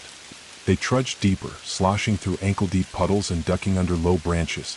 The deeper they went, the quieter things became, not from lack of sound, but from the way the forest held it. Their boots squelched, but the echoes died immediately. The rain made no rhythm. Even the birds had stopped. This place absorbs sound, Mara said at one point. Like the trees are listening. Ezra, ever cheerful, pointed his lens toward a tree whose bark looked like folded skin. This'll make for good footage, he said. Scary forest. People eat that up. No one laughed. By nightfall they found the stone marker. It was half sunken in mud, taller than a man, and carved with runes too worn to read. Rowan bent to touch it and winced as her fingers met the surface, not cold but warm like skin. She drew her hand back. Doesn't belong here, Silas murmured. I walked this edge 20 years ago. This wasn't here. No one argued. They set camp beneath a thicket of overhanging roots, lighting a small fire from a pocket burner. The flame barely reached the wood, as if the damp resisted ignition. Still, it burned enough to dry their boots and illuminate their tired faces. Around the fire no one spoke much, just a crackle, the hiss of water dripping from branches above. Distant groaning, a tree shifting, an animal, or something else. Mara rewound the signal again, now on her portable speaker. She played it low, just for herself, but they could all hear it anyway. They are listening, they are listening. The words echoed around them like a lullaby, a warning in the rain. Ezra was the first to fall asleep. Then Silas slumped against his pack. Rowan chewed a dried meat without tasting it. Mara sat staring into the trees. Jonas never slept. He kept his back to the fire, staring into the black beyond, watching. And somewhere deep in the wood, Beyond light, beyond camp, beyond anything human, something moved. Slowly, patiently, listening, waiting. Dawn came, but it brought no sunlight. Just a dim gray deepening of the mist, a slight lifting of the rain from a steady patter to a lighter drip. It wasn't morning so much as it was less night. The forest remained a silhouette of dripping boughs and thick, ancient trunks stitched together by vines the color of dried blood. Silas was already standing when the others woke. He hadn't moved from where he'd sat the night before, still near the stone marker, boots sunk slightly into the mud, his eyes fixed westward through the haze. Jonas stood nearby, quiet, expression unreadable, as if he'd been carved from one of the trees. Mara stirred beside the cold fire, her hair damp, her eyes still ringed with sleepless shadow. "The signal's changed," she whispered, pulling the recorder from her pack. "It's not just looping anymore." She played it. The hiss was louder now, deeper somehow, as if whatever had been whispering was closer. The words distorted, dragging syllables, the voice now wet, almost gurgling. "Eerie, listen, eh?" It made Rowan look up sharply. Could be interference. Waterlogged signal bouncing off tree density. "No," Mara said, eyes distant. "It knows we're here." They packed up slowly. Everything was damp, their gear, their skin, even the inside of their clothes. Silas checked his map again, but the ink had blurred overnight. The trail they had followed in, the only marked ingress, was gone. No landmarks. No compass. The GPS blinked uselessly. Still they pressed forward. "West," Silas said.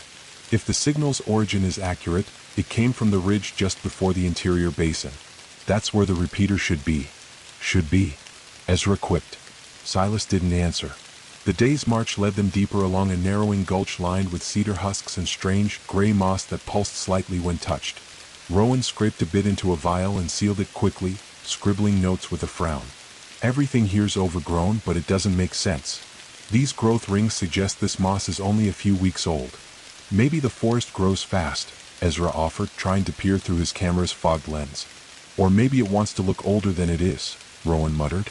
Around midday they found the watch post. At least what was left of it. Hidden beneath a low hill covered in ferns and dead leaves, the outpost had sunk into the ground like a dying animal. A rusted comms dish jutted from the soil at an angle, cracked and covered in something that looked like black lichen. The door was half open, revealing a stairwell that led down into darkness. "Looks like an old ranger station," Silas muttered, pressing his hand against the warped frame. "Wasn't on any of the maps." Mara turned on her shoulder light and stepped inside before anyone could stop her. The air changed immediately. Inside, the smell of wet metal and rotted cloth was overwhelming. The walls were soft with mildew, the once white floor tiles squelched underfoot. Along the far wall, someone had scrawled a message in red ink, or blood, impossible to tell. "The trees remember. The roots don't forgive." "Charming," Ezra mumbled, filming the text. Mara moved to the control desk, flicking switches. The old console buzzed but didn't power on. However, a light behind a steel door at the rear of the room began to blink faintly. Jonas approached it silently. He pressed his ear to the door. "Listen. It's humming," he said. "Very faint. Like a generator." They pried the door open. Inside was a single terminal screen, flickering green, still active. No one spoke as the cursor blinked on the display. A line of text began typing itself, one letter at a time. "WESEEYOU." Silas stepped forward. "Unplug it." Before anyone could move, the screen blinked off. All lights in the station died with a click. Total darkness. Then, scratching. Not from the terminal. From inside the walls. Long, dragging scrapes like something large shifting in a tight space. Something with claws. "Out," Jonas said. "Now." They emerged back into the dim forest, shaken. The air felt heavier, the fog thicker. The sound of rain had returned, but louder, more erratic, as if the forest had turned up the volume. They kept walking, faster now, the narrow trail winding uphill. Later that afternoon, Rowan stopped. "Do you hear that?" The others halted. The rain fell. Wind rustled the high branches. "No birds. No bugs. No frogs," she whispered. "This is a forest. There should be sound." Then they heard it, faint, almost imagined. Footsteps. Not theirs. Soft. Measured. Matching their pace. Somewhere off trail. They stopped. The sound stopped. Moved. Jonas turned sharply toward the sound, rifle half raised. Nothing but trees and fog. Silas lowered his voice. "If something's following us, it knows we've noticed. Keep walking. Act like nothing's changed. So they did. 4 hours. Even as the footsteps continued, they made camp in a shallow ravine surrounded by moss-heavy pines. Rowan built the fire this time, shielding it with a tarp and her own coat to get it lit. The flames were meager but warm enough to dry the edge of their soaked sleeves. Ezra set up his recorder on a tripod and began speaking quietly into the camera. Day 2. We've encountered an anomaly. The forest feels reactive, intelligent. Whatever signal we followed wasn't random. It was bait. He stopped the recording. No one argued. Later, as the fire burned low, Mara sat apart from the group, humming softly to herself. A tune no one recognized. It repeated over and over. "Where'd you hear that?" Rowan asked. Mara didn't answer. She just stared into the trees. Jonas kept watch again that night, his knife unsheathed and balanced in his lap. At some point in the early hours, Silas joined him. "It's watching us," Silas said without preamble. "What is?" "The forest. It doesn't want us here. Not yet. But it's letting us get close, like it's playing." Jonas said nothing, but his grip on the knife tightened. Deep in the woods, far from their little campfire, a shape moved between trees. Tall, gaunt, dripping with rain. Its eyes were like hollow knots in wet bark, and it was smiling. Rain fell like memory, soft, steady, soaking everything until nothing else remained. The third day in the hollow wood began like the last, without sunrise, without birdsong, without time. Just mist and dripping limbs and the dull, bone-deep ache that came with trudging through wet roots and uneven stone. Their campfire had gone out sometime during the night. None of them had noticed. Silas was up first again, checking the map he no longer trusted. His expression was tight, brows drawn like storm clouds. He circled a clearing on the map that hadn't existed the day before. "That ridge we saw yesterday," he muttered. "It's marked now, but I swear it wasn't there." "Maybe the ink ran before," Rowan offered, kneeling beside him, but her voice lacked conviction. She'd noticed changes in her field journal too, not in the data but in the entries she hadn't written. Strange notes in her handwriting, describing flora she'd never seen. The last entry read, "Do not trust the trees that lean toward you." She hadn't written that. Mara hadn't spoken since the previous evening. She simply carried the signal recorder now, hugging it to her chest like a child with a stuffed animal. When Silas offered her breakfast, she shook her head. Ezra was filming again. "Day 3, he narrated. "Still in the western corridor. Light diminishing. No wildlife. Subject morale, declining." He panned across them, catching Rowan's sunken eyes, Silas's scowl, Mara's silence, and Jonas, knife still at his side, unmoving, unreadable. Ezra paused on Jonas longer than the others. Then he clicked the camera off. By mid-morning, they reached what should have been a ravine. Instead, they found a sunken amphitheater, ancient stone stairs winding downward into the earth, half submerged in water, the rain feeding a pool that glistened black at the bottom. "There's no record of this," Rowan whispered, lowering herself down the first few steps. The stones were slick with moss. Carvings lined the walls, circular patterns spiraling inward, like tree rings drawn by a madman. "No tools could have shaped these this smooth," she murmured. This is older than anything I've seen." Mara stood at the edge, transfixed by the pool below. "There's someone down there," she said softly. "No one's there," Ezra replied. Mara's eyes didn't move. "They're in the water." Smiling. Rowan turned quickly toward her, but Mara blinked and stepped back. "Never mind. I'm tired." They left the amphitheater in silence, but none of them would forget what they'd seen. The way their reflections on the water lagged slightly, smiling too late, blinking on delay. Or how Jonas had no reflection at all. The forest narrowed the farther they walked. Trees pressed in like walls. The rain picked up. Somewhere above, thunder rolled softly, not in the sky but deep in the canopy, like something enormous turning in its sleep. Silas kept a steady pace. "The ridge is close. We camped there tonight." "Where'd you learn all this?" Ezra asked, stepping beside him. "How much of this place have you seen?" Silas didn't answer right away. His limp was worse today. The rain had found old wounds. "I was stationed here for a month long ago," he said finally. "Fire watch. Back when we thought this place was just overgrown federal land. But things changed fast. The fog came early. Equipment stopped working. I saw someone, my partner, walk into the trees and never return." He paused. "And at night, it wasn't the trees I was scared of. It was the spaces between them." Ezra swallowed hard and said nothing else. That evening they reached the ridge. It wasn't much, a rise in the land where the trees cleared slightly, opening to a stretch of thick grass and a half-buried totem pole leaning at a crooked angle. The totem's carvings were worn smooth by rain and time, but the topmost face, a beaked figure with long stretched eyes, still stared out toward the woods. They camped beneath its gaze. Jonas built the fire this time. The flame flared higher than expected and burned blue for several seconds before settling to orange. Rowan laid out her samples, speaking aloud now just to break the silence. This moss is mutating. No structure like it in any known species. The cells are changing under light. She gestured to a petri dish, where under the lens the moss quivered as if aware it was being watched. I'm not a superstitious woman, she added, but I'm beginning to think this forest wants to be studied, like it's letting us look, giving us what we ask for. Mara was curled near the fire, eyes half-lidded. The recorder still played its message, but the voice had slowed further. Theaway, Ahar, Lestinian Ein. Jonas suddenly stood. Turn it off. Mara didn't move.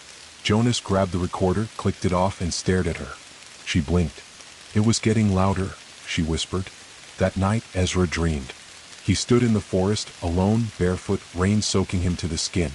In front of him, 5 trees, one for each of them. Tall, twisted, bark peeling back like cracked lips. From within the trees, faces pressed outward. Mara's, Rowan's, his own. They opened their mouths and screamed. Ezra woke gasping, hands shaking. The fire was low. The totem pole above them had shifted, just slightly. Its head now tilted downward, as if watching them sleep. At first light, they broke camp. Silas consulted the map again. There's a clearing nearby. We move fast and hit it by afternoon. He folded the map, then paused. Where's Mara? They turned. Her bedroll was still there. Her pack too. But no footprints. No signs of movement. Only her recorder remained, resting gently against the base of the totem pole. Jonas picked it up. It clicked on by itself. The voice had changed. It was Mara's voice now. They're in the trees. Don't trust the reflections. If you hear your name, run. Then static. Silas drew his weapon. Rowan clutched her journal to her chest. Ezra simply looked up at the canopy. And in the trees above, something moved. Watching. Waiting. And smiling. There was no time to search. No trail to follow. The rain had wiped it clean. Mara was simply gone. Her absence lingered like mist, not loud but everywhere. The way her bedroll stayed rolled, the way her pack remained zipped. Her canteen still half full. It all whispered the same truth. She hadn't walked out. She'd been taken. They moved quickly. No one said her name. Even Ezra, who would normally press for a proper send-off or at least footage, stayed silent. His camera remained in his pack. Silas led the way, the limp in his leg more pronounced now as they pressed westward toward the clearing. The forest thickened again, darker, denser, the trees bending inward unnaturally. Like they were leaning just a bit too far, just a bit too much, just enough to make one's stomach twist. Rowan kept close behind, muttering to herself, sometimes scribbling notes she tore out and stuffed into her coat, sometimes whispering names of plants that weren't supposed to grow this far north. Jonas stayed at the rear, watching, listening. And somewhere off to their right, just beyond sight, the faint sound of footsteps returned. Only this time they were accompanied by a low hum, tuneless, breathy, almost like someone gently singing into cupped hands. Rowan froze mid-step. Do you hear that? Ezra nodded slowly. It sounds like her. Mara? He nodded again. But, wrong? Like someone else using her voice. Silas pointed forward. Don't stop. We're close. They reached the clearing by midday. Or rather what had once been a clearing. Now it was a swamp, black water filled with fallen branches, long rotted logs, and a thick coat of moss that stretched across the surface like a skin.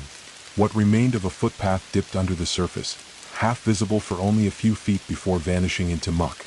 No going around, Silas muttered. The terrain backtracks. We push through. Jonas tested the depth with a branch. It sank over 2 feet before hitting soft earth. We'll have to wade. Ezra was already filming again. The moment they stepped in, the temperature dropped. The water sucked at their boots with leech-like pull, and the moss curled around their legs as if it were alive. Rowan gagged as something slick slid past her shin. This moss, it's moving, she said. It's clinging to me. Keep going, Silas ordered. They pushed through slowly, water waist-high now, every step echoing with wet squelches beneath the moss. The rain had slowed, but the canopy above them refused to open, casting everything in a shadowed green light. Ezra froze suddenly. Wait. They all turned. He pointed at the moss-covered log beside him. Is that hair? They stepped closer. It wasn't a log. It was a body. Half-sunken, coated in moss, eyes wide open and glassy, mouth stretched in a silent scream. The features were vague, but Rowan leaned in, gasping sharply. That's not Mara. But it was someone. Jonas leaned forward and pried back the moss from the figure's throat. Beneath, carved into the skin, were 3 words. I heard them. Ezra backed away, nearly tripping. We need to get out of this water. Now. Silas gestured forward. We're nearly through. They pushed ahead, hearts pounding, until the ground rose beneath their feet again, lifting them out of the water and onto soft mud. Their legs were soaked, their breath fogged in the wet air. Rowan collapsed onto a dry patch of root. That moss, it wasn't just covering us, it was inside the water, filtering through it. Jonas nodded, wiping his blade clean. I felt it pulse. They didn't stop long. Later that afternoon, the forest shifted again. The path beneath their boots hardened. The trees grew thinner, but taller, rising like black pillars into a sky they still couldn't see. The moss was gone, replaced now by dark leaves the size of dinner plates, each one marked with patterns resembling eyes. Ezra filmed one of them, zooming in. That's not a pattern, he said. It blinks. Rowan stepped beside him. Photosensitive tissue. Impossible, but... The leaf twitched suddenly, releasing a fine mist of dust into her face. Rowan stumbled back, coughing violently. Silas pulled her away and handed her a cloth. I'm fine, she rasped, eyes watering. It just burned. Not like a chemical. Like it recognized me. Jonas crouched by the plant and burned it with a lighter. The leaf curled inward like a spider dying. Keep moving, he said. Don't stop near anything that watches. They reached a ridge by dusk. Not the one they expected, but one that wasn't marked anywhere on the map. At its center was a stone altar, cracked and leaning, wrapped in vines. 5 short pillars surrounded it. On each pillar, a small carving. A tree with eyes. A mouth filled with roots. A face melting into leaves. A human hand turning to bark. And the 5th, empty. Ezra filmed it all. Ritual site? No, Silas said. A warning. Rowan knelt by the empty carving and reached for her notebook. But it was gone. Not fallen. Not dropped. Vanished. My notes, she whispered. They're not in my pack. They're just gone. Jonas pulled something from the base of the altar. A page. Her handwriting. Her diagram. One of the pages from her journal, but yellowed, stained as if decades old. Ezra stepped closer. How did... Then the wind shifted. The fire flickered. And from the trees came a whisper. At first it was only wind. Then it became words. One word, spoken in Mara's voice. Rowan. She turned sharply. Don't answer it, Jonas barked. Who's there? Rowan called anyway. Silas grabbed her arm, pulling her back. Don't. The forest went silent. Then, in perfect mimicry of Ezra's voice. Rowan, come here. Look at this. Then her own voice. This moss, it wants to be studied. Then Mara's voice again. They're in the trees. Jonas drew his weapon. Back to the ridge. We camp here. Firelight only. No wandering. That night, around the fire, no one spoke. The recorder stayed off. The forest whispered. Sometimes it sounded like Mara. Sometimes it sounded like them. But always it listened, and always it smiled. The fire flickered like a nervous breath. It wasn't much, just a handful of dry bark Jonas managed to scavenge from under a rotting log, paired with strips of burnable moss that hissed when lit. It gave off more smoke than warmth, but the smoke at least kept the fog at bay. Briefly, they sat in a wide ring around it, each on their own patch of damp earth, packs half unzipped, boots steaming, skins slick with rain and the reek of the swamp still clinging to them. Ezra passed around his remaining rations. Ration bars. Soggy but safe. Rowan didn't respond. She sat with her knees drawn up to her chest, arms wrapped tightly around them. Her notebook was still gone, and since they'd found that weathered page at the altar, the one aged far beyond its time, she hadn't spoken much. Silas stared into the fire like he was trying to remember something he'd forgotten years ago. His eyes darted every so often to the woods, then back to the flame, then to the woods again. He didn't blink much. Jonas stood. Always stood. He paced the clearing, blade in hand, never stepping more than 20 paces away from the others, his back always to the forest, never the fire. And above them, high in the trees, Something moved. Not constantly, not loudly, but consistently. A subtle shift of branch. A shadow where no shadow should fall. A shape, too long and too still, nestled along a bough like some great serpent watching. They tried not to look up. Ezra turned on his recorder. Click. Day 4. We've lost Mara. We're being followed. The forest is changing us. He paused, zoomed in on Jonas. Subject displays paranoia. Possible prior knowledge of environmental anomalies. Silas is worse, behavior bordering on dissociative. Rowan might be infected with something. Biotic. Unknown. He panned slowly to the trees behind them. The lens blurred, then cleared. In one frame, the trees stood empty. In the next, there was a face. Not a person. A face formed entirely of wood and moss and shadow. It was there for a single second before the lens glitched. Ezra rewound it, froze the frame, showed it to Silas. You see it? Silas looked, nodded. It's been watching us since yesterday. It just doesn't care if we know any more. What is it? I don't know, but I don't think it's alone. The wind returned just after midnight. Not a storm, not thunder, just a sudden rush of air through the treetops, as though something huge had just passed above them. A bird? A plane? No, too low, too slow. It passed in silence, and when it was gone, the forest changed again. The fog thickened. The trees leaned closer. The fire dimmed, refusing to grow no matter how much fuel was added. Then came the singing. Soft, far off, like a lullaby hummed through damp leaves. It wasn't human. Rowan sat up slowly, her eyes unfocused. That tune. Ezra looked at her. What? She stood up. That's the lullaby my grandmother used to sing. The exact tune. Same cadence. No one's singing that, Jonas said. I hear it. So do I, Silas muttered. But mine's different. Someone else's voice. Ezra removed the batteries from his recorder. The singing continued. They didn't sleep. Instead, they circled the fire, backs to the heat, eyes on the trees. Waiting. Listening. Something moved out there. Occasionally, a flicker of motion. A tall silhouette gliding between trunks. Once, Rowan swore she saw fingers wrapping around a tree, curling inward and vanishing. Another time, Jonas pointed out a shape at the treeline that blinked at him. Not eyes, but whole portions of its body that opened and closed like membranes. At 2:14 a.m., Ezra checked his camera. Battery, 100%. Storage, full.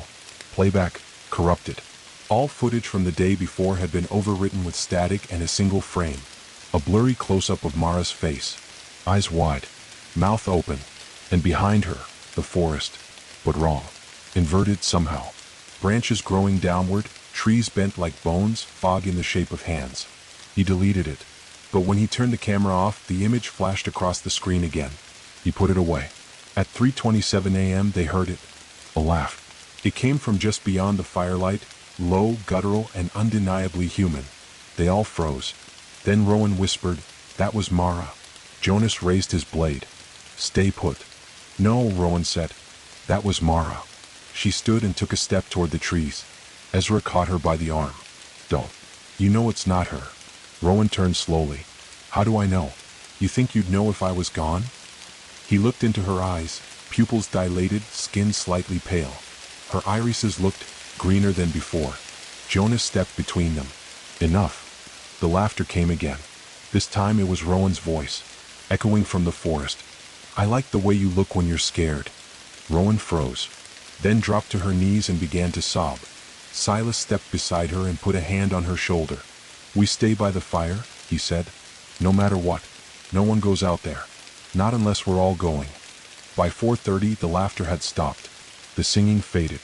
The wind returned, and with it, the shape above the canopy moved again, gliding in silence, its massive form silhouetted for a moment by a flash of blue lightning that didn't touch the ground. Ezra raised his camera to try and catch it, but the lens shattered in his hands. Not cracked, shattered. They watched the sun not rise, watched the mist not clear. They sat around the dying fire, soaked, shivering but still alive. And in the trees above them, something unseen smiled wider. There was no bird call, no wind, no rain. The forest had gone completely still. Silas was the first to notice, waking with a shiver in his chest like something vital had stopped working. He sat up, breath fogging faintly in the morning chill, and looked around. The fire was cold ash. Ezra was asleep, curled beside his broken camera like a child with a dead toy. Rowan was awake but staring into space, hands muddy to the elbows, nails chipped, arms speckled with flecks of green. She had been digging. Jonas was gone. Silas stood quickly, scanning the tree line. "Jonas?" he called, voice low but urgent. No answer. He circled the camp. Tracks led to the edge of the clearing, deep boot prints soaked into the black soil. They stopped at the base of a pine tree. Literally stopped. No turn. No backstep. No slide. Just an abrupt end, like he'd vanished in mid-stride.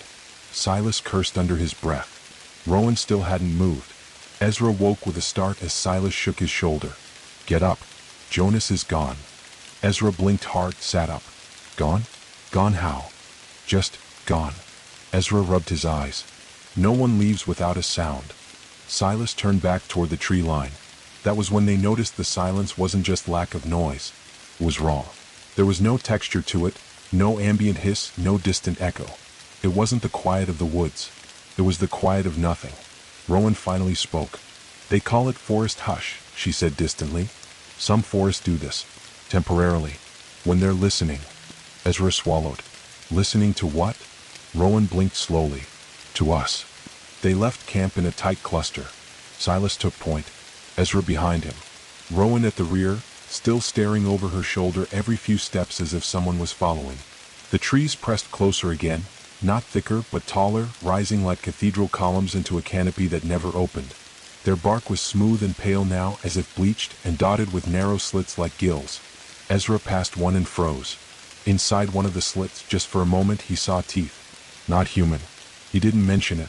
By midday they found the mirror pool. A shallow stretch of dark water, wide as a tennis court, rimmed in red earth and surrounded by spiraling ivy. The surface was still. Not rippling. Not disturbed by wind or insects. Perfectly flat like obsidian glass. They approached slowly. No sound. Ezra bent to look at his reflection. It wasn't him.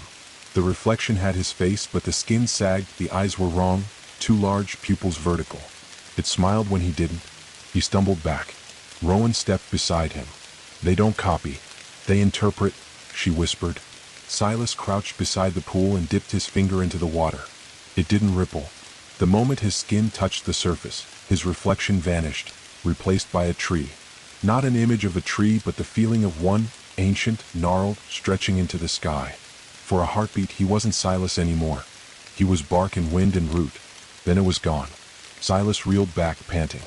"We're not supposed to be here," he muttered. "We've never been supposed to be here." Ezra stood, breathing fast. "Where is here?" Rowan pointed to the water. "That's not a pool. It's a lens. The forest sees through it." They skirted the mirror and pressed on, the hush around them still unbroken. No birds. No creak of branches. No wind. They passed an old deer skeleton, half buried, bleached white, skull grinning. Ivy had grown through the bones, curling around the ribs like a cage. Ezra whispered, "Even the animals don't make it out." Rowan replied without looking at him. "There are no animals here." At dusk, the hush broke. Not with noise, but with a scream. It was Jonas. Clear, sharp, echoing through the trees. "Help." They froze. The scream came again, distant but unmistakably him. "Help me." Ezra started to run, but Silas grabbed his arm. "No. Listen." Ezra strained to hear. The scream came again, but it was the same scream each time. Same inflection. Same volume. "It's a recording," Silas whispered. Rowan knelt, pressing her ear to the ground. "It's beneath us." They began walking slowly, following the direction of the voice. Eventually they reached a depression in the forest floor, a shallow hollow where the earth had collapsed, forming a pit 5 feet deep and 20 feet wide. At its center was a hole. A perfect black circle in the ground about the size of a manhole cover. No ladder. No rope. Just darkness. The scream echoed up from within. Silas leaned over and called, "Jonas?" Silence. Then, "Jonas." His own voice repeated back. Silas reeled back. Ezra stepped forward with a stick, dropped it in. No sound. No splash. No bottom. Rowan was pale now. "That's not a hole," she whispered. "It's a mouth." Ezra looked at her. "I saw one in a paper once," she continued. "Theorized plant species that open like mouths underground. Organic sinkholes. Except." She trailed off. "Except." They're not supposed to talk. They backed away, slowly. Silas marked the area on the map, though the ink barely held to the paper anymore. Their pens were beginning to leak red instead of black. Ezra tried to play audio from his recorder. The battery icon read, "Infinity. Storage, infinity. Infinity." He dropped it. They camped near a thicket that night, too tired to go further. Rowan dug a shallow ring around them with a stick, whispering old protection rituals her grandmother had used when she was a girl. None of them believed in magic, but all of them let her do it. They built a fire, and waited, and prayed Jonas was really dead, because if he wasn't, he was something else now. The storm returned just after midnight. Not the heavy, chaotic kind they'd seen before. This one was slow, measured, as if the forest were deliberately letting the rain fall in rhythms. Not natural, not accidental. Rowan noticed it first, lying flat on her side, watching the droplets strike the leaves above in perfect 5-count patterns. 1, 2, 3, 4, 5, she whispered. Pause.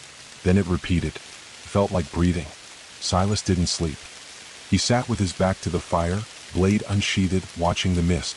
Ezra, unable to rest, reviewed what remained of his footage on the cracked screen of his backup recorder. Nearly all of it had been overwritten with loops, sometimes static, sometimes the image of the forest, watching itself. One recording, labeled automatically as CMB0217, showed them sleeping around the fire. But the timestamp was from 3 days in the future. Rowan lay where she was now. Ezra curled in the same place. Silas, same posture. But in the clip, a figure walked silently around the edge of the firelight. Tall, barefoot, drenched. The shape stopped behind Ezra's sleeping form and tilted its head, slowly, unnaturally, then crouched, and stared straight into the camera. No eyes, just bark where the face should be. Ezra deleted the file, but the timestamp remained in the recorder's memory. 3 days from now, 2:17 a.m. By morning, the rain had eased, but the fog thickened. Visibility dropped to only a dozen feet. The compass spun in place.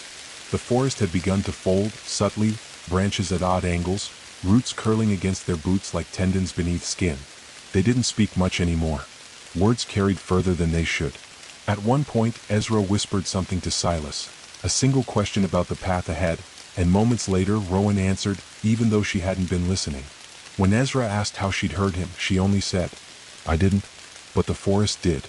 Just before noon, they found the cabin. It shouldn't have been there. Not this deep. Not this old. But there it was, a squat, lichen-covered structure nestled against a slope, half-eaten by ivy and rot. Its roof sagged inward. The windows were cloudy with moisture. The door stood slightly ajar. Silas approached first, blade raised. He pushed the door open with the tip. The interior smelled of damp earth and burnt hair.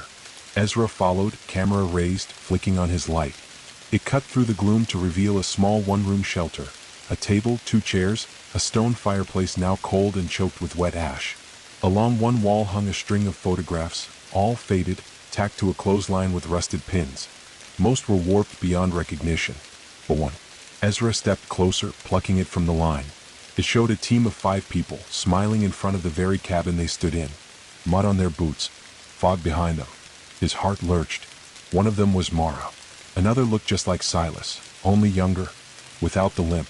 "Silas," Ezra said, holding out the photo. "Is this you?" Silas stared for a long time, took the photo, nodded once. "I don't remember this." "You don't remember being here?" "I remember parts, sounds, shapes, but not this." Ezra looked back at the other figures. 2 more were unrecognizable, blurred by water damage. One, however, was perfectly clear. A tall man in black, unsmiling. Jonas. He was standing in the same posture he'd held every night by the fire. Arms crossed, blade at his hip, watching. "But this," Ezra began. "This photo is old. Decades old."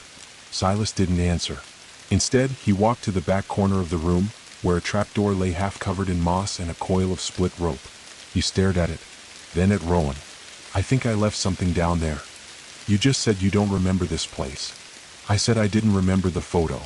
They pried the door open. Cold, wet air rushed up from below. Not a basement, a shaft.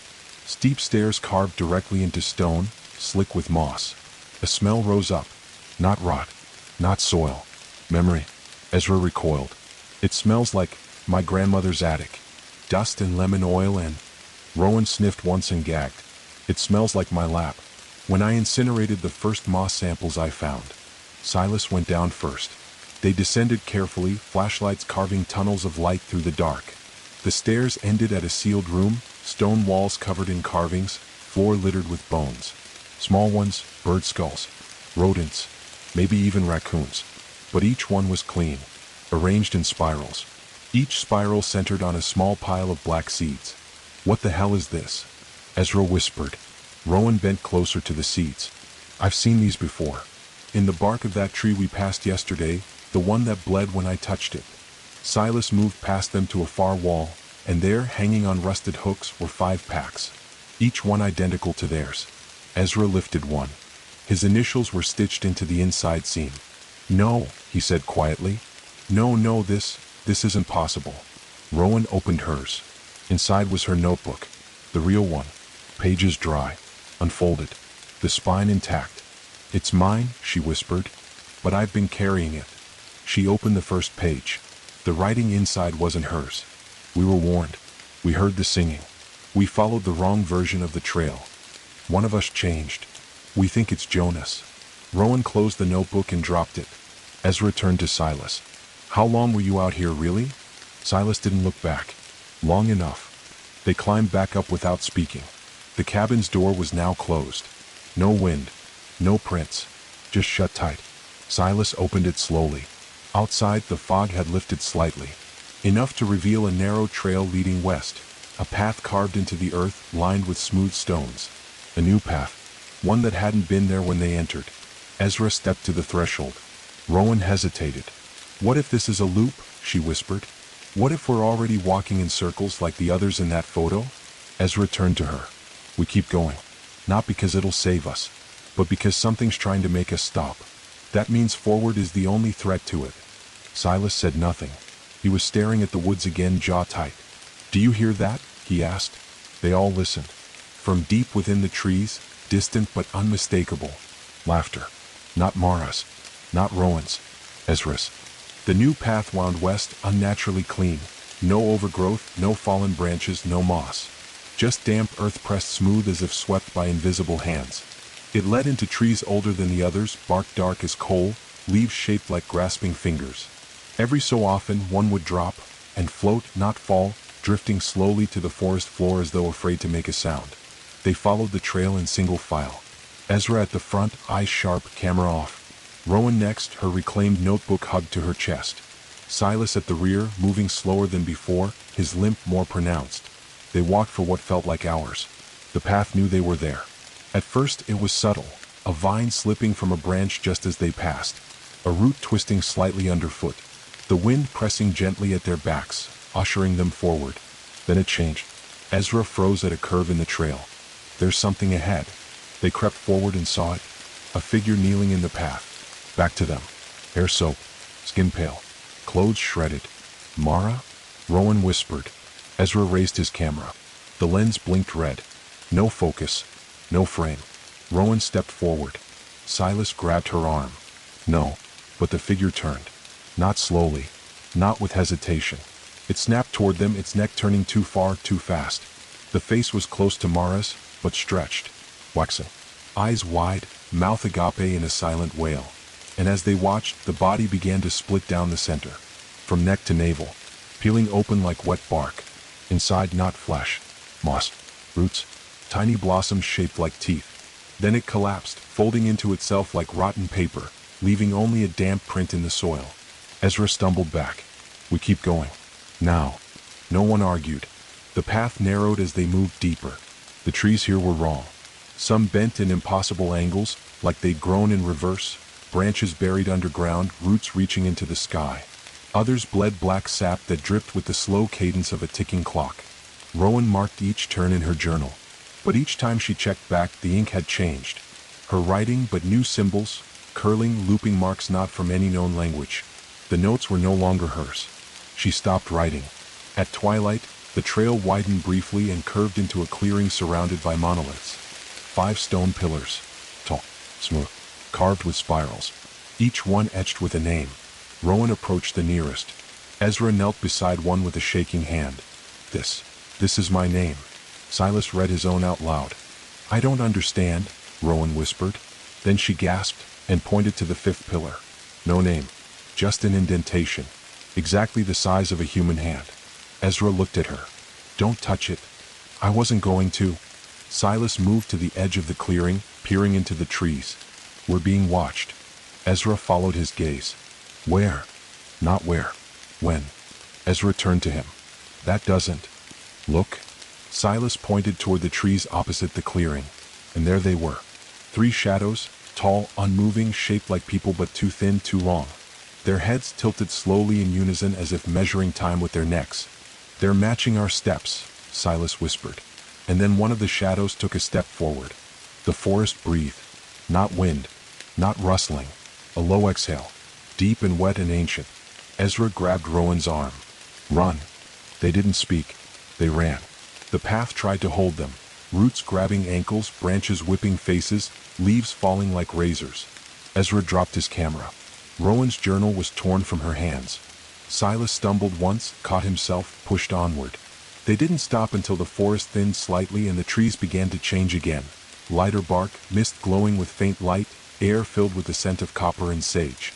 They collapsed beside a cluster of pale stones. Breathing hard, bleeding, alive. Behind them no sound, no footsteps, no wind.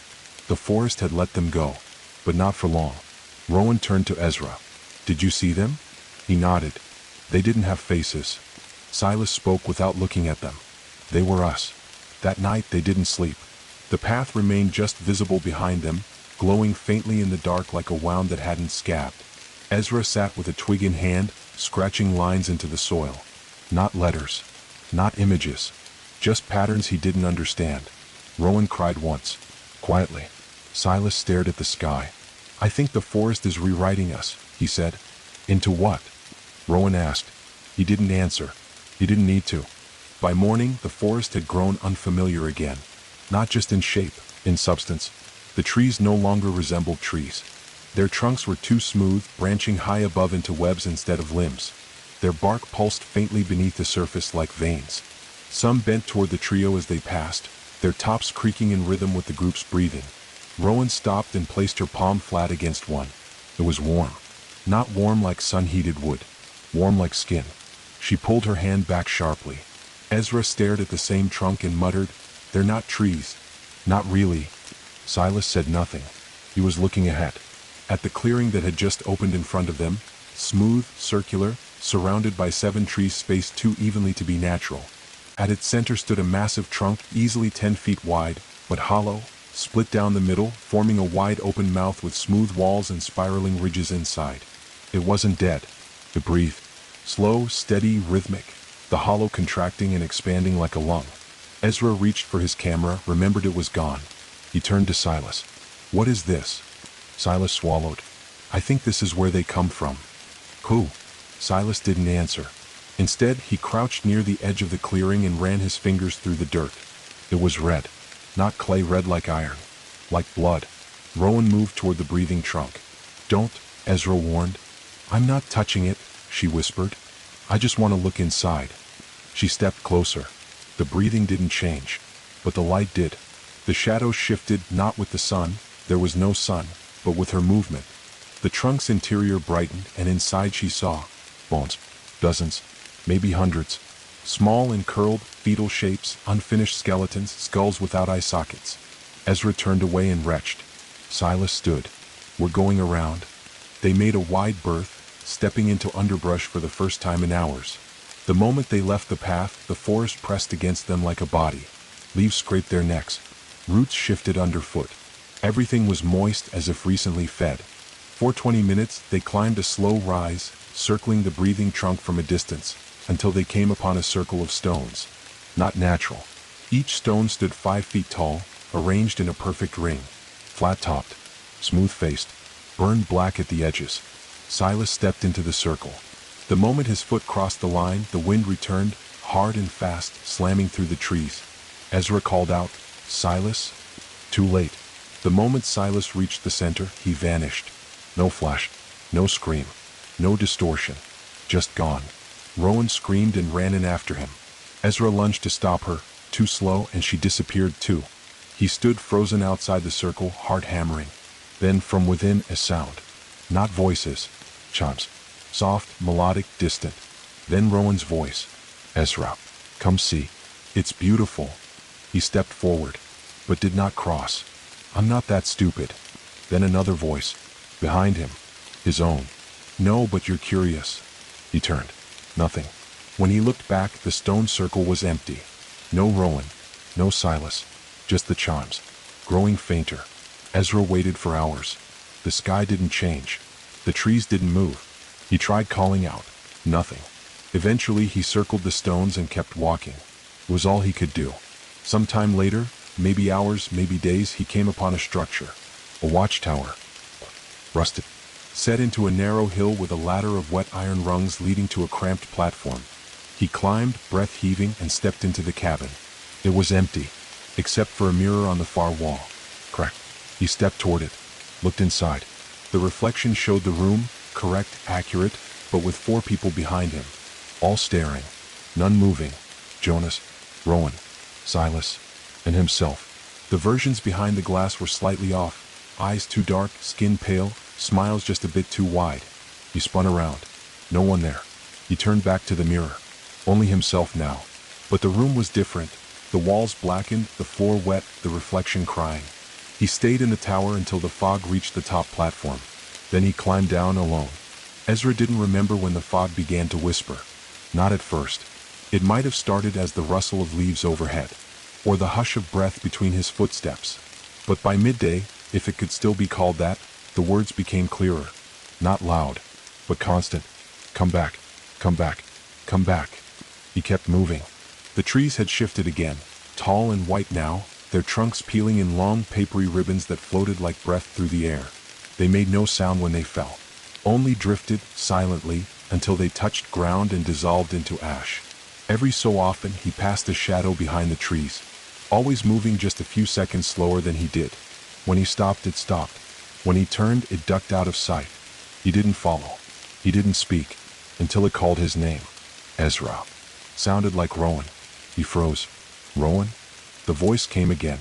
It's me. I'm close. I need you. Another voice joined it. Silas. We found the way out. Ezra's throat tightened. He backed away from the voice. No, he muttered. No, not this time.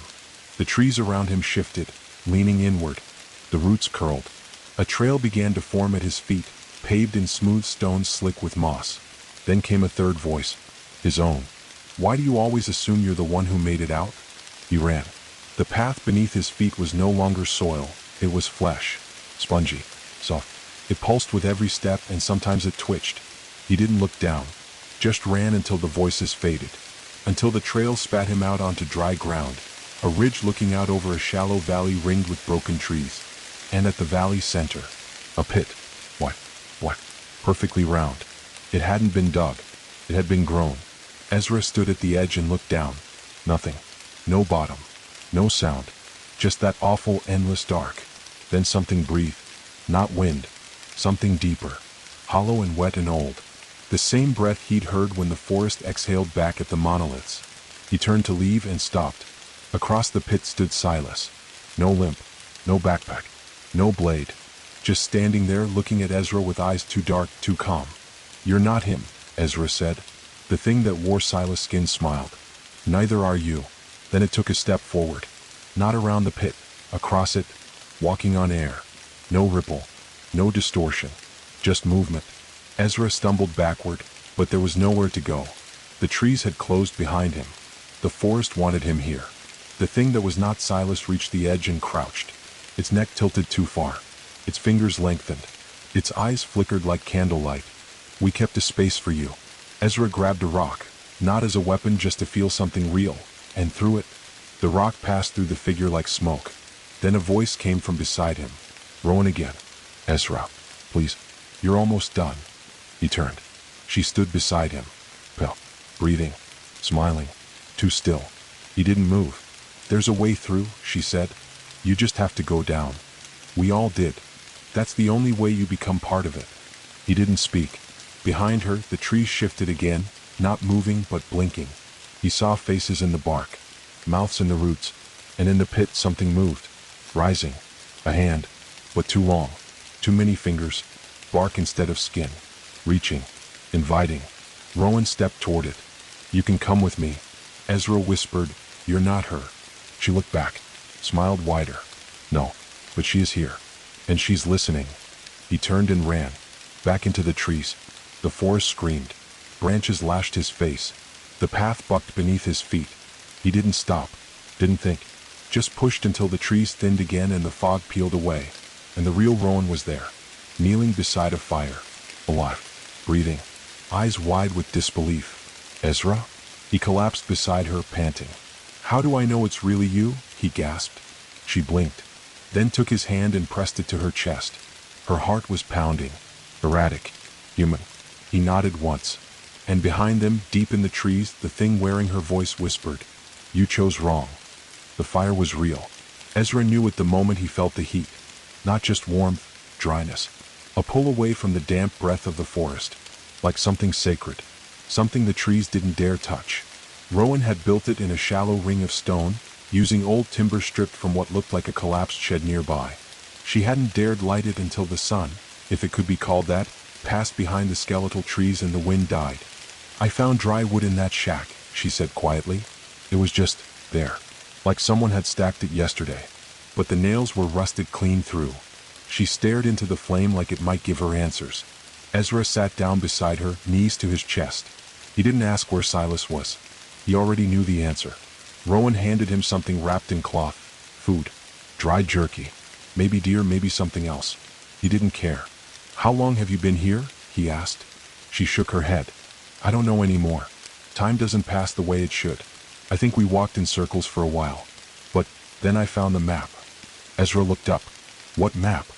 She reached into her satchel and drew out a wide square of parchment. It looked old, the kind of old that shouldn't survive a breeze, let alone the hollowing deep. But it was clean, uncreased, inked in black and red. The lines were hand-drawn, curling through valleys and around oblong symbols that didn't look like language. Ezra leaned closer. "What is this?" Rowan pointed to the center of the map, where a circle of trees was sketched in thick black lines, and beneath it, a single symbol.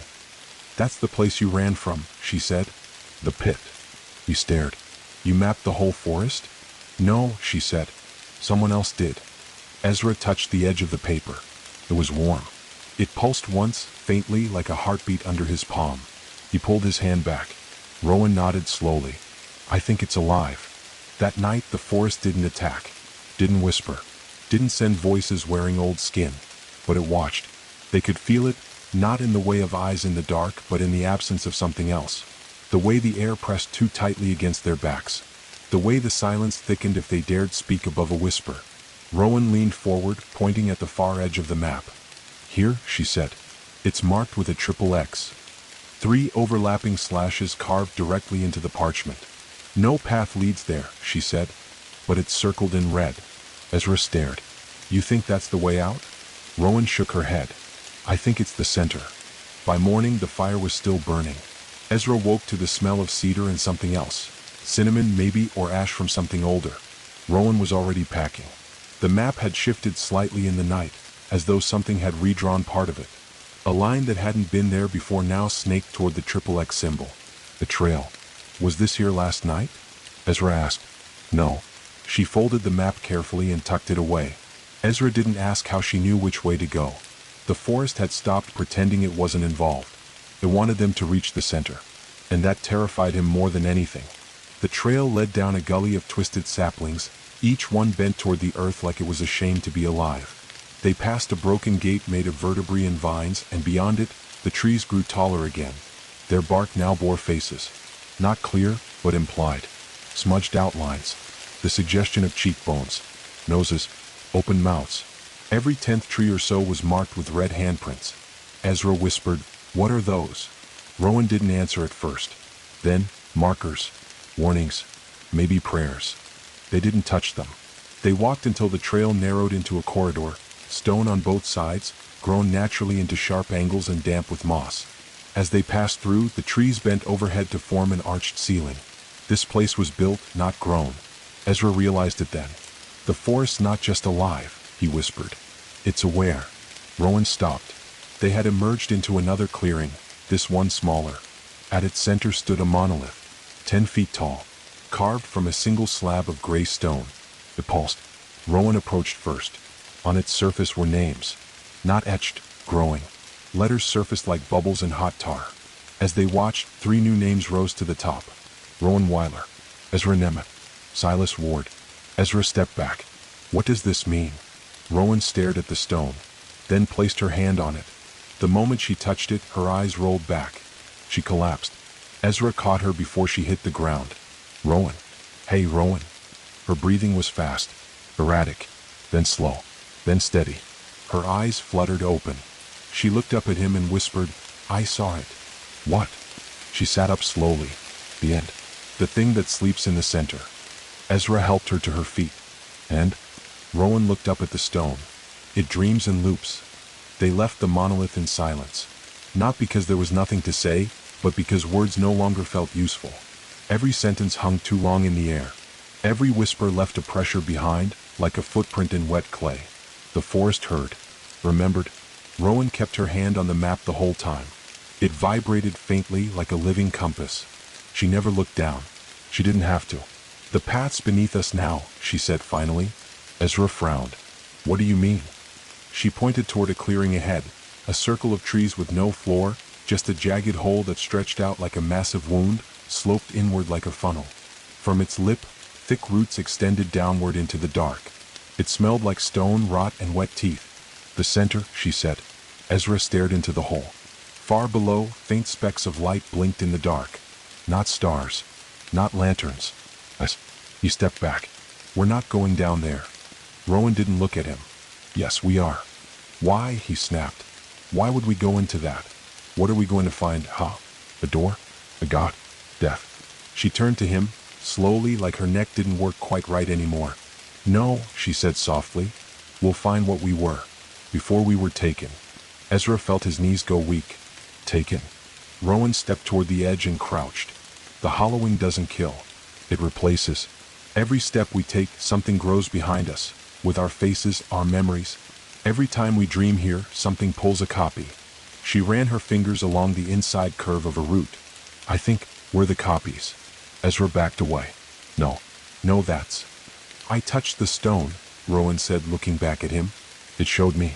We came here before. Not in this lifetime, but in some earlier past. Maybe hundreds of times.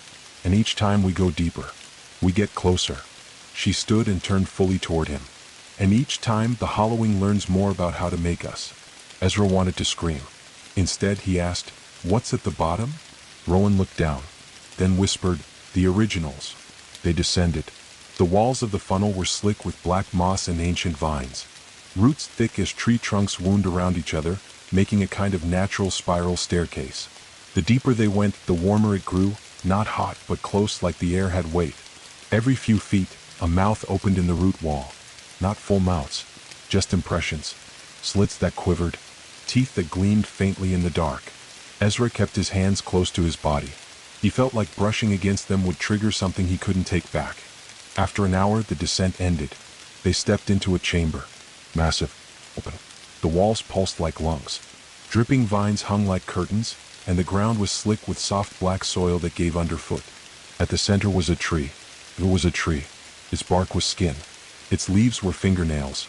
Its roots curled in loops around old bones. It pulsed. It breathed. And it was whispering. Not in one voice, in thousands. Welcome. Return. Breathe. Drink. Split. Ezra covered his ears. Rowan stepped forward, eyes wide with wonder. This is it, she said. The seed. The mother of the forest. The first hollowing. Ezra shook his head. It's a monster. Rowan smiled. No, it's a memory. And we're the infection. From behind the tree something moved. A figure. Tall. Barefoot. Wrapped in wet bark. Its face was blank, but its shape was familiar. Silas. Rowan stepped forward. Silas. The thing blinked once and took a slow, heavy breath. Not anymore. Rowan dropped to her knees. Ezra backed away, heart racing. Behind him, the walls of the chamber began to split. Vertical gashes opened in the root-veined walls. Inside each one, a body. Row upon row. stacked like seed pods, sleeping, breathing, copies. One of them had Rowan's face, another had Ezra's, and in the corner of the chamber, curled in a half-grown shell, something turned toward him with his own eyes and whispered, "You're not done yet." Ezra screamed, and everything went dark. He woke outside, flat on his back. No forest, no sky, just fog. Rowan beside him, breathing. They were lying in the clearing, the one from the beginning, where they'd first made camp. But the trees looked different now, younger, unspoiled. Rowan sat up and looked around. Did it let us go? Ezra sat up slowly. Everything felt lighter, cleaner. Are we back? Rowan turned to him wide-eyed. No, she said. And behind them, from the tree-line, a voice, soft, gentle, patient. We haven't even begun. The clearing stretched before them, eerily still and suffused with a muted light that seemed to glow from within the very ground itself. The circle of saplings that enclosed them trembled faintly, their bark whispering ancient secrets in a language just beyond hearing. Every breath Ezra took was thick with the scent of damp earth and something older, something that had lingered here far longer than any living thing. Rowan sat cross-legged on a mossy stone, tracing slow circles with her finger on the weathered map she'd carried this far. Her eyes were dark pools of exhaustion, yet within them burned a fierce determination that refused to be snuffed out. Silas stood nearby, silent and watchful, his gaze flicking between the encroaching shadows and the twisted trees that surrounded them. Ezra felt the weight of the moment settle like a stone in his chest. They had fought, fled, lost. Yet here, on the edge of the hollowing, the battle was far from over. You said the forest resets itself, Ezra said quietly, his voice barely breaking the thick silence. How can that be? How can it undo everything? Rowan didn't look up. It doesn't undo. It erases. It folds the memories back in, the way a page curls after being burned. The hollowing doesn't just consume the body, it consumes the past. It buries the failures, the resistances, but it never forgets.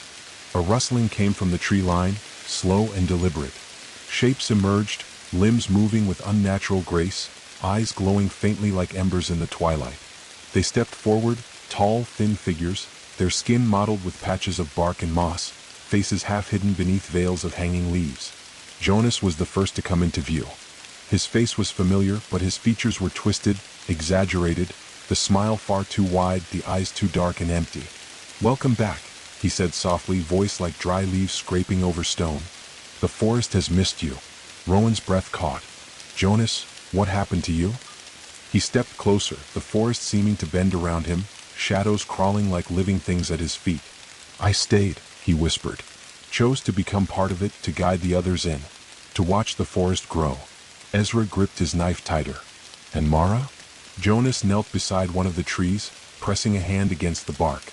The rough surface rippled, melting away like wax to reveal a woman's face beneath, serene, eyes closed, lips parted as if breathing underwater.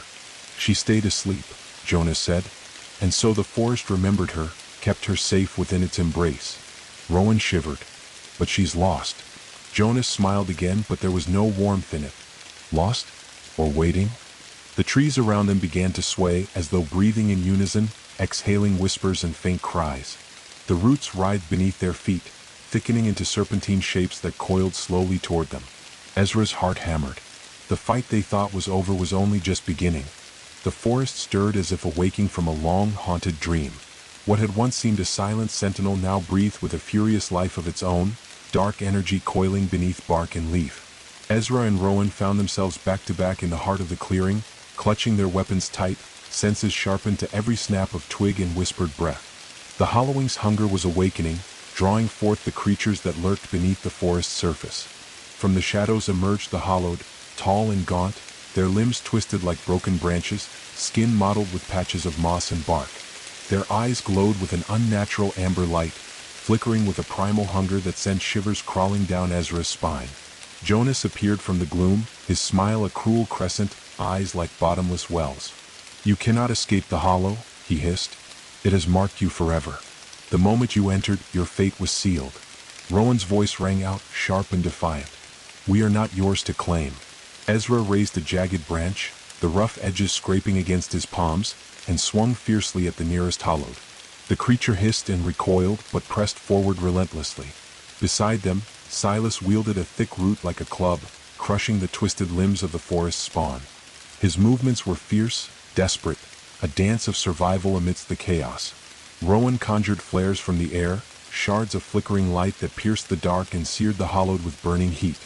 The creatures howled in pain, retreating into the shadows but not defeated.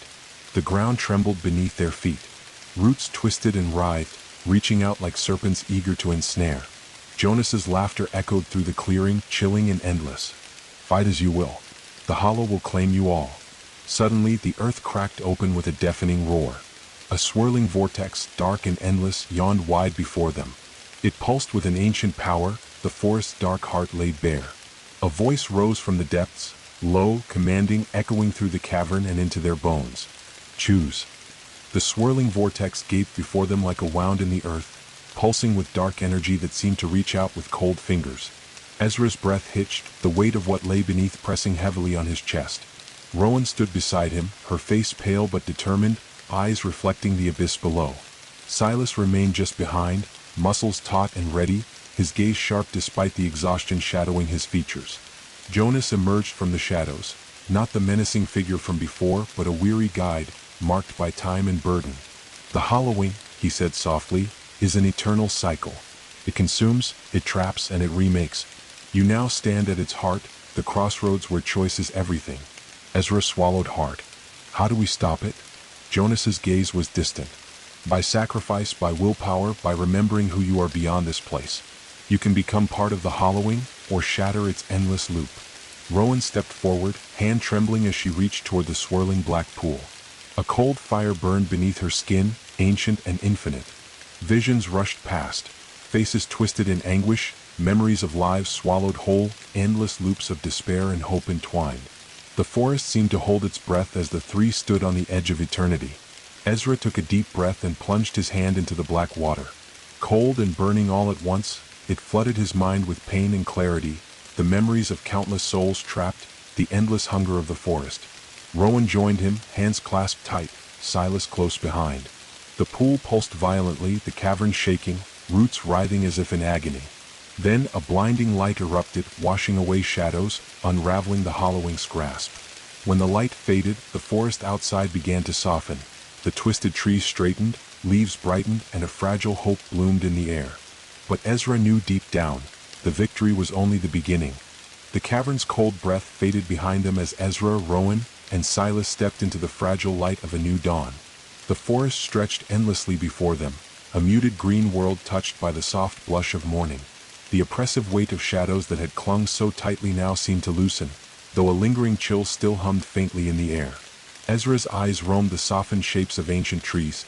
Once gnarled and twisted by the hollowing's dark touch, they now stood straighter, their bark smoother, leaves shimmering with fresh life. The forest was healing, but the scars it bore were like faint echoes beneath the surface, silent reminders of the torment it had endured and the horrors it had swallowed. Rowan knelt on the damp earth, her fingers tracing delicate patterns across the moss, her breath slow and measured. "It's changing," she whispered, voice barely audible over the rustling leaves. "But it's not free. Not yet." Silas scanned the horizon where lingering shadows clung stubbornly to the tree line, a tension coiling in his muscles like a taut bowstring. The hollowing doesn't forget. It's patient. It waits. The wind shifted suddenly, carrying a mournful moan that echoed softly through the canopy. It was neither threat nor welcome, but a reminder, an unfinished whisper caught between past and future. Ezra's heart clenched. The victory they had won in the cavern was fragile, a first step in a longer journey. The forest's memory was long, its hunger deep. "We've broken the cycle," Rowan said, standing now, eyes meeting Ezra's with quiet determination. "But the hollowing will always be part of this place and part of us." "We'll watch," Ezra promised, tightening his grip on the worn leather strap of his pack. "We'll remember. We won't let it take us again." Together they moved forward, stepping lightly through the softened earth, the new dawn casting long shadows behind them. The forest whispered secrets in the breeze, promises and warnings entwined in its song. Somewhere deep within the woods, a faint flicker of light pulsed, like a heartbeat in the dark, an echo of a forest that still waited, still dreamed. And the hollowing deep was far from done. The forest around them was quiet, but the silence was heavy, weighted with memories that stretched like roots beneath the earth. Ezra's footsteps barely stirred the soft moss as he followed Rowan and Silas deeper into the clearing, where the light from the dawn flickered uncertainly through the canopy. The scars of the hollowing still lingered here, twisted bark, shattered branches, and the faintest echo of whispers that seemed to drift through the air like forgotten prayers. Each breath Ezra took was filled with the scent of damp earth and distant rain, mingled with something older, something lingering just beyond reach. Rowan paused beside a gnarled oak, tracing the twisted patterns in its bark with careful fingers. "The forest never forgets," she said quietly. "Even when the hollowing fades, its shadows remain. We carry them with us." Silas nodded, his eyes scanning the darkness beneath the trees. "Sometimes the past reaches back, pulls us under." Suddenly, a faint rustling stirred the undergrowth. Shapes flickered at the edges of vision, faces half seen in the shifting light, fleeting reflections of those lost to the hollowing. Ezra felt a chill as familiar names whispered on the wind, the names of those who had been swallowed by the forest's endless hunger. A figure stepped forward from the shadows, a woman, pale and ethereal, her eyes bright with quiet sorrow. "Mara." Her voice was soft, a ghost of a memory carried on the breeze. "We never truly leave." Ezra's heart ached. The hollowing was not just a place but a story, of loss, of sacrifice, and of those who remained, trapped in the echoing depths of the forest's memory. "We must remember," Rowan said, voice firm, "or be lost ourselves." The forest seemed to lean in, listening, holding its breath. The journey was far from over. The deeper they ventured, the thicker the forest grew. The trees crowded close, their branches weaving together like ancient fingers, knitting a canopy that swallowed the sky. The air was heavy and damp, filled with the scent of rot and earth, and a low murmur that seemed to rise from the very roots beneath their feet. Ezra stepped carefully, feeling the ground pulse faintly beneath him.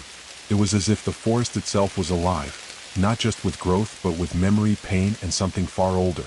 Whispers threaded through the underbrush, voices tangled like vines. Rowan's eyes flicked nervously. The roots, they remember. They hold on to what's been lost. Silas grunted, tightening his grip on his weapon. "I can feel it too. Like the forest is watching us." Suddenly the soil erupted. Thick roots burst from the earth, twisting and writhing like serpents. Their bark cracked and oozing a dark sap that smelled faintly of iron and decay. From the coils of roots emerged figures, neither fully alive nor dead, bound to the forest in a torturous half-existence. Their eyes were hollow, their movements jerky, like marionettes pulled by unseen hands. One stepped forward, a man with sunken cheeks and skin mottled like tree bark. His voice was a rasp, echoing from the hollow of his throat. "You walk where you should not. The hollowing does not forgive." Ezra raised his weapon, heart pounding. "We come to end this, to break the cycle." The figure swayed closer, roots creaking and groaning. The forest groaned in response, a low, mournful sound that filled the clearing. Rowan whispered, "To end the hollowing, we must face its roots, the memories it refuses to let go." The battle was only beginning. The twisted figures pressed closer, their eyes like hollow pits reflecting centuries of sorrow. Ezra's grip tightened around his weapon as the forest's low moan rose into a mournful chant, reverberating through the ancient trees. Rowan stepped forward, her voice steady but firm. "You are not forgotten. We remember you. And that is how we break the cycle." The forest seemed to pulse in response, roots creeping closer, the air thickening with an electric tension. The figures hesitated, flickers of recognition crossing their hollow gazes. Silas raised his voice, a shout cutting through the murmurs. "We fight not just for ourselves but for everyone lost to this place." With a sudden surge, the roots lunged, snaking toward them like living shadows. Ezra dodged, slashing with his blade, while Rowan summoned flares of light to scorch the creeping darkness. The battle was fierce, a desperate clash of will against the forest's ancient hunger. Each strike was a prayer, each breath a defiance. Amidst the chaos, visions flashed before Ezra's eyes. Faces of friends lost, moments of laughter turned to silence, the endless loop of pain and memory. The forest's roots tightened, but so did their resolve. "We will remember," Rowan vowed, "and through memory find freedom." The forest trembled, uncertain. The hollowing was faltering. The forest groaned under the weight of centuries, the soil trembling as roots writhed and cracked like ancient bones. Ezra, Rowan, and Silas pressed onward, their steps heavy but resolute through the tangled undergrowth. The hollowing's grip was loosening, but the forest's hunger still pulsed with desperate fury. Shadows coalesced into forms, twisted, ephemeral shapes that flickered at the edge of vision, whispering threats in voices like rustling leaves. Ezra's heart pounded. "We're close," he said. "The heart of the Halloween lies just beyond this." Rowan nodded, summoning flares that burned bright, casting dancing light across the gnarled trunks. "We must keep moving. The forest won't let us go easily." As they approached a massive tree, its bark blackened and cracked, roots snaked out like fingers reaching for them. Silas swung his weapon, severing a root that lunged for Ezra's ankle. A sudden quake rocked the ground, and the tree's trunk split open, revealing a swirling void pulsing with dark energy, the source of the Halloween's power. The air thickened, heavy with ancient magic and sorrow. Jonas's voice echoed from the shadows, cold and cruel. "You think you can end it? The Halloween is eternal." Rowan stepped forward, eyes blazing. "No cycle is unbreakable." The final battle was upon them, their wills against the forest's endless hunger. The ancient tree loomed before them like a slumbering titan, its immense trunk blackened and scarred, veins of dark sap coursing beneath cracked bark as if pulsing with a sinister life of its own. The clearing around it was suffused with an unnatural chill, the very air thick and heavy, as if the forest itself was holding its breath, waiting for the inevitable to unfold. Ezra's heart hammered against his ribs. Every instinct screamed that this was the source of the Halloween's terrible power, the wound at the forest's core, a dark heart beating with sorrow and malice. The ground beneath their feet was cracked and uneven, roots twisted and contorted like grasping hands eager to pull them into the earth's cold embrace. Jonas stepped forward from the shadows, his expression unreadable, eyes glowing faintly with that same eerie amber light that had marked the hallowed. His voice was low, dripping with bitter inevitability. "This is where the cycle begins, and where it must end." Rowan's hands flickered with flames that leapt alive, casting fierce, dancing light onto the tree's surface, revealing scars and runes etched deep into the bark, marks of ancient power and pain. The heat of the fire did little to warm the air. Instead, it seemed to challenge the darkness, pushing back the shadows that clung to every crevice. Silas hefted his root club, worn and gnarled but heavy with purpose. With a guttural roar, he swung it hard against the base of the tree. The impact echoed like thunder, sending shards of bark flying, but the tree did not falter. Instead, it seemed to absorb the blows, its dark veins pulsing faster, glowing brighter in response, as if feeding off the violence, growing stronger. Roots erupted violently from the ground, writhing like serpents, lashing out to ensnare the trio. Ezra dove forward, slashing at the thick, rope-like tendrils with his knife, the steel biting into bark and sap but barely slowing the advancing limbs. The forest was fighting back with desperate fury, as though aware that this moment might decide its fate. Above the din, Jonas's voice rang out again, colder now, laced with a cruel finality. "You cannot sever the heart without becoming part of its pain. The Halloween's curse is eternal." Rowan's flames flickered and grew, swirling around her like a fiery halo as she called upon all her strength. "We are not its prisoners. We are its reckoning." The clearing was engulfed in a storm of light and shadow, fire clashing against twisting roots, the scent of burning pine mixing with the acrid tang of sap and earth. Ezra felt his muscles scream with exhaustion but pushed onward, every strike a desperate plea to save the forest from itself. Then through the chaos, a strange stillness fell. The roots hesitated, the flames dimmed, and the forest seemed to hold its breath once more. From the cracked bark of the ancient tree, a slow, trembling sound began, like a heartbeat, deep and resonant, pulsing through the very soil beneath them. Ezra's eyes widened. The tree was alive in a way no tree should be, a sentient anchor for the forest's anguish and corruption. Jonas's face twisted with something close to pain, as if recognizing a long-forgotten truth. The heart of darkness beats, but it can be stilled. Rowan nodded, her eyes fierce and resolute. "We have come too far to turn back now." Together, they pressed their hands to the tree's bark, feeling the raw, aching pulse beneath. The pain of centuries washed over them, loss, betrayal, and endless cycles of hunger and despair. Ezra closed his eyes, grounding himself in the memory of those they had lost and the hope still flickering in the distance. With a shared breath, they summoned every ounce of their will, and unleashed a final, shattering strike upon the ancient heart. The impact sent a shockwave rippling through the forest. The ground trembled violently as the tree cracked open, revealing a swirling vortex of shadow and light, the very essence of the Halloween laid bare. Roots writhed and recoiled as a blinding light exploded from within, searing through the darkness and washing over the trio in waves of brilliant energy. When the light faded, the clearing was transformed. The once blackened bark was soft and golden, the scars of corruption healed and shining with new life. The oppressive weight lifted from the air, replaced by a fragile, hopeful warmth. Exhausted but triumphant, Ezra, Rowan, and Silas stood together, guardians of a forest reborn, aware that the fight might never fully end, but certain that this dark chapter was finally closed. The heart of darkness had been broken. The golden light that now caressed the ancient tree was gentle, almost reverent, as if the forest itself was sighing in relief. The oppressive shadow that had once choked the clearing was gone, replaced by a calm so fragile it threatened to shatter with the slightest disturbance. Ezra, Rowan, and Silas stood together, their bodies bruised and exhausted, but their spirits cautiously hopeful. Yet beneath the surface of this fragile peace lay a restless silence. The forest no longer screamed in torment, but it whispered, faint echoes of the past, carried on the wind and tangled in the rustling leaves. Rowan knelt, her fingers brushing aside damp moss and fallen leaves to reveal cracks spider webbing through the earth. The fractures were delicate yet deep, scars left by the violent upheaval that had shattered the heart of the hollowing. The forest is healing, she murmured, eyes distant, but it's a slow, painful process. These aftershocks, like tremors after an earthquake, remind us the ground isn't stable yet. Ezra crouched beside her, his gaze sweeping the clearing. The once twisted roots that had writhed like serpents were now still, their angry thrashing replaced by a quiet pulsing that seemed almost like a heartbeat, steady but subdued. It's as if the forest is catching its breath, gathering strength. We may have broken the curse, but the memories, they linger, like shadows waiting to reclaim their place. Silas's eyes narrowed, the tension in his jaw unrelenting. We won't get another chance if we let our guard down.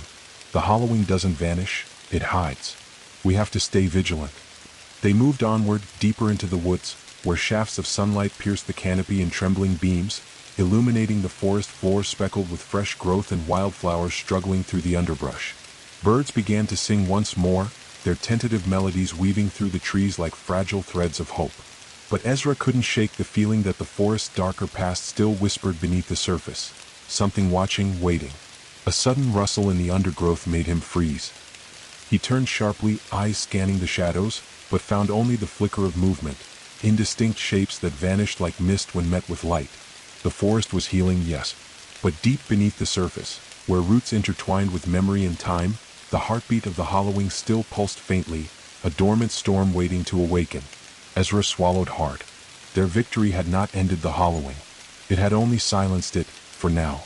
The forest around them had changed, yet the undercurrents of old darkness lingered beneath the soft canopy. Ezra, Rowan, and Silas moved cautiously along narrow trails choked with twisting roots and thick moss. Every footfall stirred faint echoes, as if the earth itself remembered the tragedies buried within. Rowan's gaze darted from shadow to shadow, wary. Even with the heart shattered, the hollowing's poison seeps deeper. Forgotten paths remain, ancient ways carved by sorrow and madness. Ezra gripped his knife, the worn leather handle grounding him. If those trails aren't cleansed, the cycle might restart. The forest's hunger could return. Silas went ahead, clearing brush with deliberate swings of his club, marking their passage and guarding their backs. The scent of damp earth mingled with decaying leaves, heavy with memories. A cold wind stirred suddenly, carrying fragmented whispers, laughter fading into screams, hope tangled with despair, voices from lives lost long ago. They emerged into a wide clearing, untouched by time. Massive stones formed a circle, etched with faded runes glowing faintly beneath lichen and moss. The ground beneath the stones pulsed with an eerie energy, a residue of ancient power. Rowan stepped forward, voice barely above a whisper. This place, it's a monument to what was, a frozen memory of the forest's endless hunger. Ezra's heart tightened. The battle was far from over. The roots of the hollowing stretched deeper, entwined with the past and the very soul of the woods. Somewhere beyond these forgotten paths, the forest waited, patient and hungry. The cold morning mist clung to the trees as they pushed deeper into the forest's tangled heart. The air was thick with silence, broken only by distant bird calls that seemed cautious, as if the forest held its breath. Ezra's footsteps were careful, the crunch of leaves muffled beneath thick moss. Rowan's eyes scanned the shadows, every sense alert. Silas followed close, muscles coiled and ready. They were not alone. Eyes watched them from the darkness. Hidden watchers, neither friend nor foe, cloaked in bark and leaf, their forms blurred and shifting. The forest's guardians, perhaps, or remnants of those consumed by the hollowing's curse. A sudden rustle made Ezra freeze. From behind a twisted oak, figures stepped forward. Tall, slender, their skin mottled like bark, eyes glinting like wet stones. Rowan's voice was steady but edged with steel.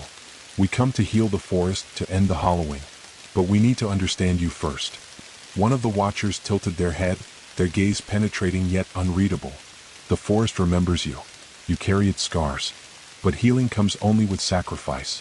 Silas stepped forward, gripping his weapon. "Then tell us what must be done." The watchers exchanged silent glances before fading back into the shadows, but not before a whispered warning drifted on the wind. The deepest roots are yet untouched.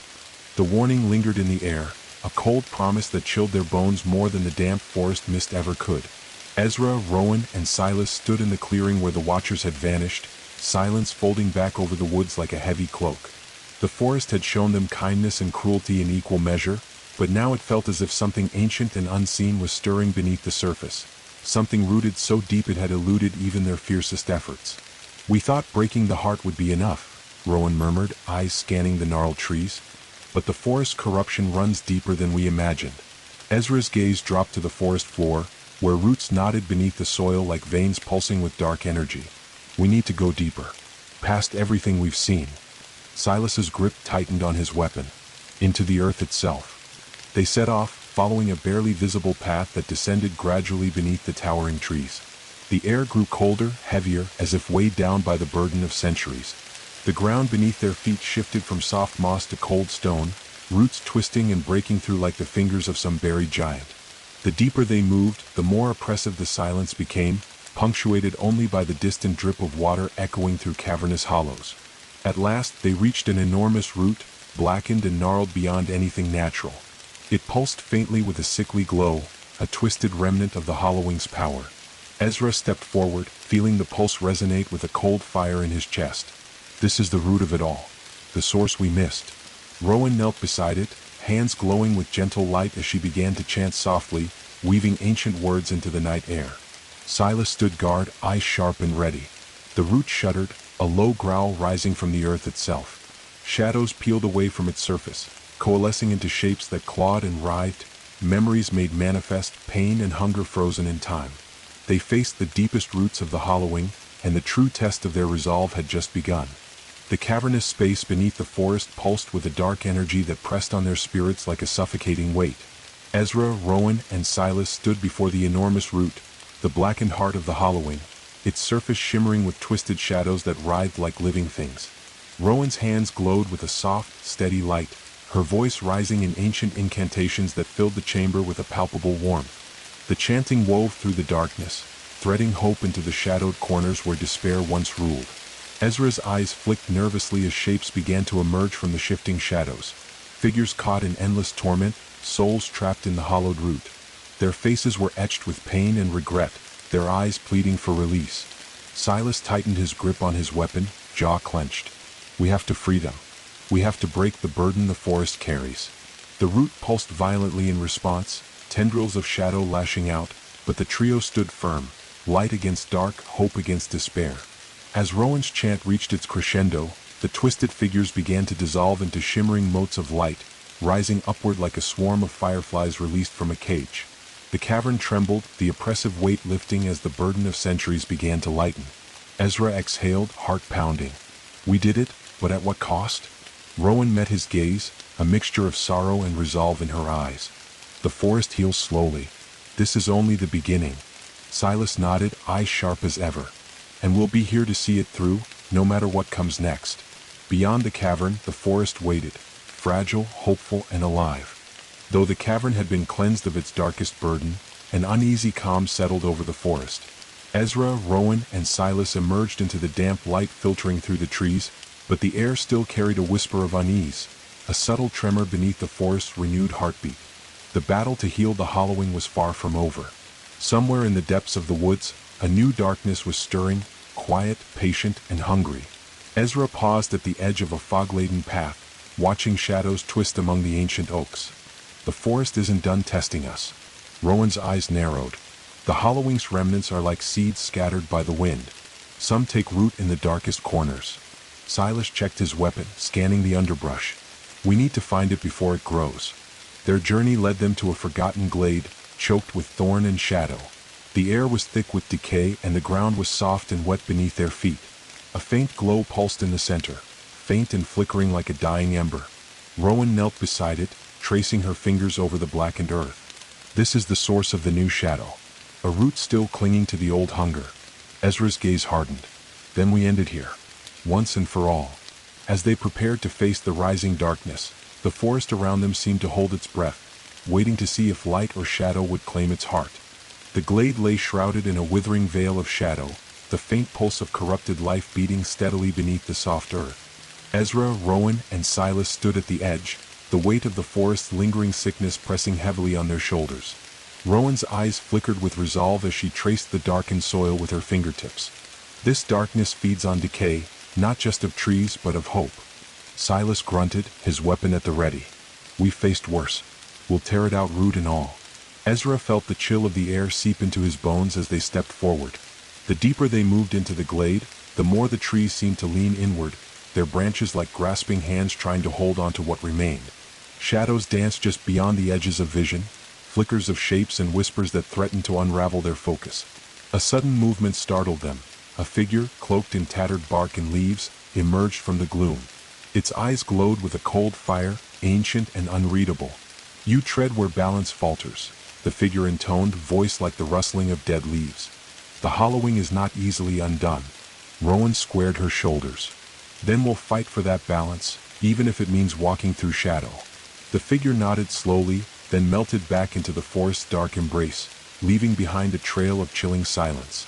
Ezra swallowed hard. The path ahead was darker than ever, but their resolve burned brighter. The hollowing's hold was waning, but its final grasp was still within reach. The forest seemed to close in around them, branches twisting like claws against the dimming light. Ezra, Rowan, and Silas stood on the precipice of the glade, the corrupted heart of the hollowing pulsing beneath the earth like a wound refusing to heal. The air was thick with decay and desperation, the scent of rotting leaves and cold stone heavy in their lungs. Shadows flickered and writhed, whispers of ancient pain carried on the breeze.